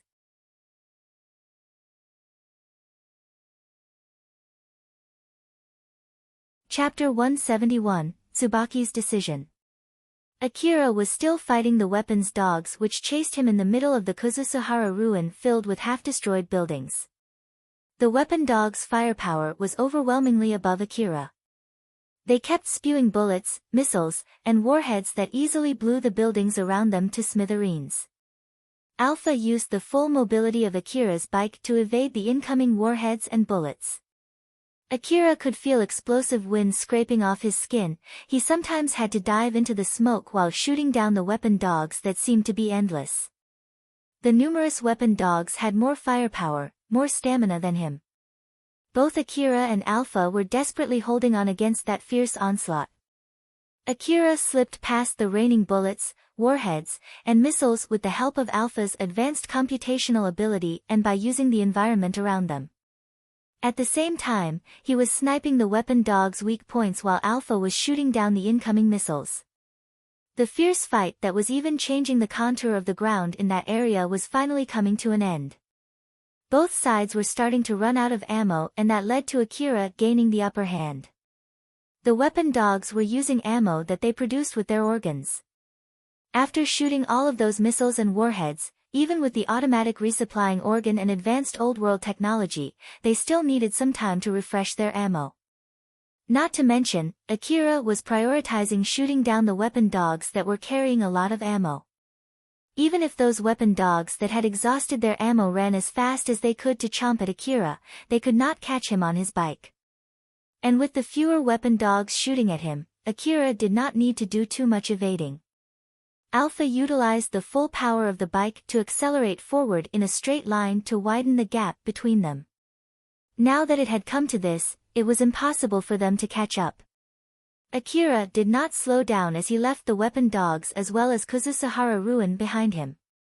Once Akira left the outskirts of the ruin and stepped into the wide wasteland again, he stopped his bike, turned around, and looked at the ruin behind him while still sitting on his bike. "Did we get away?" Alpha smiled to reassure him. "Yup, we completely got away from that swarm. They originated from the inner part of the ruin. After all, even if they widen their activity range, they won't go outside the ruin's outskirts. So I'm sure they won't chase you outside the ruin. And even if they do, the city management would definitely dispatch the defense squad to clean them up." Akira leaned on his bike as he was pretty tired after what he had gone through. He then sighed in relief and said, That was tiring. But we were able to somehow get away from them. Well, that was really something. Good work there, or so I want to say, but we can't exactly relax yet before we get back to the city, okay?" "I know, but still, at least let me take a short break here." "Geez, just a short break, alright?" Akira lightly nodded and sighed as if to expel all the tiredness from his body. He was leaning on his bike, using the bike to fully support his body, and looked around. That was when his gaze wandered at all the relics on his bike. Those were the relics that he was able to bring back from that magnificent city. Although they were expired articles, Alpha told him that there was no problem with those relics. If that was true, they should be able to fetch him quite a lot of money. As he thought so, he inadvertently raised his expectation and could not help but smile. But then his bike suddenly accelerated. Its wheels, which could spin individually from each other, spun as fast as they could. The wheels gripped the ground strongly and immediately accelerated the bike to the side. At the same time, Akira's augmented suit moved on its own to grab on his bike so as not to get thrown off. His augmented suit helped him against the assault on his body from the high G maneuver as he quickly accelerated away from that place. Akira activated his time compression by pure reflex and asked Alpha in panic. "Alpha, what's going on? The break is over. We have an incoming enemy." Something exploded behind him. The shockwave from that explosion spread around and swallowed Akira, who was trying to run away from that explosion. Akira jumped out from the smoke of that explosion. Thanks to his force field armor coat, he was able to get away just fine. His bike was also undamaged. But unfortunately, one of his rucksacks was blown away due to the shockwave and was thrown into the air. Akira could not help but glance at the flying rucksack. It eventually landed on the ground and was badly bent. "My loot. Although I've worked so hard to carry them all the way here. You can save that for later." Alpha yelled and pointed her finger at the wasteland. Akira glanced in the direction that Alpha was pointing with a stern face. But he could not see any monsters over there. "I don't see anything though. Are they shooting from so far away that I can't see them?" Right after he said so, his face suddenly turned surprised. A part of the wasteland scene in front of him was blurred, and from there, a huge mechanical monster appeared. Although it looked like a weapon dog, its dog-shaped body had no visible organic parts. It was fully mechanical and a big cannon was perching on its back. "Optical camouflaging, huh? Wait for a sec, why is that thing here? We're already outside the ruin, you know. That's a pretty powerful optical camouflaging. And it's from the wasteland, not from the ruin. How can you tell? If it's from the ruin, I should have been able to detect it. I'm using your information gathering device to detect enemies while we're outside the ruin, that's why I was late to detect that monster." Alpha paced the bike straight in that big monster's direction. Akira understood that she had decided to fight that monster rather than running away from it, so he immediately reached out for his CWH anti-material rifle. "Akira, use anti-force field ammo." Akira smiled bitterly as he changed magazine. He bought that ammo as a trump card for emergency only, he did not expect to use it again this quickly. Geez, I only bought this ammo as a lucky charm, you know. Alpha smiled at Akira to cheer him up. "Oh my, it's exactly thanks to that ammo that we can get out of this place alive, you know?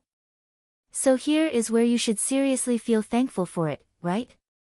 That's just a play on words. It just happened to be like this, I'll leave it as that." Akira lightly smiled and took aim with his CWH anti-material rifle. His bike accelerated even more.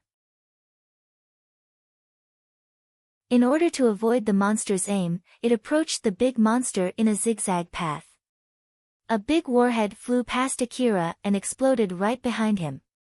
Every time the bike made a sharp turn to evade the incoming warhead, his body was whipped to the side together with his bike. Alpha was also in control of the bike's force field armor, so she used that to make a turn that would have been impossible to execute at that speed. Akira used his augmented suit to force his body against the inertia while aiming his rifle. "Akira, let's use your blade, so get ready." "Is that monster that strong? Why is a monster this strong here? Isn't it just strange? Since it's there in front of you right now, it doesn't really matter. You should be thankful that we are lucky enough to at least have the chance to put up a fight." "You have a point there." Akira smiled bitterly, he still had his CWH anti-material rifle in his left hand while his right hand reached for a blade in his breast pocket. It was nothing but a handle, he gripped it firmly and pointed it away from his body.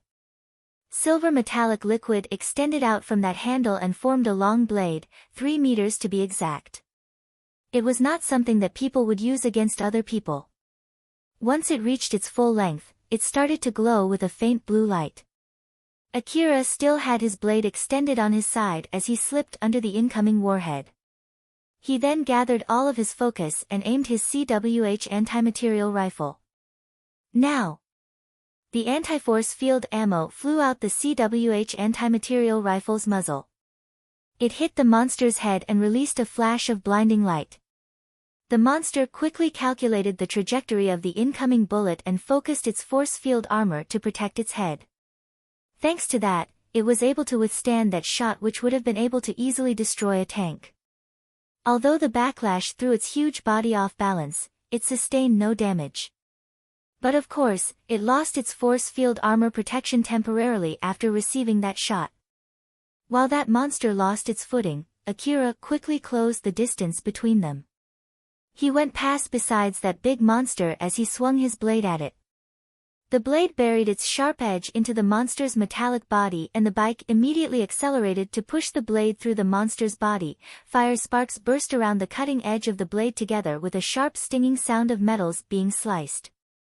The bike drove past the mechanical monster. It then made a U-turn and stopped. The blade in Akira's hand turned into dust and was carried away by the wind. Did that do it? Akira looked at that metallic monster with a stern face. The monster that had lost its control center slowly fell to the ground. Alpha smiled victoriously and said, "Yep, that should do it. Once again, you did well." Akira let out a big sigh. He looked at the blade, of which only its handle remained, and smiled bitterly before throwing it away. One expensive anti-force field ammo and one old-world blade. I even had to use 2 of my trump cards and was only barely able to defeat that thing, huh? Akira once again let out a big sigh. That blade was one of the relics that he got from the Tsubakihara building. He had decided to save it for his own use instead of selling it. That was why he put it inside his breast pocket instead of his rucksack. Although he still had some spares, it did not change the fact that he had used one so quickly. Alpha smiled and said in a bright tone to cheer up Akira, who looked slightly bummed out. "A win is a win. So cheer up, okay? Let's pick up that rucksack and go back home." Akira raised his eyebrows in surprise. "Pick up that rucksack? The relics in it are not broken after it got blown away and landed on the ground that hard? Like I said before, although they're expired articles, they're not faulty or broken. Old world relics are pretty robust, you know. So I bet they're just fine. Moreover, even if they're slightly damaged, they are still precious old world relics. They'll still fetch you some money." Akira beamed up. He thought that those relics were gone for good after being smacked into the ground like that. So he happily went to pick those relics up. Akira picked up his rucksack as well as the relics that were scattered on the ground when that rucksack was blown away. After that, he climbed on his bike while carrying that rucksack on his arm. He left the driving fully to Alpha as he focused on keeping the rucksack under his arm. Although it was not easy, he held on in that position while heading back to Kagamayama City, leaving the corpse of that big monster behind. Inside the Tsubakihara building, the automaton Tsubaki, the AI manager of that building, was mumbling. "He took it down, huh?" Tsubaki was watching Akira's fights closely, both when he fought the weapon dog swarm and when he fought the big monster. She was observing Akira through the network connection with the monsters that attacked him. "Although it's not enough to fully grasp his real strength, I believe that he's good enough to consider." Alpha had made a deal with Tsubaki to let Akira take the expired articles. During that negotiation, although it was mostly affected by the difference in power between Alpha and Tsubaki, Tsubaki mostly made her decision by considering the amount of damage that it might cause inside the area under her supervision in case a fight occurred. If letting him take the expired articles was enough to send him back, then there was no need to cause any unnecessary fight. That was the biggest reason why Tsubaki accepted that deal. But seeing that from a different light, it also meant that if Akira was weak and if Tsubaki could kill him without sustaining much damage, then she would have done that. Putting aside the difference in their ranks, if Alpha had the gut to threaten her by claiming that Akira was stronger than he actually was, Tsubaki was thinking of answering that with a rather extreme action. The weapon dog swarm and that big mechanical monster were sent to fight Akira for the sake of checking Alpha's claim. Judging from the result, including the info that she gained from Alpha, Tsubaki decided that at least for now, Akira was worth considering, both for the better and for the worse. Akira originally planned to immediately sell the relics that he got from the Tsubakihara building. But Alpha stopped him. She told him to be careful about it in order to avoid getting strange rumor out, or if he could not avoid making rumor, at least to keep that rumor to a minimum.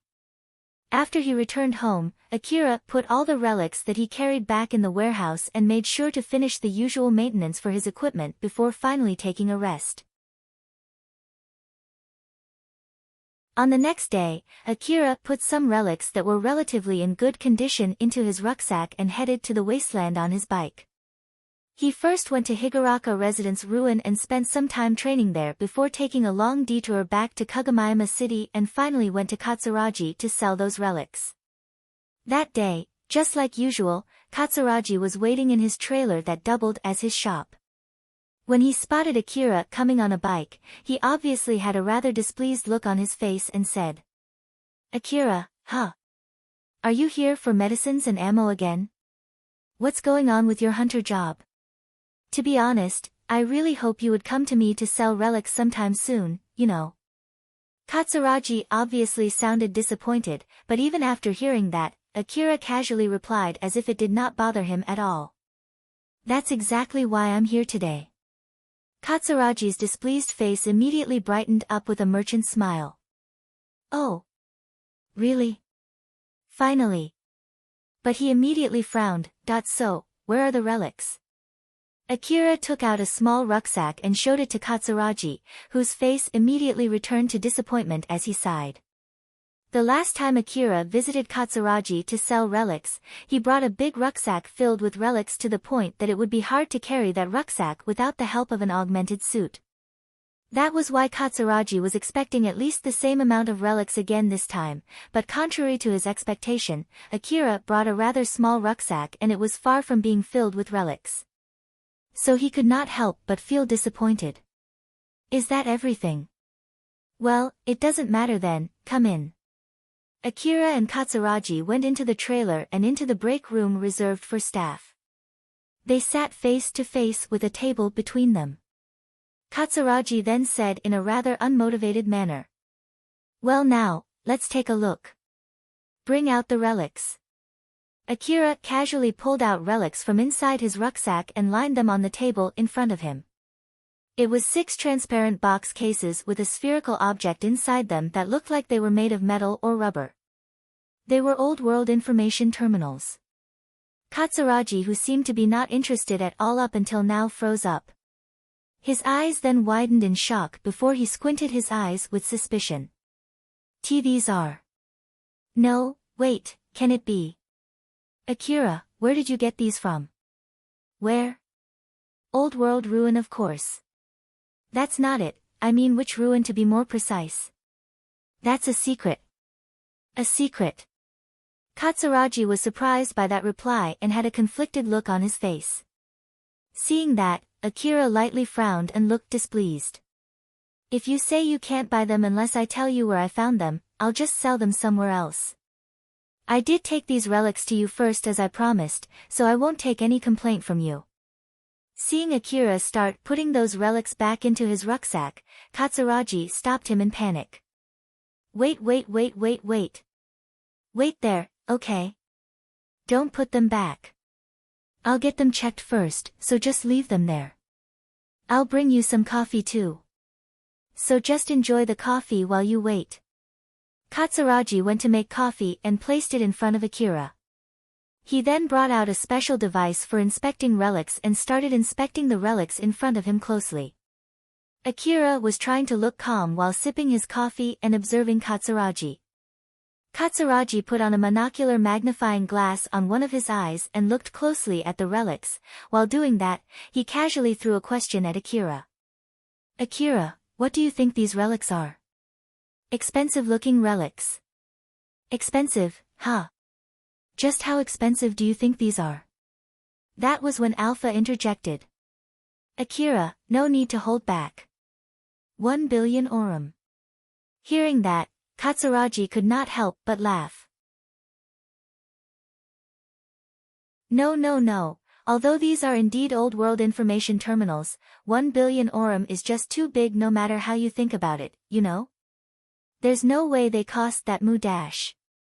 Katsuragi stopped midway when he realized Akira was staring at him. There was a slight suspicion and contempt in his stare. You were planning to buy them cheaply if I had set a low price, weren't you? Katsuragi smiled as if to play ignorant, but he could not completely fool Akira.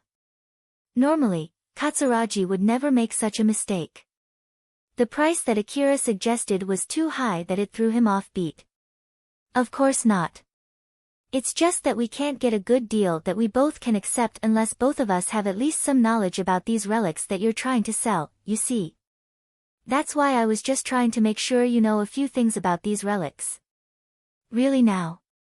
Geez, don't be like that. If I offer to buy these relics with a price that's way above your guess, that in itself would be suspicious for you too, right? To be honest, I have no complaint if you're going to buy them at a higher price than I expected though. So then, are you done inspecting them yet? Be patient. These might be worth more than I expected, you see.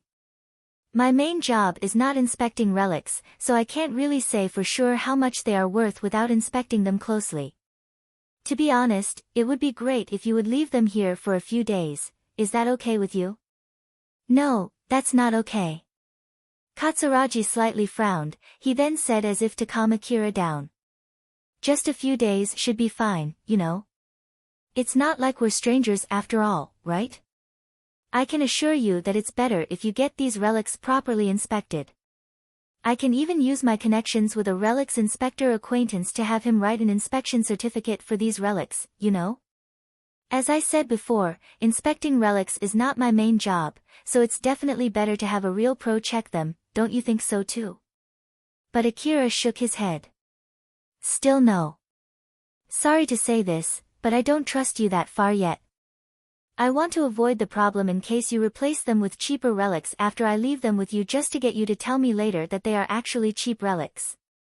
Geez, what a worrywart, it will be fine, I tell you. It's your own fault for frequently doing or saying something untrustworthy, like what you did just now.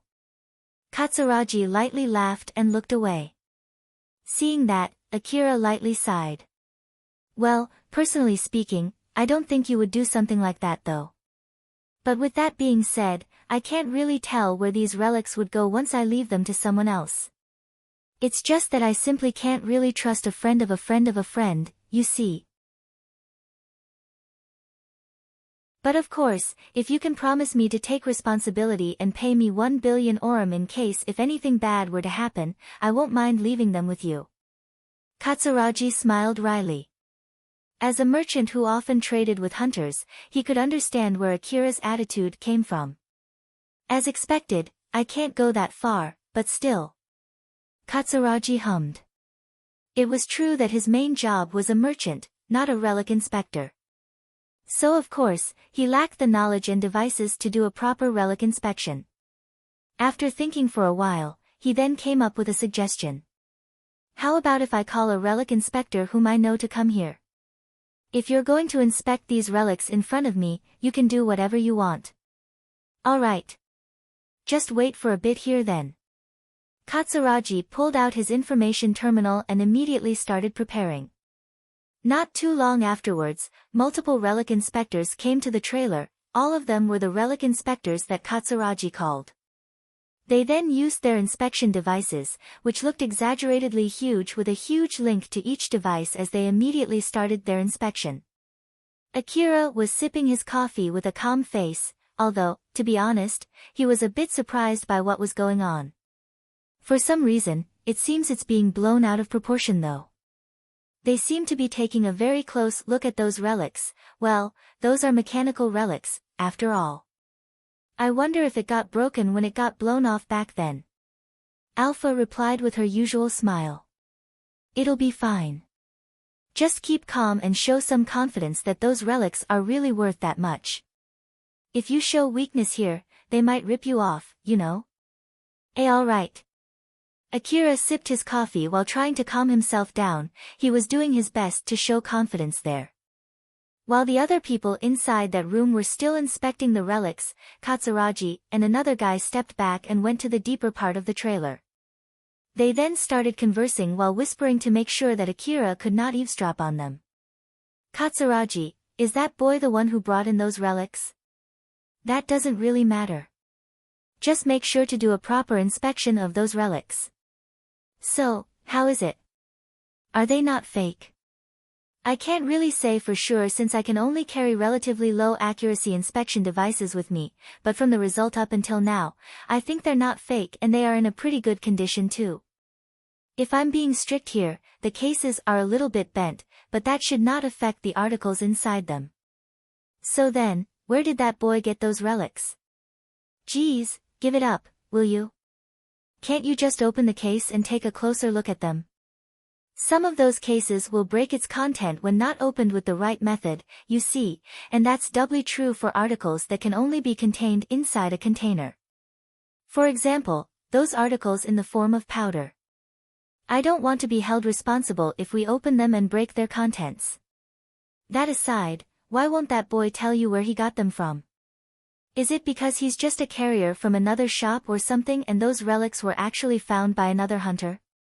Do you have any good guess where he might have got those relics? Just drop it already. I only asked you to inspect the relics that one of my customers brought in. Isn't that enough already? If you keep pestering me with unnecessary questions, I'll have you leave, you know? Katsuragi said so and glared at the other guy. So the other guy clicked his tongue and decided to stop pursuing that subject. After that, they continued talking in secret about the result of the relic inspection. Once they reached a conclusion, Katsuragi sent the people that he called in to inspect the relics out. He then sat facing Akira with the relics lined between them and smiled at Akira with a merchant's smile. Sorry for the wait, the inspection is done. So, about the price though, I know that you want me to pay you on the spot. But even if you bring relics to the hunter office, they sometimes only transfer the money the day after, or in some cases, it might even take a few weeks. So just keep that in mind and listen to me, okay? Alright, so then, how much is it? Katsuragi smiled and said. 60 million orum, what do you think? Akira's face slightly turned stern. He then frowned and stared at the relics in front of him. Don't just fall silent, tell me if you're okay with that price or not. Akira was actually trying his best not to show his surprise on his face, he did not expect those relics to be worth that much. That stern gaze on those relics was actually because he was so surprised that he inadvertently looked at them with a mix of suspicion.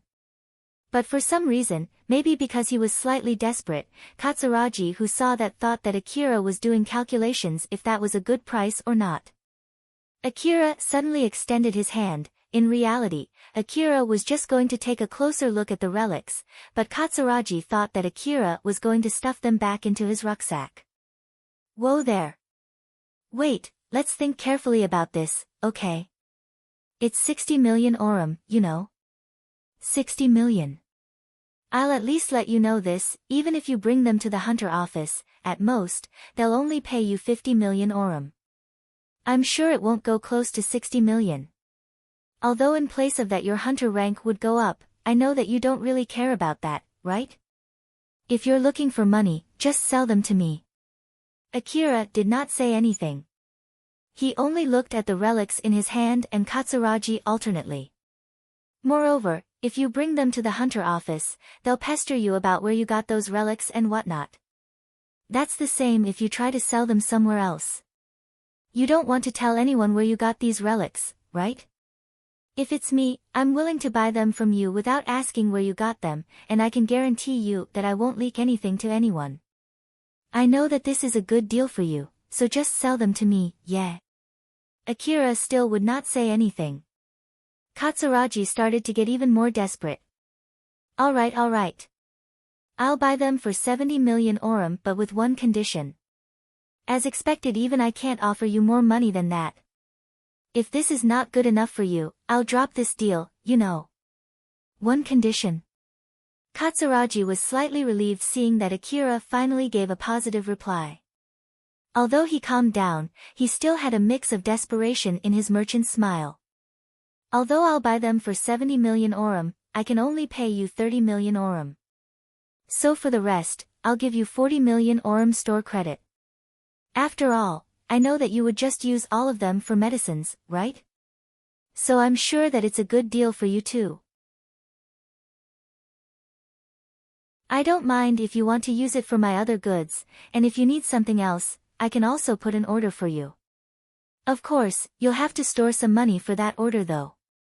And also, if you ever find similar relics again, make sure to bring them to me first. That's the condition. Akira was pretending to be thinking when he was actually trying to calm himself down. Katsuragi was nervously waiting for Akira's reply. In the middle of that strangely tense mood, Akira opened his mouth and finally said, "All right, I'll take that deal." "Nice. I'll transfer the money right away, so you should check if it properly reaches you." Katsuragi immediately finished the transfer before Akira changed his mind. Akira checked the transfer and confirmed that it indeed reached his account. "I received the money, that's it then." Katsuragi sighed with a big smile on his face. He quickly brought out a strong-looking case and carefully transferred the relics into that case before handing it over to the relic inspectors that he sent outside the trailer. When he returned, he had a wide smile on his face. It seemed that he also got a good deal with those relic inspectors. That was a good deal. Now then, it's my turn now. What do you need? Is it more medicines? Wait for a bit here, I'll bring it out. Katsuragi went to the warehouse and returned back with a box of medicines and placed it on top of the table. The box also contained not the usual 2 million orum per box medicine that Akira usually bought from Katsuragi. "This is my recommended medicine. I ordered these expensive medicines especially for you. It's 5 million orum per box." 5 million, huh? Isn't that a little too expensive? Akira frowned, but Katsuragi smiled as if it did not bother him at all. "Well, it's originally for hunters who usually work further to the east after all. So that price is pretty normal out there. But I can guarantee it, it's a high-quality medicine. Like I said, I ordered them especially for you. To be honest, as someone who's selling medicines to you, I'm a bit worried about how you spent your money only on medicines, you know? I'm sure you can understand that, right? Well, can't really say I don't." Akira occasionally used a lot of medicines to the point that some people thought he was trying to be a superhuman. Although he also had started taking drugs to clean up the nanomachine residue in his body, he still had not done that yet. He was planning to take one after his next ruin expedition. Katsuragi nodded to affirm Akira's guess. "Thought so. So that's where this medicine comes in.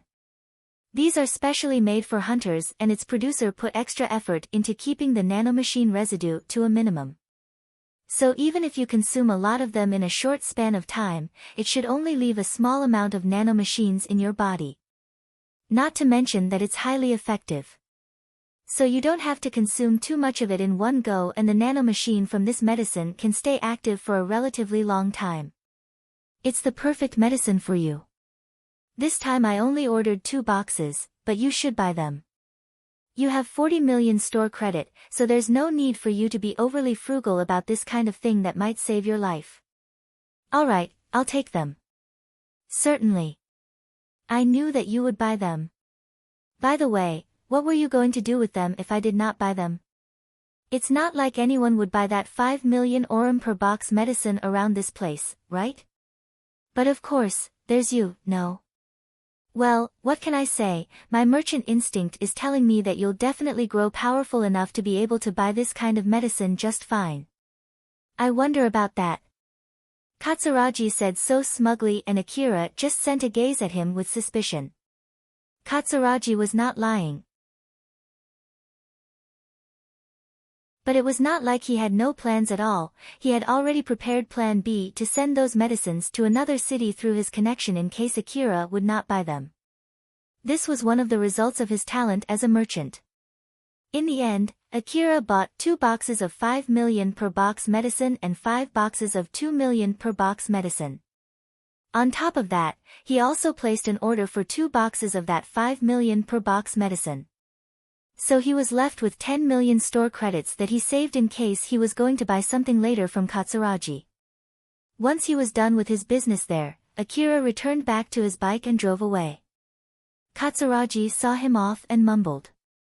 To be honest, I was thinking of cutting my ties with him and Cheryl's gang if he wasn't going to bring me relics soon. But still, I didn't expect him to bring something like that. Not to mention, Cheryl seems to be turning into a rather prospective customer too. Is it that my luck as a merchant is getting better lately? I guess this is a good time to take a risky gamble, huh? Katsuragi had a big dream to join the ranks of the corporate government and issue a currency under his name for the territory he ruled.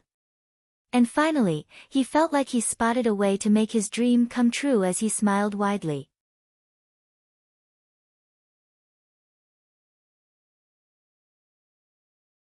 Chapter 172, Selling Relics and Reaction from Doing So. On the next day, Akira took a small number of relics with him again as he went out to the wasteland. He took a long detour to Higuraka Residence Ruin, spent some time training there, and then went back to Kagomiyama City taking another long detour. When he arrived back in Kagomiyama City, he immediately went to see Katsuragi to sell his relics. But strangely enough, his trailer was not in its usual place that day.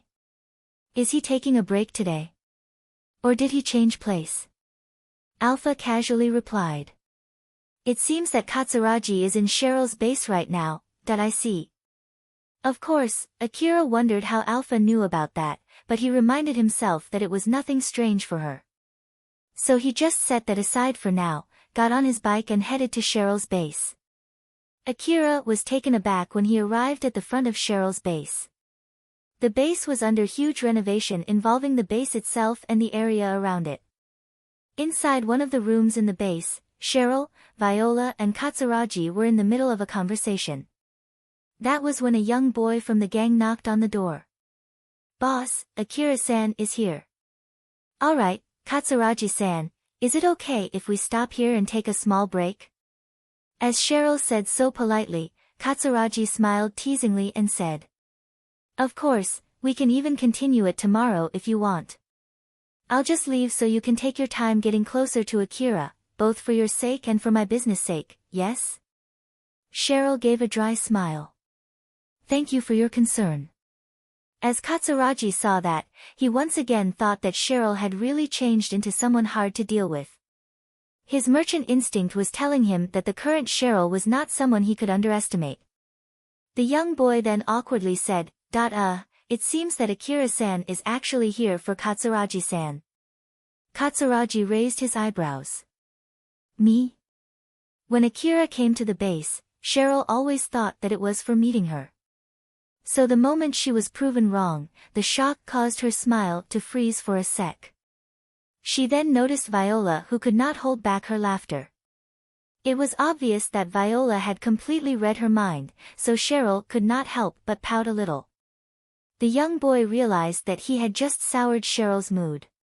He sounded rather scared as he used guiding Akira as an excuse to leave that room. Viola was still trying to hold back her laughter as she said, "If you get offended that quickly, your men will hate you, you know. As the boss of the gang, you should be more composed, yes?" Cheryl regained her calm and smiled back at Viola. Their stares at each other, clearly showing the difference in their ranks.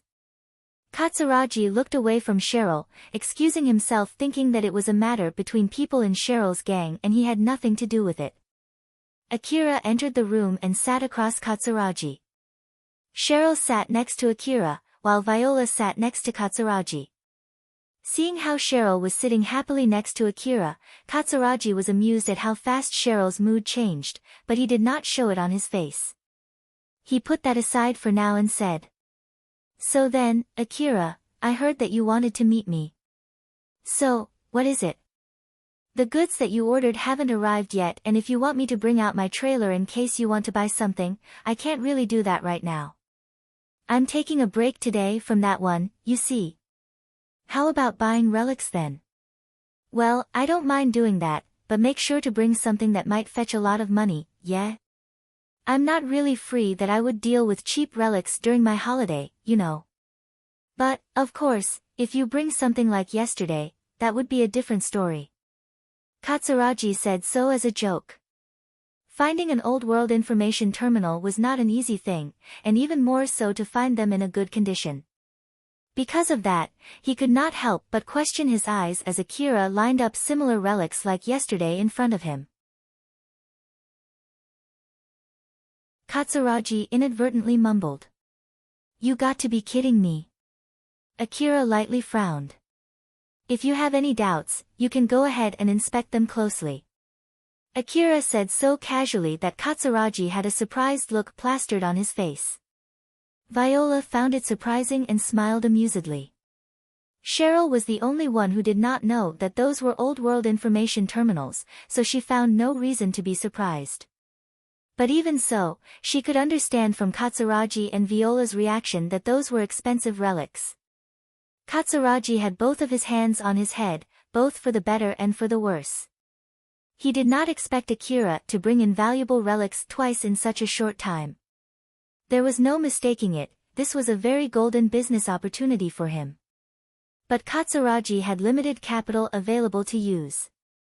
He at least needed 1 week to find corporations looking for this kind of relics, choose where to sell those relics, negotiate a good deal with that corporation, before finally converting those relics into cash money. So the relics that he just bought yesterday had not been converted into cash money yet. Those were relics that would definitely bring in a lot of money if he bought them, but unfortunately, at the moment, he had not enough money to buy them. To be honest, he wanted to avoid having to let that opportunity slide just because he did not have enough money to buy them right now. But he needed extra resolve to work up the courage to borrow money in order to put his bet on those relics when there was no guarantee they would sell. But if the credit company judged that it was unlikely for him to pay back the debt later, they might use that to take advantage of him and set a high interest. And if Katsuragi could not come up with enough money to pay that debt when the deadline came, then he would lose the bet and everything else along with it. That I want to call some people again to inspect those relics for now. Are you okay with that? Katsuragi decided to set aside the matter with his money at the moment. After all, if those relics were actually not in a good condition, then there was no need for him to worry about money. While at the same time, it would also give him some time to compose himself. People called by Katsuragi were inspecting the relics that Akira brought that day in the same room. This time, they were using bigger devices compared to yesterday. After all, this time Katsuragi contacted better relics inspectors. When the relic inspectors saw the people inside that room, they had a rather conflicted look on their faces. But some of them seemed to quickly grasp what was going on. Viola was already famous for her bad reputation around the city. Akira was the rumored young boy who made a full show of his power during the huge battle the other day, and although he looked weak, he actually was a powerful hunter. Then to top it off, Cheryl, who was already rumored for having those two dangerously volatile people under her control. With all of those three people in one room, all the relic inspectors present thought that there was no surprise for them to find a way to procure those valuable old-world information terminals. Although they only saw Akira as just a young boy the other day, seeing how he was together with Viola inside that room reminded them of a certain piece of information and decided to treat Akira differently from now on. They had also heard Cheryl was investing a lot of money in order to restart selling relics in her base again. So they thought that the reason they were called there today might have something to do with it. If those relics were something that Viola procured, then it was nothing weird for them to be in such a good condition. The relic inspectors there thought so as they continued checking the relics. Akira was sitting there, watching the relic inspectors working while talking with Cheryl, who was on top of him. In the middle of talking about reopening the relic shop, Cheryl said that she was doing a huge renovation for its sake. That was when a question popped inside Akira's mind. Cheryl, now that you mention it, it seems that you're doing a large-scale renovation of this place. Where did you get the money to do that? Ah, well, about that. Cheryl smiled and was about to explain when Viola suddenly interjected. In order to help turn this gang into a profitable gang, I decided to invest 1 billion Aurum into this gang. Cheryl smiled at Viola, covertly telling her to stop running her mouth, but Viola ignored that and continued. Once the gang started reopening the relic shop, it would be the main income for the gang. Because of that, they needed to renovate the interior of the gang in order to provide more security for the shop. The special room for storing those expensive relics was remade into something similar to a huge safe box. They also installed some defensive equipment to help even amateurs defend certain important points. Cheryl was also planning to sell relics that were entrusted to her by the other people too. So they made sure to be prepared for that too. Viola explained all of those things to Akira. Akira looked slightly surprised but also a bit weirded out at the same time. But still, 1 billion Aurum, huh? Didn't expect you would do something like that. Well, I did tell you before that I'm pretty rich, remember? Moreover, it's something that I have to do in order to make this gang powerful enough to be able to pay its debt to you. After all, with its current income, it won't be able to repay its debt to you even after 1,000 years. The gang needs to grow big enough so that it can use 10 billion Aurum to earn 11 billion Aurum and get 1 billion Aurum profit from the transaction. Well, of course, I couldn't invest 10 billion Aurum right from the start, so I started with only 1 billion Aurum. And it's not like we spent all of that 1 billion Aurum right away after all. Akira seemed to still have some doubts in his mind. But still, 1 billion Aurum is a huge amount of money. Is it really normal to invest that much money like this? Viola looked slightly surprised. Oh my, I'm doing my best here to fulfill my promise to you, you know? So like, you don't have to say it like that, yes? Well, that's true, but still. Akira awkwardly winced back. Viola smiled and continued. Please think of it as me having absolute confidence in my own skill. And also, just to get this straight, it's a loan. So it's not like I gave that money for free. Akira himself had no plans to say anything bad about someone who was trying her best to fulfill her promise to him. Moreover, if he was really able to get that 3.8 billion Aurum that he thought to be nothing more than an excuse for Viola to get involved in Cheryl's gang, that in itself was a good thing for him. Not to mention, Viola lent her own money, not his. So Akira decided to stop worrying about it. You have a point there, sorry about that. I'm glad that you can understand. Akira lightly smiled. Viola replied with a light smile too. That was when Cheryl suddenly tightened her hug.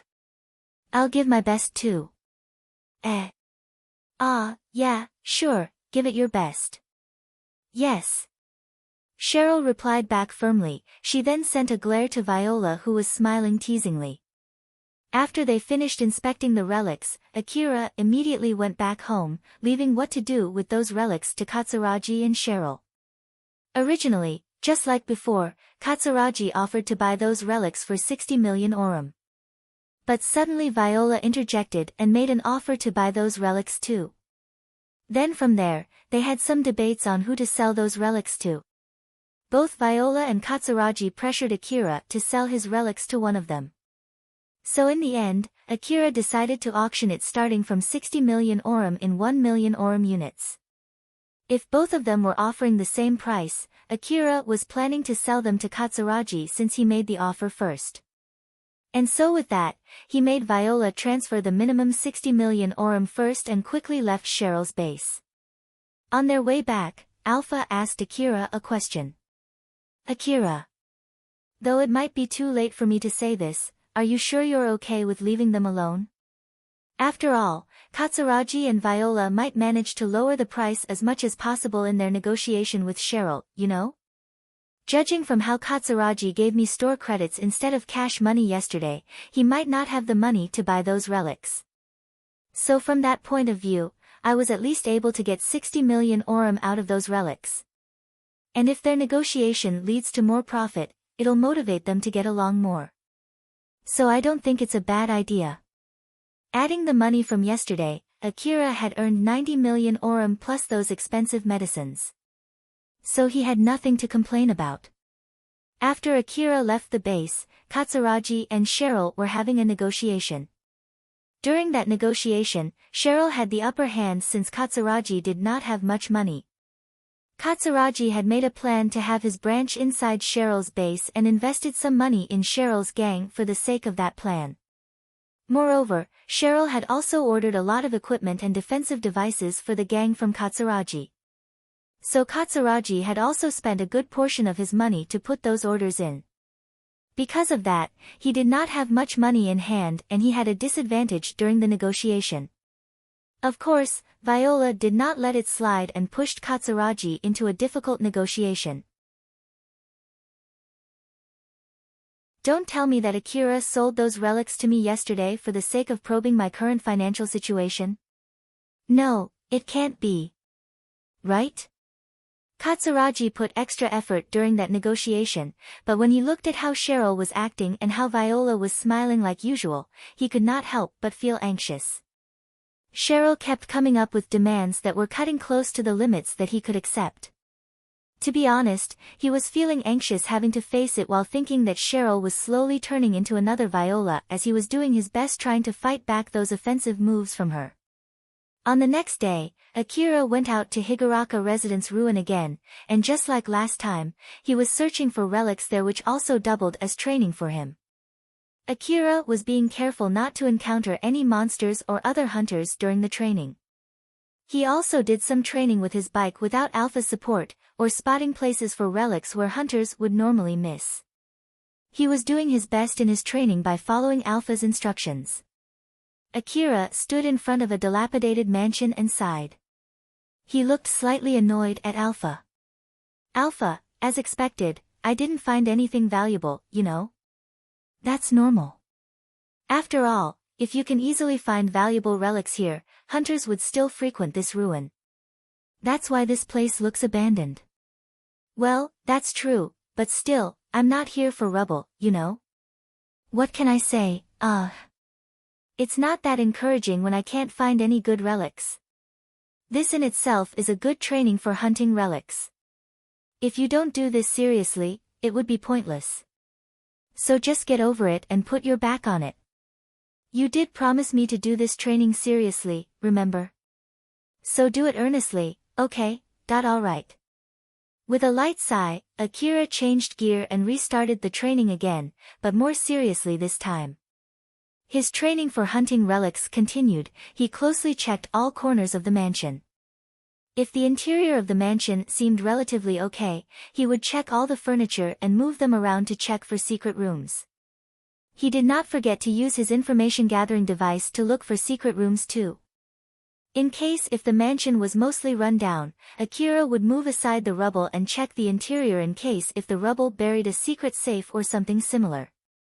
He also checked the furniture using his information terminal, and if he found any hollow space, he would break the furniture to see if there was anything inside it or not. Akira had been doing that since 2 days ago. But even after 3 days, he did not get anything valuable. Of course, it was not like he did not get anything at all, but for a hunter who had now spent 500 million orum for his equipment, it was not worth the hassle. At first, Akira was diligently and seriously doing it. But after some time, if it was not for Alpha's order, he would have started cutting corners. Akira held a cracked plate in his hand and stared at it with a stern face. He looked slightly displeased as he said, I wonder if this thing might be an expensive relic. Like that thing, you know, that handkerchief that turned out to be an expensive article when I brought it to the hunter office. I wonder if this plate can be actually an expensive relic too. That's mostly based on its material since it's an old-world nanomaterial. If you want to check the material of that kind of tableware, you can just lightly knock it and analyze the sound using your information terminal. Akira lightly knocked the plate. Of course, he could not tell if it was made of expensive material or not. Alpha, I know that judging it by myself is also a training for me, but can you help me with this one? I can only tell a limited amount of info based on your information gathering device. But from what I can get, it's made of usual ceramic. So, you can get a small amount of profit by selling that for 100 orum in a street stand. If you still have some doubt, you can try bringing that to Katsuragi. Akira did not say anything back, he just threw that plate away. If that was good enough for him to bring back home, he would be bringing a lot of relics back home from that ruin. Not to mention that Katsuragi would definitely take it as a bad joke. Alpha smiled wryly and said, "If you learn how to quickly check for relics in this ruin, you'll be able to efficiently hunt for relics in the other ruins. So make sure to keep doing it seriously." "I know. Diligent training is the shortcut to success, right?" "Yup, exactly." Akira got back half of his spirit, so he made up the other half with bravado and returned back to training. He continued looking for relics for some time after that, but in the end, his training ended that day with almost zero results again, just like the other days. He looked slightly tired as he got on his bike and drove back to the city. After Akira left Higuraka Residence ruin, some hunters arrived at the ruin bringing few other people with them. One of them frowned and looked doubtful as he said to his friend, "Is this really the place? It has been quite a long time since all the relics from this ruin were carried out, right? Though I'm sure there are still some relics here, I feel this would be nothing short of a pointless endeavor. Like hell if I know. It's an order from the boss to inspect this Higuraka Residence ruin, especially for places where other hunters are also searching. Even if we can't find anything, we still can get some money by reporting back the result from our inspection. So just stop complaining already. You have a point there. We were paid to come here." The hunters present were paid by someone to come there, so they decided to focus on their job and started searching the ruin. When Akira returned back to the city, he went to his house and took a box full of relics to Shizuka's shop. Unbeknown to him, Elena and Sarah were hanging out in Shizuka's shop at that time. When Akira entered, they froze for a few seconds and just stared at each other without saying anything. As things started getting awkward, Elena smiled to exorcise the awkwardness and said, "Akira, long time no see." "Ah, yes, long time no see. I heard from Shizuka that you're starting your hunter job again, so how is it going?" It's going pretty well." "I see." Elena looked a bit troubled on how to continue from there as she threw a friendly smile at Akira. But behind it, she actually felt relieved that she saw no sign of contempt, or alertness, or hostility from him. Sarah, who was also smiling awkwardly until now, looked relieved seeing Akira's friendly reaction. Shizuka smiled as it seemed there was no need to worry about their friendship and welcomed Akira. "Akira, welcome. Are you here for ammo again today?" Akira's face immediately turned slightly serious. "No, I'm here to sell relics today. I remembered that you said you can buy fabric relics from me, so I'm here with those relics today. This is it." Akira placed a box filled with relics on top of the counter. Shizuka opened that box and checked the content. Elena and Sarah also peeked at the content of that box. Shizuka, Elena, and Sarah were amazed when they saw what was inside. That box was filled with ladies' underwear, and of course, all of them were old-world relics. Elena and Sarah could not help but hum in amazement. It's a common reaction for hunters when they saw a huge amount of expensive relics. There was no feeling of awkwardness, although the one who brought in that huge amount of ladies' underwear was a boy. But that was exactly because Elena and Sarah were hunters. Shizuka took one of the underwear out of the box and checked it. It seemed to be in excellent condition without any damage. But something else surprised her, its design was rather daring. In her surprise, she made eye contact with Akira and ended up blushing, which was very rare of her. Seeing that, Akira, who was trying his best to make a poker face, could not help but blush too. It was not like Akira was fully indifferent to what he did there. He knew that he would be flustered if he let it bother him, that was why he was trying his best to just ignore it. He was there solely to sell relics, so he was sure that Shizuka would react accordingly and there was no need to be overly concerned about it. He kept telling himself that in order to keep his calm. But since Shizuka gave a reaction that he did not expect, Akira could not hide his surprise and started feeling embarrassed too.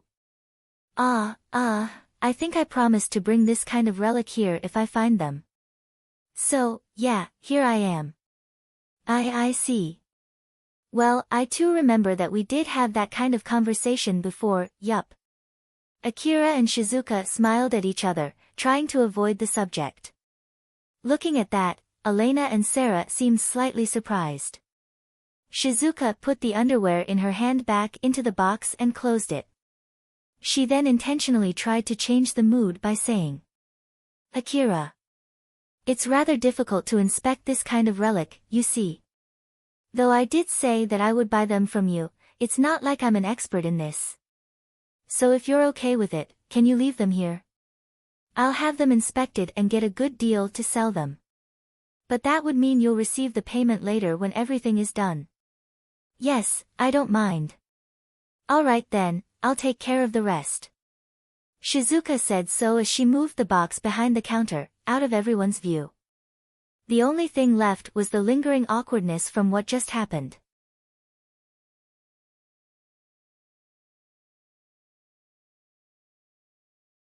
Chapter 173, Choosing Rifles. Even after Shizuka stored the relic box out of sight, there was still some awkwardness left in the air. So Akira tried to change the mood by getting into the real reason why he came there that day. Shizuka-san, I actually want to consult about buying a new rifle. Is this a good time? Sure. Akira slightly hesitated, that I actually want to look for a particular type of rifle, you see. But this might sound crazy, so if it does, please just forget about it. Shizuka frowned but immediately broke into a smile. I won't be able to tell unless you let me know first. So you can just go ahead, no need to hold back. It's also one of my jobs to cope with any requests that my customers ask me. Though I don't know whether I can find something that would satisfy you or not, I'll at least give my best effort to not betray your expectation. Akira looked relieved as he nodded, he then started to explain his wish. After listening to Akira's wish, Shizuka hummed. It was indeed an unreasonable request. A rifle that could rival the power of the CWH anti-material rifle with its special ammo, with the ability to shoot in rapid succession like a DVTS minigun, and could shoot grenades just like the A4WM automatic grenade launcher. Then to top it off, Akira also wanted that rifle to be able to do long-range precision sniping too, and all of those features to be packed in a small-sized rifle. Although he was okay as long as he could use it with his current augmented suit, he wanted it to be as light as possible too. As I thought, there's no rifle that good, huh? Akira himself understood that he was saying unreasonable things. When he saw Shizuka hum while looking slightly troubled, he decided to take back what he said. That was when Shizuka said with still a slightly troubled face. If you ask me whether such a rifle exists or not, the answer would be yes. It does. Yes. There are actually many people who are looking for such a versatile rifle. So some companies actually manufactured such rifles and are selling them in the market, although, I'm sure they only do that because there's demand for that sort of rifle. But personally speaking, I don't recommend you to get such a rifle. Is that so? I'm sure it would be really helpful to have such a rifle though. Akira looked rather confused. Seeing that, Shizuka's expression turned slightly cloudy, which was very rare for her. She then explained as if to emphasize the disadvantage of such a rifle. Because all those features are packed into one, such a rifle is usually exorbitantly expensive. Moreover, although it can do all of those things, its overall firepower is less when compared to a normal rifle of the same price tag. Of course, there are those with enough firepower to rival normal rifles. But with the better firepower, their prices also increase exponentially. How big is this price gap? In your case, for a rifle that's basically an amalgamation of CWH anti-material rifle, DVTS minigun, A4WM automatic grenade launcher, and DSS sniper rifle, it will cost about the sum of all of those rifles with some zeros trailing. I see, it's really that expensive, huh? Yup. With that kind of awful price-to-performance ratio, I can't really recommend that kind of rifle. Shizuka started by pointing out the price disadvantage of such a rifle. Seeing that it was enough to make Akira rethink it, she then continued adding more reasons in order to discourage him from buying such a rifle. Not to mention that you'll need a special set of skills to be able to effectively use that kind of rifle compared to when you use individual rifles. So, you'll take more time mastering a single multi-type rifle compared to mastering multiple single-type rifles. Akira frowned even more. Shizuka then added one last detail as the last push. And even if you learn how to master it in a relatively short time, you'll have less freedom and firepower compared to if you're using 4 different rifles. Like I said before, compared to 4 people having 1 rifle each, using one multi-type rifle definitely offers less firepower. Akira nodded. Although on the surface, Shizuka's expression was saying that she felt guilty for not being able to comply with her customer's request, deep inside, she was hoping that with this, Akira would change his mind. Sarah then suddenly interjected casually. Say, Akira. If you want a rifle for sniping, you can just buy a sniper rifle, right? No, I'm already carrying around CWH anti-material rifle, DVTS minigun, and a 4WM automatic grenade launcher. So I thought that it would be hard for me to move if I carry another rifle, you see. Now that you mention it, you did bring a lot of rifles with you back in the Saranthal building. Even I limit the number of rifles that I carry to 2 at most. Sarah smiled wryly. Akira replied back with a bashful bitter smile. Well, to be honest, if it's possible, I want to use all the rifles I buy. It would be such a waste to just let them sit in my vehicle after I bought them after all. What's more, there's nothing bad with having more firepower. All of my rifles have their different uses and it's not like I can use any of them in place of another. But, it's not like I can carry one more rifle, so I just thought that it would be great if there's a gun with all functions from the other guns packed into one. That's kinda true, but still, normally you won't carry each and every type of rifle just because each of them has a different use. If you're planning to go to a ruin where you would need that kind of firepower, you can just invite us to come, you know? After all, we did ask you to come with us back in Mihazono Ruin. Although it's not like we can always come with you anytime you invite us since we have things to do too. But if you invite us to come, we might be able to fit it into our schedule. Or at least, Elena will, right, Elena? Sarah just realized that she was talking for both herself and Elena without asking Elena first. So Sarah sent a glance to Elena, remembering that she was a little bit finicky about changing her schedule. So, it might really annoy her if Sarah suddenly changed their schedule without her consent first. Elena smiled. It seemed that what Sarah said did not bother her at all. It's all right. We did ask you to accompany us when we went to the Saranthal building in Mihazono Ruin after all. I don't mind shifting the schedule a bit if you invite us. Sarah sighed in relief. Elena saw that and smiled bitterly at her, and then turned to Akira and smiled at him too. So there you have it. If you need more help, you can ask us anytime. Thank you very much, I'll ask for your help when I need it.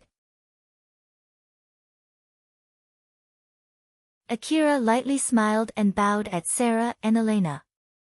Shizuka then smiled and made a suggestion to Akira. So then, Akira, what's your plan? If you're going with Elena and Sarah, as I thought, you won't need that rifle. You can just choose to bring rifles to complement Elena and Sarah's equipment.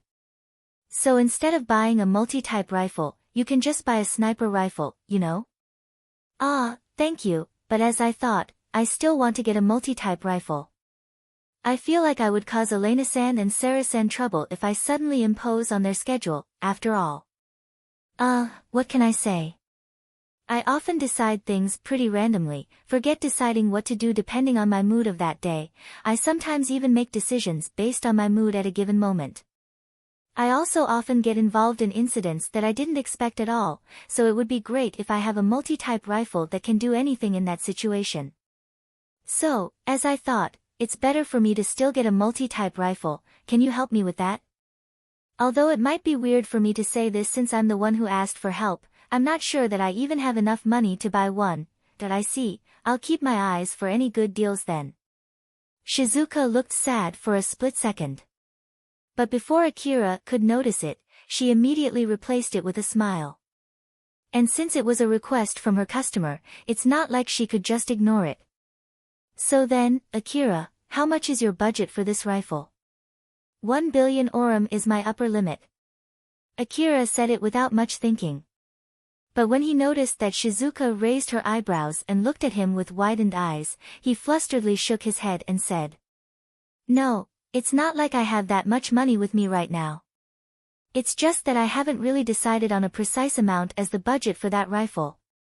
I just thought it would help me if I know the price and the quality of the rifle that I can get with such a price beforehand, even if I'm planning to only buy that rifle after saving some money."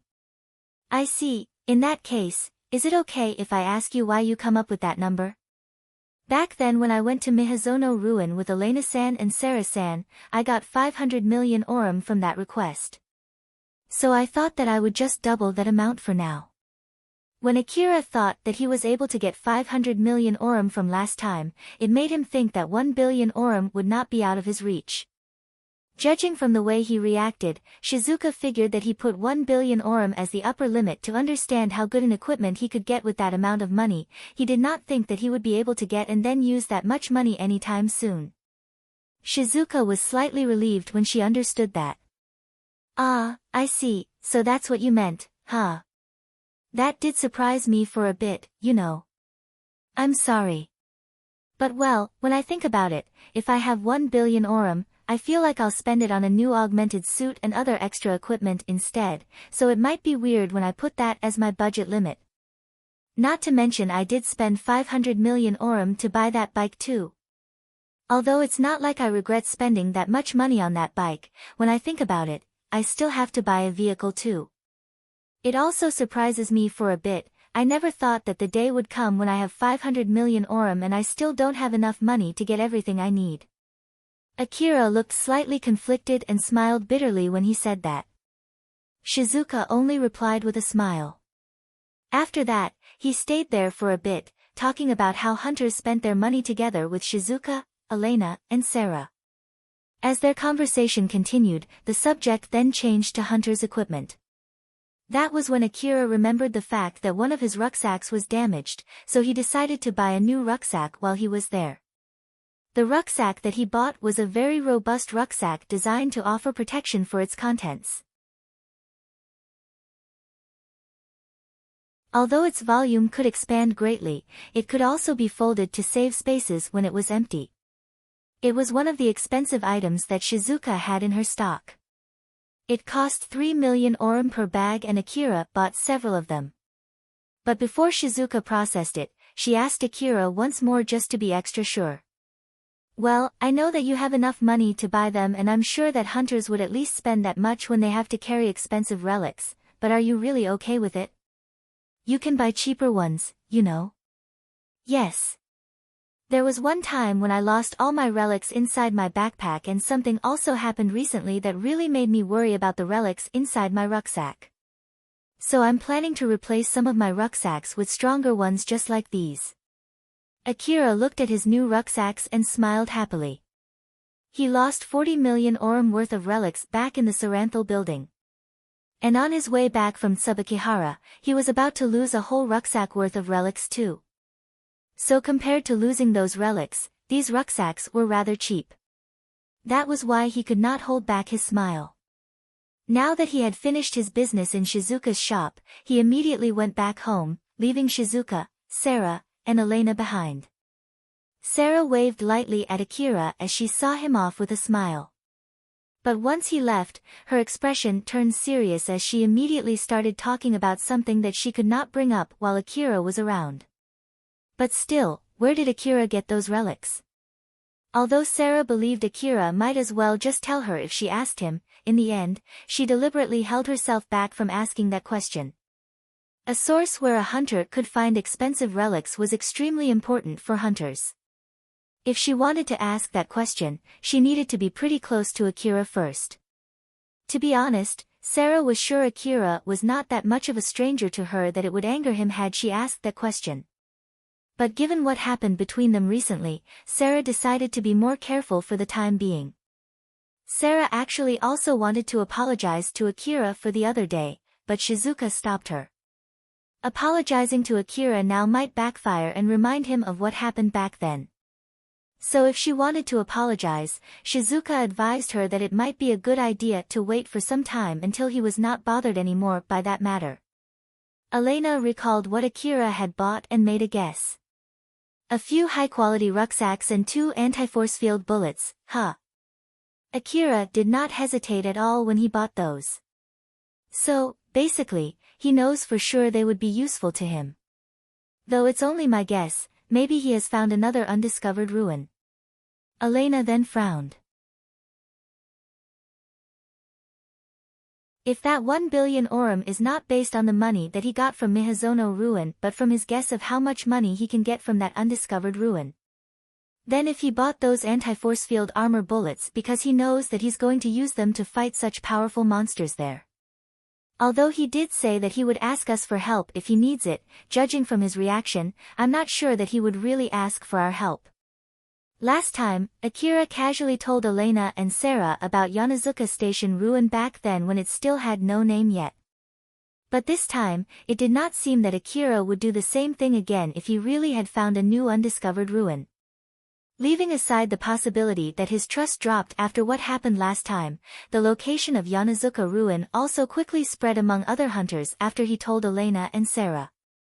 So Elena thought there was nothing strange for him to be more cautious this time. In the worst-case scenario, even trying to ask him this time might cause him to get suspicious of us trying to probe information from him. As long as he does not bring up the subject himself, we need to be careful not to touch on it. Though to be honest, it would be great if he would invite us to go to a prospective ruin since that way we can regain back his trust by working with him again. Last time, Elena and Sarah invited Akira to go to Miyazono ruin thinking that it would be a light ruin exploration, but out of the blue, they got that sudden request to go to the Saranthal building which then turned into a fierce fight. Even now, Elena was not sure if Akira thought that it was worth the trouble or not. It was fully expected for someone to be cautious or even to decline an invitation from someone else that he or she did not trust. And it was doubly true when it came to hunter work where they put their lives at stake too. As someone who was used to handling negotiations, Elena tried to objectively evaluate herself from Akira's point of view. But with her feelings and wishes getting in her way, she could not help but make a stern face. Shizuka looked at Elena and Sarah. Both of them could not be said to be in a good mood, though she could guess why both of them looked rather troubled. Elena, Sarah, about the relics that Akira brought here today. If both of you have the time, can you girls help me out? Of course, I'll also look for potential buyers, but can you help me out if you know someone who might buy them? If they sell well, it'll be easier for me to recommend expensive equipment to Akira. Sarah lightly smiled. Of course, I might even buy some from you. After all, I always wanted to get some extra spares. Just so you know, there's no discount. I know. Don't worry, I'll buy it at a higher price than the market price. After all, it'll still be cheaper than buying them from the other traders. Elena smiled and jumped in too. In that case, I should look for a merchant who would buy them at a higher price to pull the market price up. Elena? We're friends, right? It's okay for me to expect some help from you, right? But of course.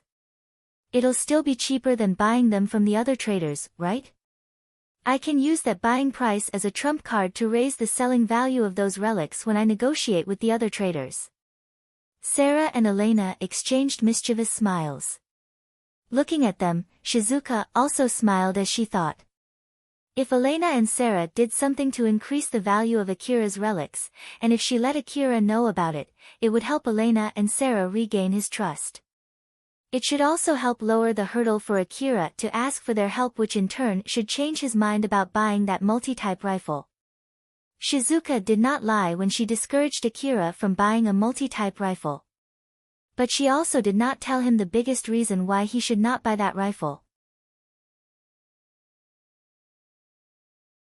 And that reason was once Akira mastered how to use that rifle, it would be less likely for him to ask for others' help. Akira wanted equipment to help him face any situations. He desired multifunction equipment because the thought of having other people to cover for his weakness never crossed his mind. For Akira, other people were either enemies or not enemies, but never allies. He did not expect others to help him. That line of thinking was carved deep inside his mind, and Shizuka noticed it. Even if Akira helped someone, it was very likely that he did not expect that person to give anything back. But that was not out of kindness, or selflessness, or good virtue. It was simply because the concept of one hand washes the other had no place in his mind. So Shizuka predicted that he would be quick to abandon other people. The concept of relationship to him was completely one-sided, something that he only entertained out of his selfishness. Shizuka hoped that one day Akira would find someone who would mutually help one another. It could be herself or anyone else, she honestly did not care who it might be. On another day, just like usual, Akira went to Higuraka Residence Ruin again. And just like last time, he was there to training his skill in detecting enemies and sneaking around the ruin and effectively searching for relics in a ruin. If it was not for training, there was no real motivation for Akira to do something so tiring in that ruin. So at first, he was not that excited with the training, but it did not take long for Akira to switch gears and start taking the training seriously. But this time, there was something different. Akira looked around and slightly frowned. Alpha, don't you think there are more people than usual today? You're indeed right about that, Akira. Let's gain some distance from them before starting to look for relics again. Thought so, alright then. In the middle of the training, Akira regularly checked his information terminal to look for enemies and other hunters while avoiding them. He was also being careful so they would not be able to detect him. Although he had been doing that all this time, today, there were many occasions where he was passing close to other hunters or monsters. Because of that, today's relic hunting proceeded slower than usual. The relics in this ruin are already mostly depleted, right? So why are they coming to this ruin? I bet they are here because of some kind of rumor saying that a hunter found some expensive relics in an unlikely ruin. That's me, isn't it? Yup. Akira made a stern face and did not say anything for a few seconds. He then went back to his bike that he parked not too far from him and hopped on it. Alpha, let's head back for today. There's something I want to check. Sure. Akira then left that ruin. After he was gone from that place, other hunters who were scanning his position appeared. They then started searching carefully at the places that he had searched. When Akira arrived back at Kagomiyama City, he immediately headed to Katsuragi's trailer. Katsuragi, who was waiting in his trailer just like usual, noticed Akira parking his bike not too far from him. Akira, huh? Ah, right, the medicines that you ordered just arrived. Are you here for those medicines today? Wait, don't tell me that you're here with more old world terminals. I'll take the medicines, and also, there's something else that I want to ask you. Oh, what is it? Akira then told Katsuragi what happened that day in Higuraka Residence Ruin. About the hunters who were flooding a ruin that should have no more valuable relics anymore, how it was obvious that those hunters were watching and following him, and how he was suspecting that it was because of Katsuragi's doing. But Katsura casually replied. Yeah, no surprise at all. No surprise. Akira was surprised. He did not expect Katsuragi to say something that sounded as if he just admitted his involvement. But seeing Akira's expression, Katsuragi exasperatedly explained. Just so you know, I never told anyone else that you brought those old world information terminals to me. Just think about it, if I do something like that, other hunters would definitely steal those relics from you and it would end up bringing less profit for me. After all, that would mean you would bring fewer relics to my shop, you know. Well, you have a point there, but... Akira did not look fully convinced, so Katsuragi sighed and continued.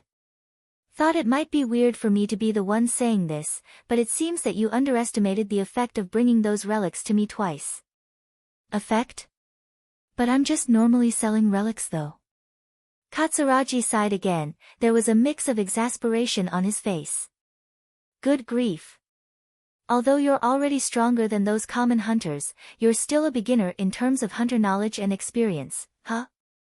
Well, sorry about that. Akira looked slightly offended, to which Katsuragi gave a big smile. Very well then, it would be a huge pain in the neck to have one of my main customers doubt me.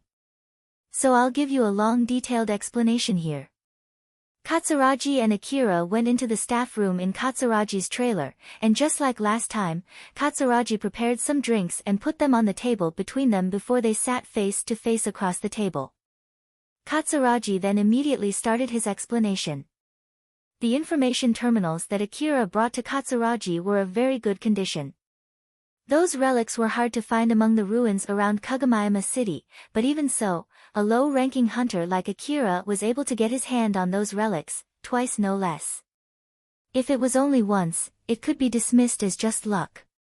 But since Akira brought them to Katsuragi twice, it opened up to a whole variety of possibilities. After all, it opened up the possibility of a narrative that it did not matter whether Akira found them at first out of pure luck or because he worked super hard to find those relics. But Akira, who did not know their worth, did not expect them to be that valuable the first time he brought them to Katsuragi, and so he decided to go look for those relics again for the second time. It might hint at the existence of another undiscovered ruin. After all, it was a normal thing to find similar relics from around the same ruin. Those relics inspectors that I called saw you sell those relics twice themselves. Although it would still be a guess, it was enough for some people to make their moves. Those relics are just simply that valuable, you see. But to be honest, I find it strange for them to react this quickly just from that. I bet you sold your relics in another place, right? Those were just old-world clothing. It should not have anything to do with this. Too naive. Expensive relics are still expensive regardless even if they are only just old-world clothing. Though I'm sure they're nowhere as expensive as old-world terminals, it does not change the fact that you brought expensive relics 3 times in a row, but it's still strange for them to follow me just because of that. They should not know where I sold my relics and what kind of relics that I sold. Again, too naive. I don't know where you sold your relics, but if that shop has some connections with the hunter office, it would be nothing strange for that information to quickly spread around. Or more like, those shops which partnered with the hunter office could use your hunter code to track the type of relics you sell. As a matter of fact, those people who want to avoid that sell their relics to shops that have no connections with the hunter office. I thought that you're only bringing relics to Cheryl's place or to me because you want to avoid that too, but that doesn't seem to be the case, huh? So that's why, huh? Akira regretted his own blunder, but he was also relieved at the same time. After all, it meant that it was unlikely for Shizuka to leak that information herself. Shizuka's shop was most likely partnered with the hunter office, so he bet his deals with Shizuka were registered into the hunter office since she was obliged to do so. And someone must have sniffed on that information afterwards. With his suspicion now gone, Akira cheered back up. But if that kind of information is always registered in the hunter office, won't that make those hunters wanting to avoid it stop selling relics to those shops? High-ranking hunters can ask the hunter office to put an extra lid on that information. Of course, it's only available for those high-ranking hunters with special privileges. By the way, what is your hunter ranking? If I'm not mistaken, 29. Katsuragi looked a bit surprised as well as exasperated. Those powerful equipment with such a low hunter rank, it won't be strange for people to call you a fraud, huh? Akira smiled wryly. Most of his strength was fully relying on alpha. So he thought that low hunter rank was suitable for his real strength without alpha's support. Katsuragi then continued his explanation. The reason why those hunters stopped backtracking Akira's activities only up to Higuraka Residence Ruin was simply because that was the result of them putting up a net based on how far a low-ranking hunter of ranking 29 could normally go. That way, they could narrow down their guesses without having to keep their eyes on Akira. Although it took some money, it was nothing compared to the money that they could get from those old-world information terminals. As Katsuragi explained to him, Akira started to understand the effect of him selling those relics. Well, I guess that's the gist of it, huh?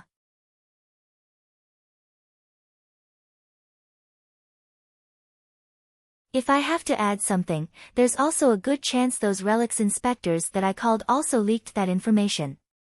But even so, that would not be my fault. I did ask for your permission first before I called them and you gave me your approval after all. I know, I will not blame you about that at all. Katsuragi gave a big nod, he then casually said, So then, are you here to buy anything today? Akira opened his new rucksack, pulled out his relics, and lined them on the table. This time, it was 6 old world information terminals. When Akira was done, Katsuragi could not hold back his joy and laughed heartily, including the old world clothing, this would make it 4 times in a row, right? If it wasn't you, I would have gotten suspicious at this point, you know. It's not like I'm forcing you to buy them. Geez, don't say that. So then, did you get these in Higuraka Residence Ruin? Do you think you still can find some more of these relics there? Akira replied instantly in such a casual manner. I have no obligation to tell you anything. Katsuragi tried his best to hold back his laughter. My bad, I'll at least ask you this again, is it okay if I call some relics inspectors to check these relics? No need to ask me that again, you can go ahead and just do that. Katsuragi could not hold back his laughter as he proceeded to make a call. After that, he bought those relics from Akira for 70 million orum. Thanks to the small adjustment to his capital that he did beforehand, he had no problem paying that amount of money this time.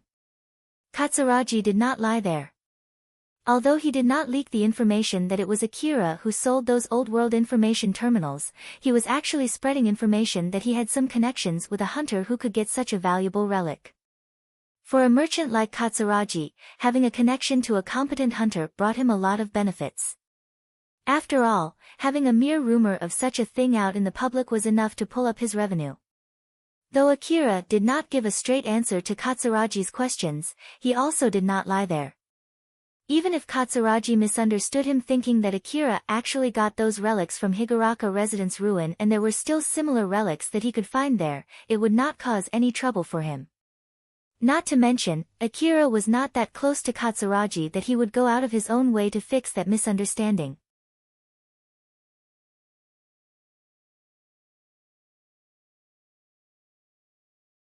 Chapter 174, The Gang's Children and Their Side Job.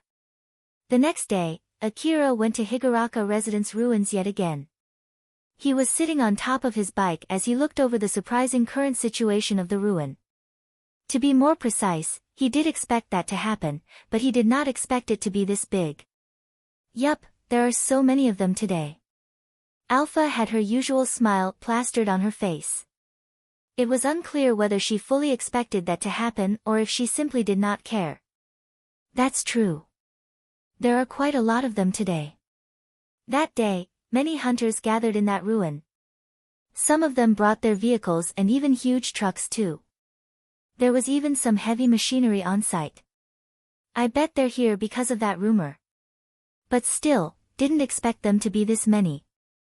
Of course, at that point, Akira understood why Alpha made him train in that ruin for these past few days. It was to make sure that those hunters would think those relics that Akira gathered from the inner part of Kuzushara Ruin's Tsubakihara building were originally from Higuraka Residence Ruin. The reason why he kept taking a long detour to and from the ruin as well as why he had been doing training to look for relics in that ruin and why he was only selling relics little by little, all of them were for the sake of twisting the rumor in case if the rumor of where Akira got his relics came up. I guess these guys will be looking for relics that don't even exist in this place until they decide to give up, huh? Akira thought about those guys that kept looking around the place meaninglessly and felt a bit sorry for them. But with that being said, he had no plans to correct that wrong rumor at all. So instead, he mumbled something else as if to make excuses. Getting correct information is really important. Alpha did not seem to be bothered by that at all as she smiled amusedly and said, "It's nothing for you to worry about. The ability to gain the correct information is a very important skill for a hunter and they don't have that, that's all there is to it. Moreover, with this many people looking around, maybe one or two of them will really find some valuable relics. Is that so? But this ruin is already exhausted of any valuable relics, right? So is that even possible? There might be places that no one has checked yet. When they say that this place is already depleted, it does not mean that there are no longer any valuable relics in this place, it only means that looking for relics in this place isn't worth the trouble. And with this many people here, they might really find something. Also, those guys are carrying high-quality information-gathering devices, so that will also increase the chance for them to actually find valuable relics. But with that being said, of course, even if some of them find valuable relics, I'm pretty sure that they'll still end up in the red. Then how about you, Alpha? Can you easily find that kind of relic in this ruin?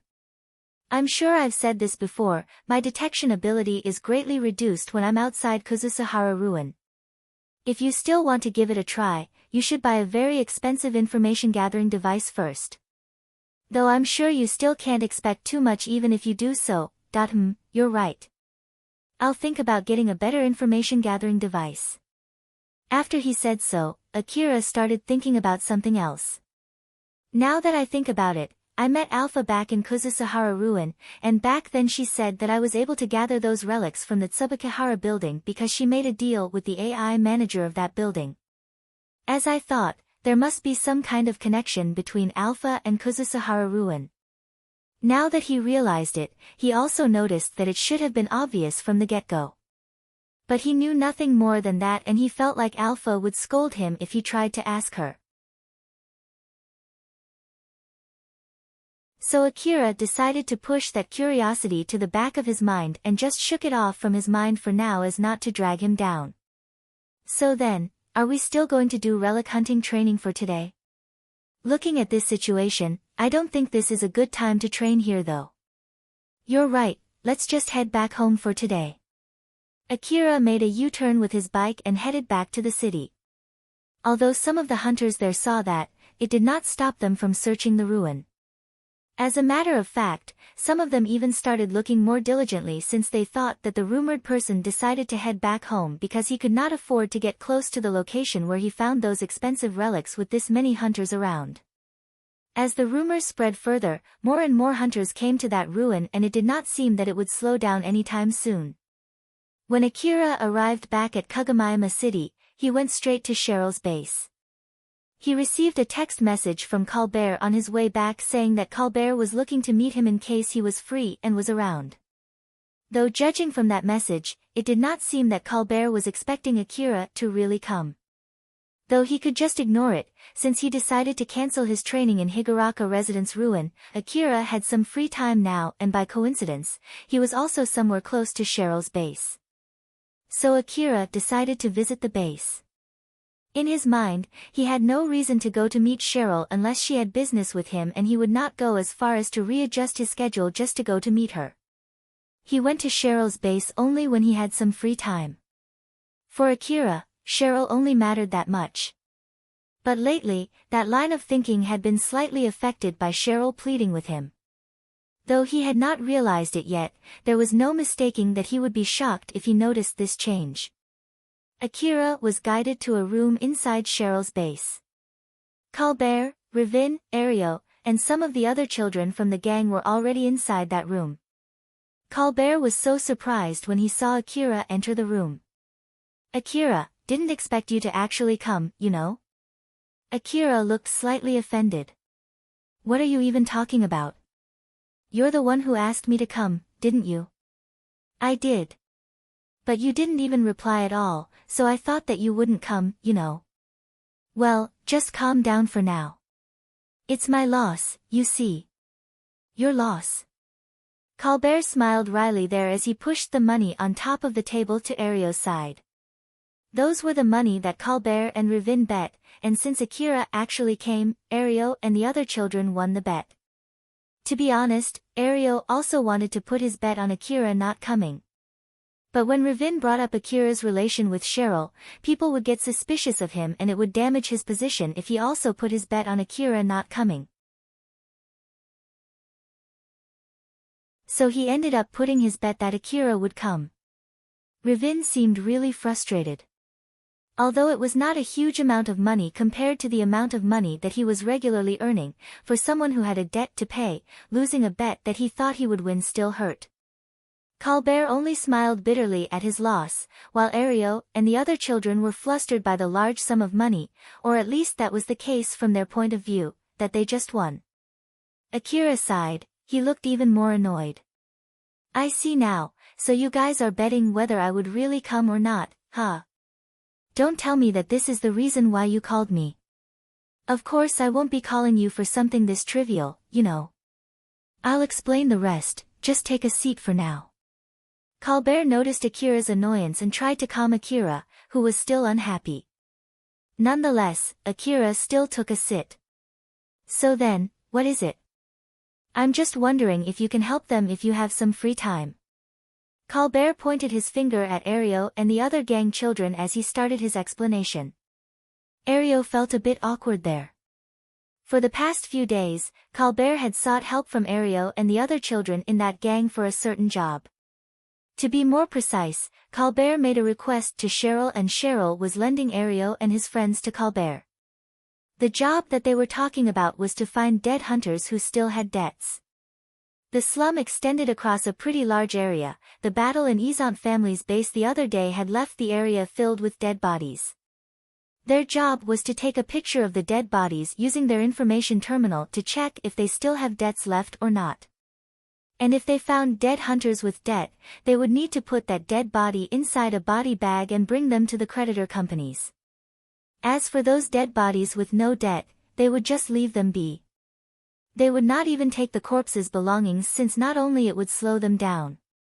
It might also put Ario and the other children in needless danger if they did that. There was an unwritten rule in the slum city that a corpse's belongings belonged to the gang that owned the territory where that dead body was found. But with the Isant family destroyed, no one was in control of that territory, thus the rule there followed the law of the wasteland. But with that being said, it was not like they could just take those belongings and bring them back home.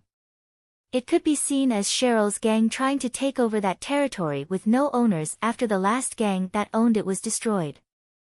Of course, the equipment left behind could be turned into quite a lot of money when gathered, and if they followed the first-come first-served principle, various gangs would try to be the first to gather those equipment, which would then lead to fighting and robbing each other. So in order to prevent that from happening, the gangs were in the middle of a discussion.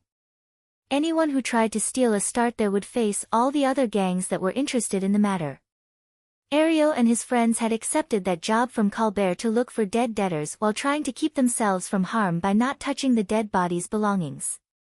After Akira listened to Colbert's explanation up until that point, he suddenly asked Colbert a question. So you want me to help them do that, huh?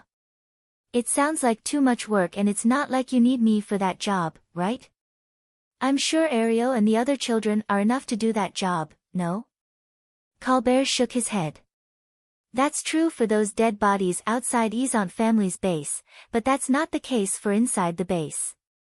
For those dead bodies outside the base, we don't have any trouble as long as we don't get into a fight with the other gangs or the people who live around the area. But when we want to get inside the base, there's a good chance that we have to deal with the other hunters who are aiming for the loot inside.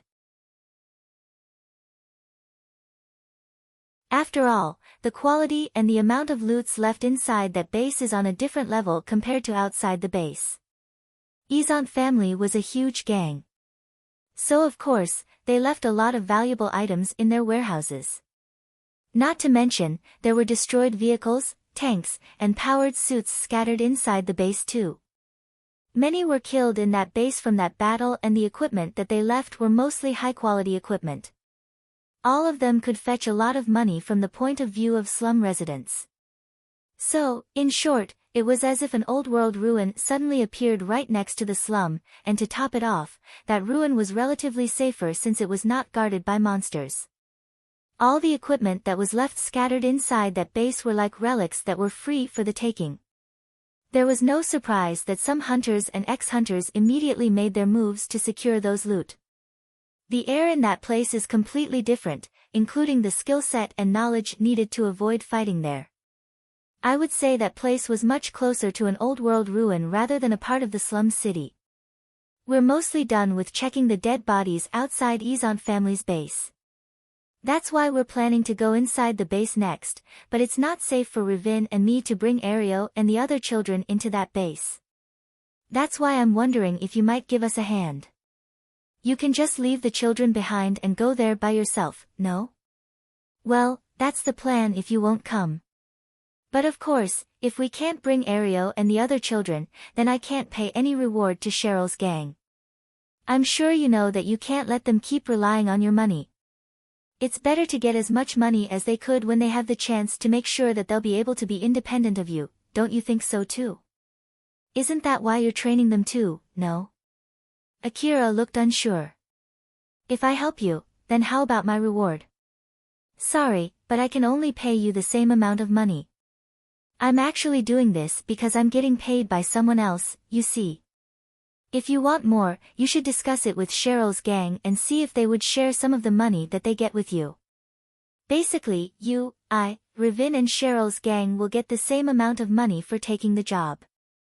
You can keep anything that you pick, but just remember not to forget your real job.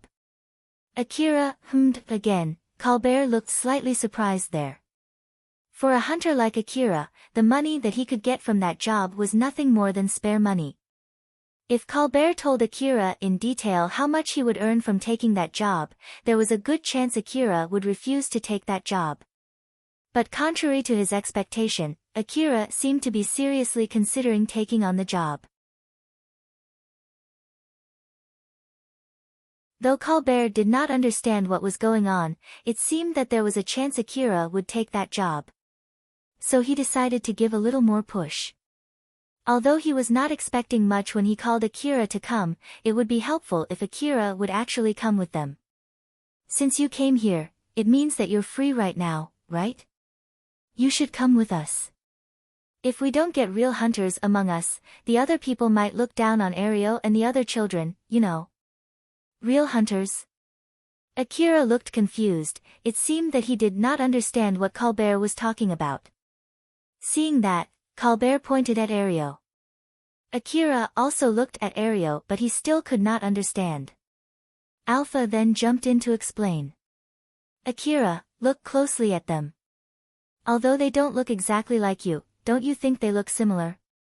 Ario and the other children were wearing black attire along with a black coat. Now that you mention, that's kinda true. So, what about it? Akira still did not get it. Alpha smiled bitterly as she exasperatedly said, so in short, they're trying to disguise themselves as you so that other people won't mess with them.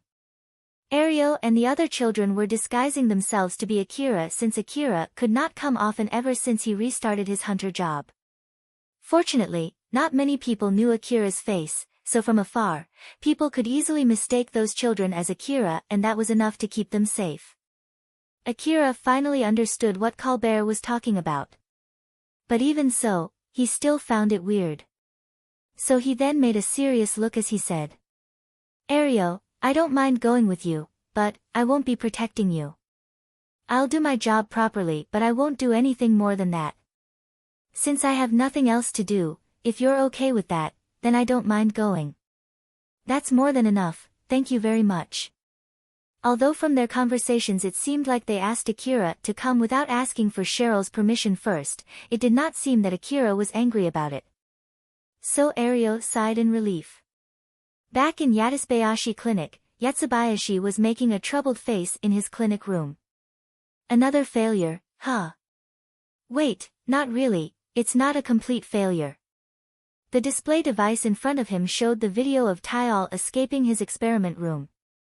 Tyal ate his restraints to free himself, walked slowly towards the door, and tried pushing the wall with his left hand. After that, suddenly, something exploded, leaving a big hole in that wall.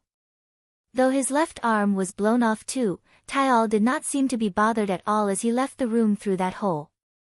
Yatsubayashi watched that video multiple times, zooming and replaying some parts of the video to check it closely. If my guess is correct, it seems that his gunpowder-producing organ is working fine. Did he produce the gunpowder from the restraint that he ate? I used robust restraints that is used to restrain people with enhanced body. It's not the same as eating a fork, so how exactly did he do that? Yatsubayashi took some time making various guesses while looking at that video. After he gathered his thoughts, he finally stopped the video and changed into a map of the lower district. There were red dots displayed on that map. The trackers are working as they should. But the bomb that I planted in his head would not explode. Did the nanomachine that reached his brain also dismantle the bomb? Or is it that he dismantled the trigger? I have no idea at all. I do want to check it, but it doesn't seem that he'll return back anytime soon. He even tried to escape. I'm not sure if he still has any shred of reasoning left, but it did not seem like he's going back to Cheryl's base either. It seems that he's just roaming around the same place. Yatsubayashi mumbled. Taial-kun, what are you exactly doing there? Taial's tracking device was showing that he was roaming around the same area that was not too far from the slum since yesterday. Akira finished his preparation and headed to Izan family's base. The garden of the base was still laden with the leftover of the battles from the other day, except for a small change. Akira looked slightly surprised as he saw the scene in front of him. Colbert noticed that Akira had a sharp stern look as if he was looking at his enemies. Akira, what's wrong? No, it's just that I don't see the tanks and the powered suits from that battle. During the battle, the Izan family and Horias sent out their powered suits. When Akira escaped that place, it was still filled with destroyed powered suits and tanks. But they were nowhere to be seen now. Colbert sighed in relief. Don't scare me like that. Of course, people took them away first since they can be exchanged for money. People who? Maybe one of those hunters. I bet they took them away even if they had to rent some heavy machinery. I heard that they even fought against each other over the loot, you know. Well, it only took a few days for them to carry everything away, so I'm sure things have calmed down by now. That's also the reason why I can bring myself here. After all, I would hate to get involved fighting over the loot. Akira nodded. He was amazed at how people actually did carry all of those big and heavy wreckages out from that place. Colbert looked at the nervous Ario and the other children and warned them. We'll be searching this place now, but let me remind you this. Don't shoot without our permission and refrain from even grabbing your rifles. It might cause a fight. Got it? Why yes. Alright then, let's go. They then entered the base and started checking the dead bodies. They continued their work. Akira, Colbert, and Ravin searched for the dead bodies using their information-gathering device. Ario and the other children then checked those dead bodies. If any of them had any outstanding debts, they were put in a body bag and carried outside to the people from the credit companies who were waiting not too far outside the base. Ario and the other children were already used to seeing dead bodies, but couldn't hold well when they looked at the badly dismembered corpses. Every time they saw a mutilated corpse, they could not help but wince. Say, Ario. Akira-san was here, right? Yeah, I heard that he came here to rescue Boss. Though I don't know the details, I heard that he fought pretty fiercely. So in short, some of these corpses might be the ones that Akira-san killed, right? Probably, yes. What's wrong with that? No, it's just that, we're borrowing these rifles from that Akira-san right now, right? When I think that these rifles are powerful enough to create these dead bodies, it's just that, you know, carrying them around like this is pretty scary. Akira lent his CWH anti-material rifle, DVTS minigun, and a 4WM automatic grenade launcher to Ario and the other children. If Akira was carrying all of those alone, it would definitely make him stick out from the rest and render the other children who were disguising as him useless. Although those rifles were pretty heavy, Ario and the other children at least figured how to carry them thanks to the exoskeletons that they were wearing. Naturally, they wore those because they thought that it would be hard for them to carry the cyborg corpses. So they had decided to get some exoskeletons from Katsuragi beforehand. Hunters regarded exoskeletons as something inferior to augmented suits. After all, it was not designed for high-speed maneuver during combat. At most, it was only used for carrying heavy goods. Because of that, they were sold at a relatively cheap price and Cheryl's gang was able to buy multiple of them. Ario made a face saying that he could understand the other boy's feelings. Those are anti-monster rifles for hunters. I guess this is what would happen when they're used against normal humans. To be honest, I always thought that we could explore the old world ruins one day if we keep taking that training from Akira-san. But it's filled with monsters that we can't defeat unless we have these kinds of rifles, right? So I can't be so sure anymore now. The young boy sighed and looked discouraged. Ario tried to cheer him up with a light smile. Shouldn't it be fine if we just go to the ruins with less danger? You might be right, but where exactly? Like Higuraka Residence Ruin, for example. It's already pretty deserted and there are not that many monsters there. Ario suddenly stopped there. The young boy frowned and found it weird. Ario remembered the last time they accompanied Akira to Higuraka Residence Ruin, they were attacked by a swarm of monsters. Ario then said as if to convince himself, no, that was a special case. Normally, something like that would not happen. Not to mention, there are those general-purpose requests for new hunters too. It should be alright if we start from those relatively easy hunter jobs, and then we can gather better equipment from there. That Ravin guy did say that it's much easier to explore dangerous ruins when we have new and better equipment after all. Wait, isn't that guy in big trouble from the debt that he's racking from his equipment and ammo? Ah, but Akira-san and Kalber-san are not having trouble with debt, right? If I'm not mistaken, Kalber-san had both of his hands eaten by monsters and Akira-san once got sent to the hospital after almost getting killed though. Something like he had to pay 60 million orum for the treatment. They went silent.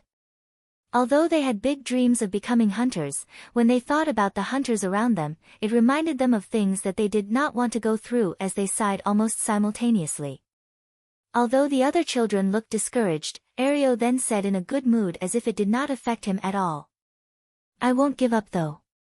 I'll get stronger, earn a lot of money, rent a house, and live with Alicia. The other boys smiled wryly and looked at him with a slight mockery.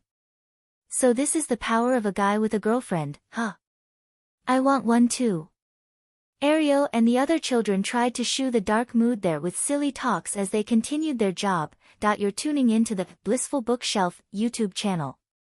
We're so grateful for your support and don't forget to subscribe to join us on this incredible journey through captivating stories.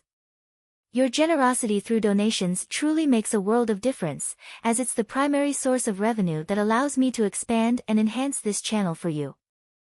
Thank you from the bottom of my heart for being a part of this adventure.